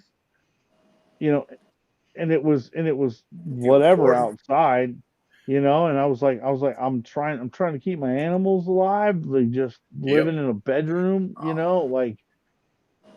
It's that It weather was you're not nuts. used to that's the killer. It was nuts, man. I was Like I can like, get you know 20 what? inches in January, February, even a little December, but don't give me 6 inches in October and even the last few days of November when there's leaves on the trees because then they weight it all down. It was crazy. And I mean, when I say that we had powdered snow, I mean, we can make proper freaking snowballs because, they weren't like ice balls. You know what I mean? When you get powdered snow, it means it's cold. It means it's Yeah, cold. it means it was cold before it ever precipitated. You know what I mean? It gets And all the dry it out. was wild, dude. It was wild. It was wild, dude. I mean, I remember the ice coming, and whatever it would happen, and everything would be iced over. But to have like actual powdered snow, I was like, this is a different kind of cold. This is different. And Oh yeah. I had friends like, oh, you guys are cold. Don't worry about it. I'm like, dude, This quarter tailgate. y'all's houses are built for this This shit, guy. dude. Absolutely. I was like, man. Thank you. we're not built for this shit. Our build is our builds are up here to let heat out. You know what I mean? They're not tight because we're not trying to hold heat in. You know what I mean? It's nuts, dude. Left It's out just turning nuts. any wood lately? No, I haven't turned in like a year and a half. You slacker! What the hell? You're bad, huh? My back's tore up. I got major back issues. Oh, I'm Started sorry. bugging you again bad, huh? Yeah, well, I played hockey the last season. That didn't help it, but the only reason I played because my older brother played for the first time. We haven't played together since we were in our 20s, so he Yeah. decided to play. So I came out and played, and then I'm glad we did because we won the championship. So Oh, the last game, nice. the last game I played was winning the championship, and I got to Hell hang him yeah. up. I can't play anymore, but so. Well, that was the. At least you ended on a good note. At least that's a good memory for you. Yep. When you had to pull out a Dusty's competition too, double trouble, right? Well, that's for the esophagus issues or back. Well, I mean, similar, issues regardless of keeping you. Yeah. Yep. Damn. So did Ethan have to go inside? Do you hear tables turning upside down in there? No, Ethan was done. Ethan was ready for bed. Oh. Oh, the clock Ethan strike was tired. midnight. Turned into a pumpkin. Yeah, I mean, so while we I'm were not far gone, off, so. there was a dead tree that fell down on our power lines. So the power company came off, cut it, did their usual like one cut off line, and it fell in the front yard. So he cut that tree down today, which was like 12 inches in diameter and probably, I don't know, 10 feet. 10 feet long, 12 feet long. And so he cut it into manageable pieces and then put it on the burn pile. Kept bringing it, loading, making loads with it, the truck back to the burn pile. So he was tired. Oh, I'm not that far sounds off, like Katie. So when I'm making fun of I you, got you. now I'm not making fun. I'm relating. I got up early. I golfed, and then I came back and I realized, I got to cut the grass. So I did the front, the backyard, and then I trimmed some hedges. And when I was done, I'm like, I overdid it really badly. And I had to go to a family reunion an hour and a half What the away. hell? And I had to go to a family reunion an hour and a half. Thank God my wife drove there. So I was like in the car. She's like, I've got ice on my hip, my knee, my back, reclined up, and I'm like, she goes, why did you do so much? Because I'm stupid. And I can't drink while I'm there because I told her I'd drive back. She doesn't like driving at night. So it was a nice affair, but I'm like, they did a great job cooking and all that. Then I'm like, oh, and I'm still feeling it. I'm still feeling it. Yep. So. We had Ethan's mom. And that's what whiskey's for. It loosens everything up. Yeah, but I had to drive home, so I can't drink whiskey till I got home. Yeah. I mean, but you're good now. I'm better well, now. Hold but on. My whole Hold on. body's like giving me the middle finger. Hold on. You I've been up just since haven't 7, and it's midnight. You just haven't drank enough. Yeah. Possibly. Well, I'll keep this up, and then you're gonna see on the screen Vic going, "Look at Peter B." Peter. Oh Peter. man, that's like hilarious. Hey, I'm all right. Then they go. Somebody will go, Bookers. What? Somebody say Bookers? Oh my god. Wake my ass up. That's hilarious. Yeah, I don't got a lot left in it. You got to know when you don't got a lot left in the tank. You can rally only to a certain point. At my age, you're like, I'm rallying. Okay, I'm having another drink or two, but there ain't much my left. age. That my age sounds like a excuse, man. Oh no, shit. I'm with him. I'm pushing 60. When I mean pushing 60, I don't even have a year left. So listen. I understand how you feel, okay, Peter? Listen. I was the See, up dumbest here, guy. I think I'm 28, 30. No, no, The no, rest no. of me See, goes, see, fuck see, you. You see. 60? A few. You feel 70. See, let's see. 6 years ago, 7 years ago, I thought it would be a really good idea to start over. Right? And I told the wife, I said, okay, one more. It's alarm. Love Okay. Joe. No, it wasn't a good idea. I mean, it was a good idea because he's literally he's my mini me, you know. But that's why I'm so exhausted all the time, right? Because he is my mini me. Mm-hmm. And let me tell you, El Papa. I Or as my friend I could have Solo been Pope, done. because he's Peruvian citizen. Could have been done, man. I could have just been done. You know, the middle one just graduated high school. I could have been done. Yep. Could have been Well, done. Nope. I have that's great. I second got grade, dude. one that's about to graduate college. So, Oh, I've already and got then one of another one, those. hopefully in a year. I already got one of those. Katie, how much more time in the giveaway? Checking on that. So I'll let's see what we got. Well, I'm gonna have to get out of here.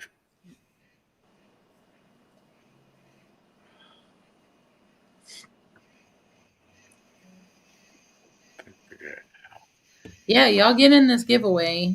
So it's what's in the banner: the Heaven Hill bib, 7-year bib. It's a sample pack of K Luke, or a sample pack of Green River. Plus, then Ethan and I are tossing in. There you go. I did my part. There you go, Katie. I just did my part. How many entries? Because Vic, since they're going to Vic, I don't see all that. So what you got, Zach? 4 entries. 4 entries. Awesome.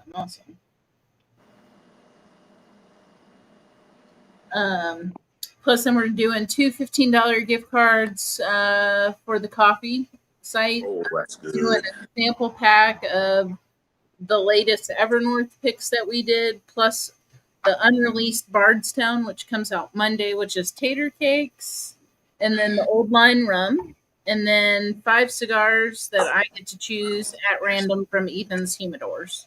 So, Sleep at night late. That's nice. It's a good setup.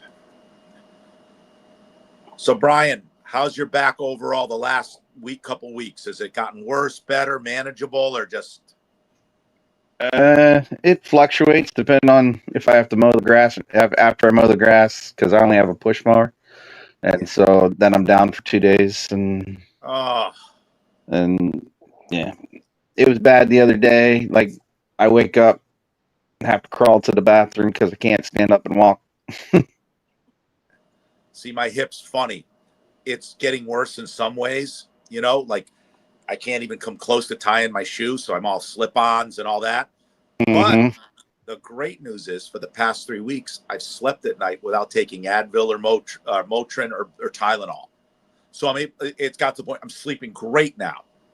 So I'm able to walk if I golf, but I can't sit for more than, like, you know, if I can put my leg out completely, I can sit for about half hour, 40 minutes.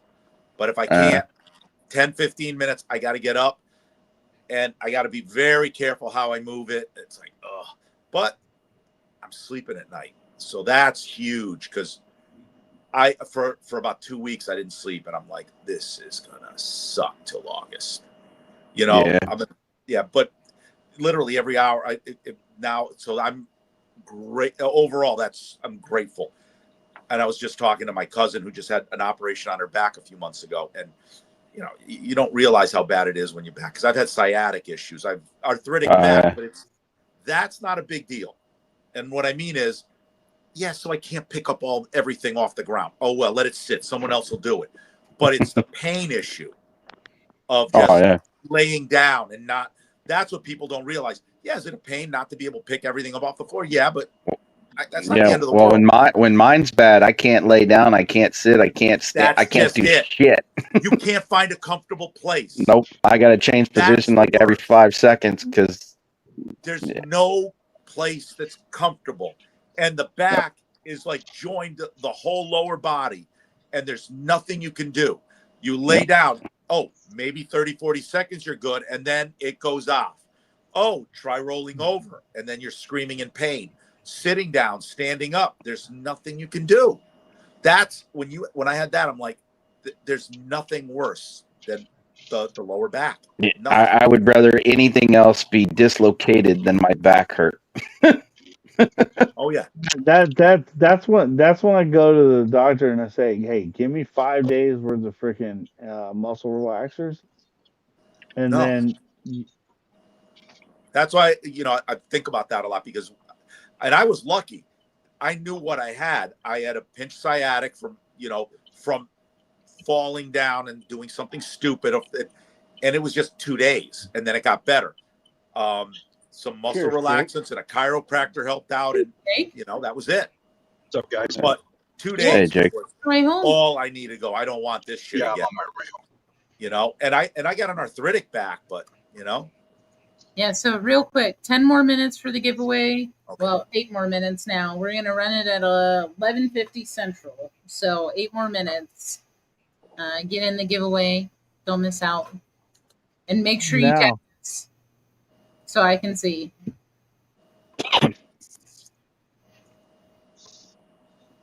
Oh.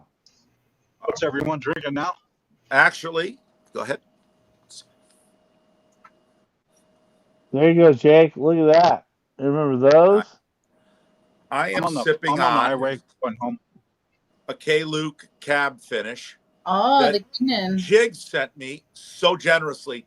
Me and my son had this about a couple months back and had one of the best nights having a couple of cigars, just chatting. And I was like, this was on Jigs. It was great. He's generous as hell. Had one of the best nights. We just talked and hung out for just me and my son. And he loved it. And he goes, tell your friend when you see him, this was a great bottle.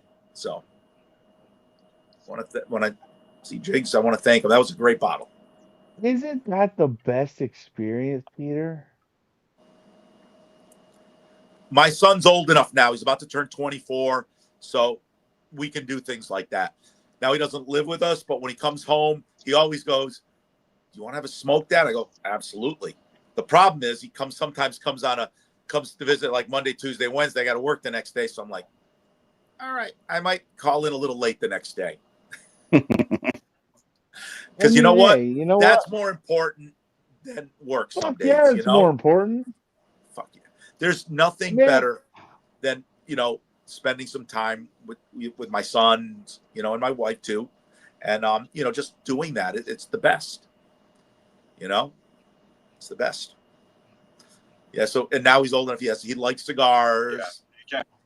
He's trying to cut back a little because he's very health conscious. But he'll still have some. What was he that, Jake? loves bourbon and scotch. So I was asking if Brian was having anything. Just water. Water. Katie? Just water for now. Just finished off the Macho Jeff American whiskey. Oh, nice. Yeah. Ed, you having any? What are you having? No, I'm just drinking water. I'm little laying off whiskey.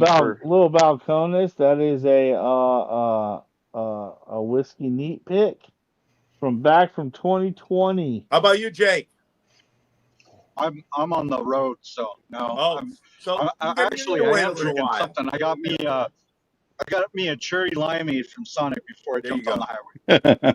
There you or go. You could be like, guys, I'm on the road, so I plead the fifth. Yeah, no roadies over here. So keep it in line. Exactly. It's a lie, so I plead the fifth. Between the lines. Keep it between the lines. Keep it between the lines. You're being very responsible, Jake. I like it.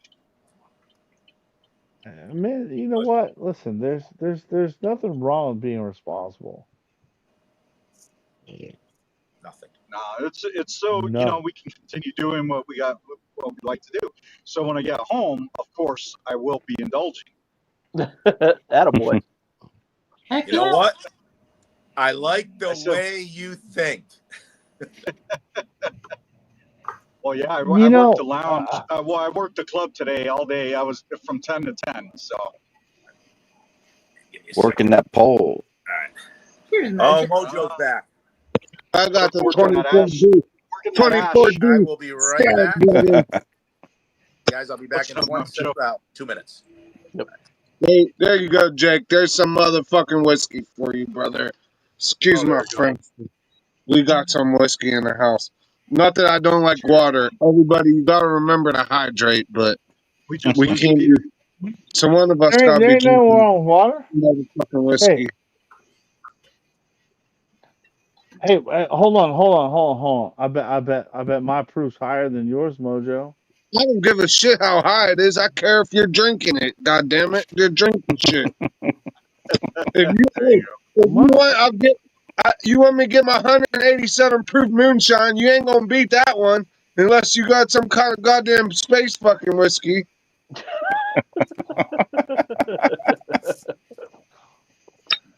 Listen. I got some shit that'll send me to space, but it ain't whiskey. That's the rest of the Speaking about space whiskey, who's going to be buying the space whiskey? Right? There's the rest of all. We were talking about the space whiskey a couple weeks back. What did you call it? Mojo. Mine comes from Smurf houses. Look at that. Yeah. Look at that. Boop. Bubbles, no bubbles. Bubbles, no bubbles. Yeah, Bubbles, no bubbles means that shit is high. bubbles, no bubbles. No bubbles means that shit is hot as fuck. 180, it's like 180, 187. That's the hottest I ever had. And it tastes like corn. That's the best part. That's all I have left. I've been saving this shit for like 8 years, dude. Oh, I bet. Yep. It cured my mom of COVID in 2020. I gave her this. It took COVID right away. It took like 2 days. Cured. Every once in a while. This one's for you, though, my brother. There you go. Yeah, god damn, that's sweet still. God, that's like sugar. Woo! Once you get past the burn. It don't burn much. Honestly, it don't burn much, bro. It just tastes like a dirty old corn cob with like sweet sugar on it and butter. That's because third-degree burns take a nerve out. They don't hurt. That shit would cure your fucking anything you got. It'll cure it. But I got some after that, and it was way worse. I told the guy, I was like, this is fucking sugar shine. Get this shit. Say this is bullshit. You could smell it right away. That guy, I guess he had cancer, so he started making his own liquor eventually. And he was from Maggie Valley, North Carolina. That's the best fucking whiskey I had. That was white whiskey. That's the best of all time. That guy, and then his nephew took over, and he's the one that had the sugar shine, and it wasn't All right, nearly as so good. I got a question for all of y'all. What has been the best commercial white dog you've had? Commercial. Andalusia for sure. Andalusia. I had some stuff from Short Mountain Distillery in Tennessee. Oh yeah, and Short Mountain. What they did, the guy who runs it is the nephew of the Samsonite Luggage Company. And what he did was he got old guys in the region and got them together, and they all made it in there still legally, and it was good stuff. I've never had white dog, so I don't know. Well, hello, Couldn't answer that question. Peter B's back. Peter Yep. B, we were just asking the question, what has been your best white dog that you've had? Commercial white dog. White dog, like Yeah, unaged. just basic Unaged distillate? whiskey. unaged whiskey. Yep. Oh, on it. Yeah. Okay. So honestly, I haven't had too much, to be honest with you. I really haven't. I sampled. A buddy had the Buffalo Trace. It's okay. You know. Actually, a buddy of mine's father makes moonshine. That's been my favorite. I'm talking Upstate about New York. Yeah, we can't talk about. Well, we can talk about, but what I was asking. I think I got a good answer for you, Jake. My dad. Okay, but back when we started collecting again, like in 2015 or 16, they come out with that. It was called Rested Rye from Jack Daniels. It was called Rested Rye. that. Yep.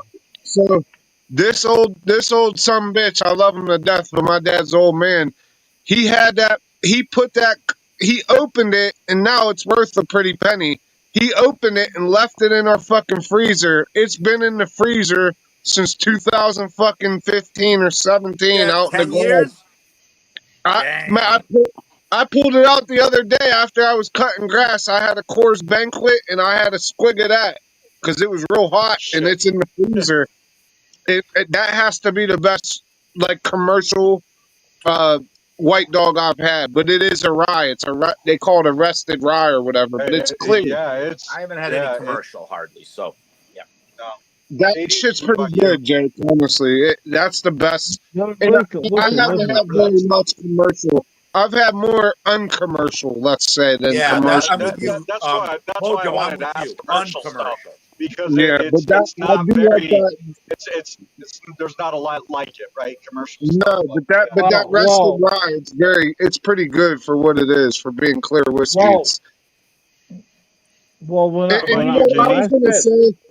I was gonna say, when you have unaged whiskey, the mash bill has to shine through a lot more. So people's formulations in their mash bills and how they actually mash the fucking fruit, like how long they let their beer mature, that's what really enables people to get a higher proof and a better fucking taste. Like typically a lot of people don't run their mash a little too early. You want your beer to be from 11 to 13% when you run moonshine. And I'm no moonshiner, but I've done the research, and there's a big difference between people who rush the process and people who do it as an art form or want a higher quality product. And like when I say sugar shine, that's indicative of around COVID, the prices for corn were a lot higher. Oh yeah. So what people did was fucking throw a bunch more sugar into their fucking mash. And I don't know much. I'm no goddamn Jim Tom or no fucking Tim Smith, but I drank enough shine. As soon as I could drink it and smell it, you'll know if there's more or less sugar added. And that's what they say, sugar shine. It's almost like a confectionery sugar, but it's like sweet. All I say to that is just say that's what I call bullshit rum. Yeah, you want the corn to shine through, or that rye or the malted barley. You don't want sugar. If you're tasting sugar, it's not good. It's bullshit, bro. So we still haven't got to Katie. Katie, what was your best commercial white dog?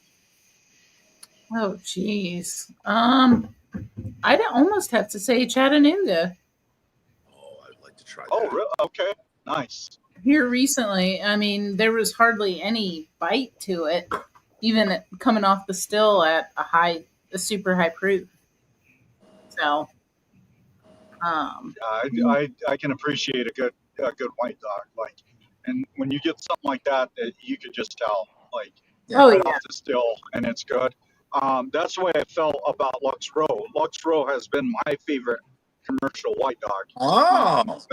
When I went through a tour up there back in 22, they were making their own stuff already, and I got to try their stuff off the still, and it was the best commercial white dog I've had up to that point. By the way, Katie, kudos to you and Ethan for hosting us tonight. You know what? Oh, absolutely. I realized you guys are like the cool substitute teacher for the really nasty teacher that sends you to the principal every day. And I haven't sent yet today. So you guys are the cool Yeah, substitute they got teachers. that. I They haven't got said that to the ruler principal smack yet on you. for like blowing my nose or doing this, and then the strict teacher's going to come in. That's going to send me to the principal for saying, "Excuse me, Mr. Galindo, go to the principal. Vete al principal." Guys, am I on point with this analogy though? Am I on point with this one? They're like the cool substitute teachers. We never get sent to the principal. Ed, you got help me out here, Ed. That's You haven't what sent we like once to hear. today.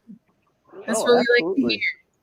But So I think you Ed's guys got to usually at the principal by run the now 4 or giveaway, 5 right? times. yeah, I'm gonna go ahead and run the giveaway because we are past time. I got your entries, Peter. Those are the last I saw. So let's pull up the wheel. So then let's go here. And so we'll spin for the Heaven Hill bib first. Good luck, everybody. Buena suerte a todos. Zach. Ed. Rigged. There you go. Rigged. Good luck. All right. And congratulations, Ed.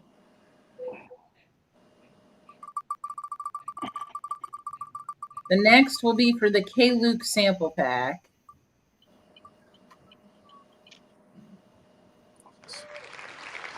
Jesse. Dang. All right. Next, we'll do one of the $15 Drifting Drams gift cards. Ooh. Eddie needs a new pair of shoes. Dano-B. Dano. And then we will do, how about we do the sample pack of the Evernorths next. And that includes the Bardstown, the upcoming Tater Cakes one that we will drop on Monday, plus the Old Line Rum.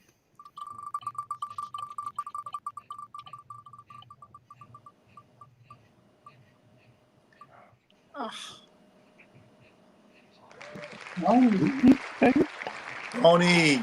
Congrats. Sorry, I'm multitasking on multiple computers here. So next, let's do. Do you have the Green River sample pack? I do have the Green River sample pack. Ooh. I didn't do that guy.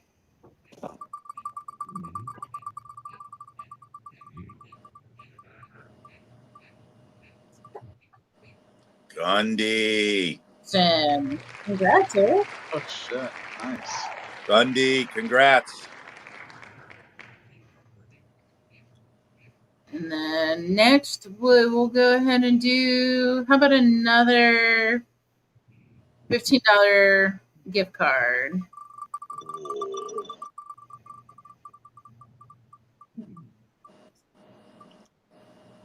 Oh, William Hall figures. Congrats, William. We love you. And last but not least, the 5 cigars that I get to pick out of Ethan's humidor. Mojo and Zach. Huge. I was gonna say there's not many little names left. Travis, congrats. Which is hilarious. It's hilarious. All right, so there's the giveaway, you guys. Congrats! Congratulations to everybody that won.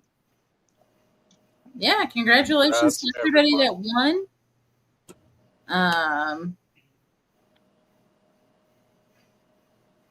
So It sucks that you're not here because, you know.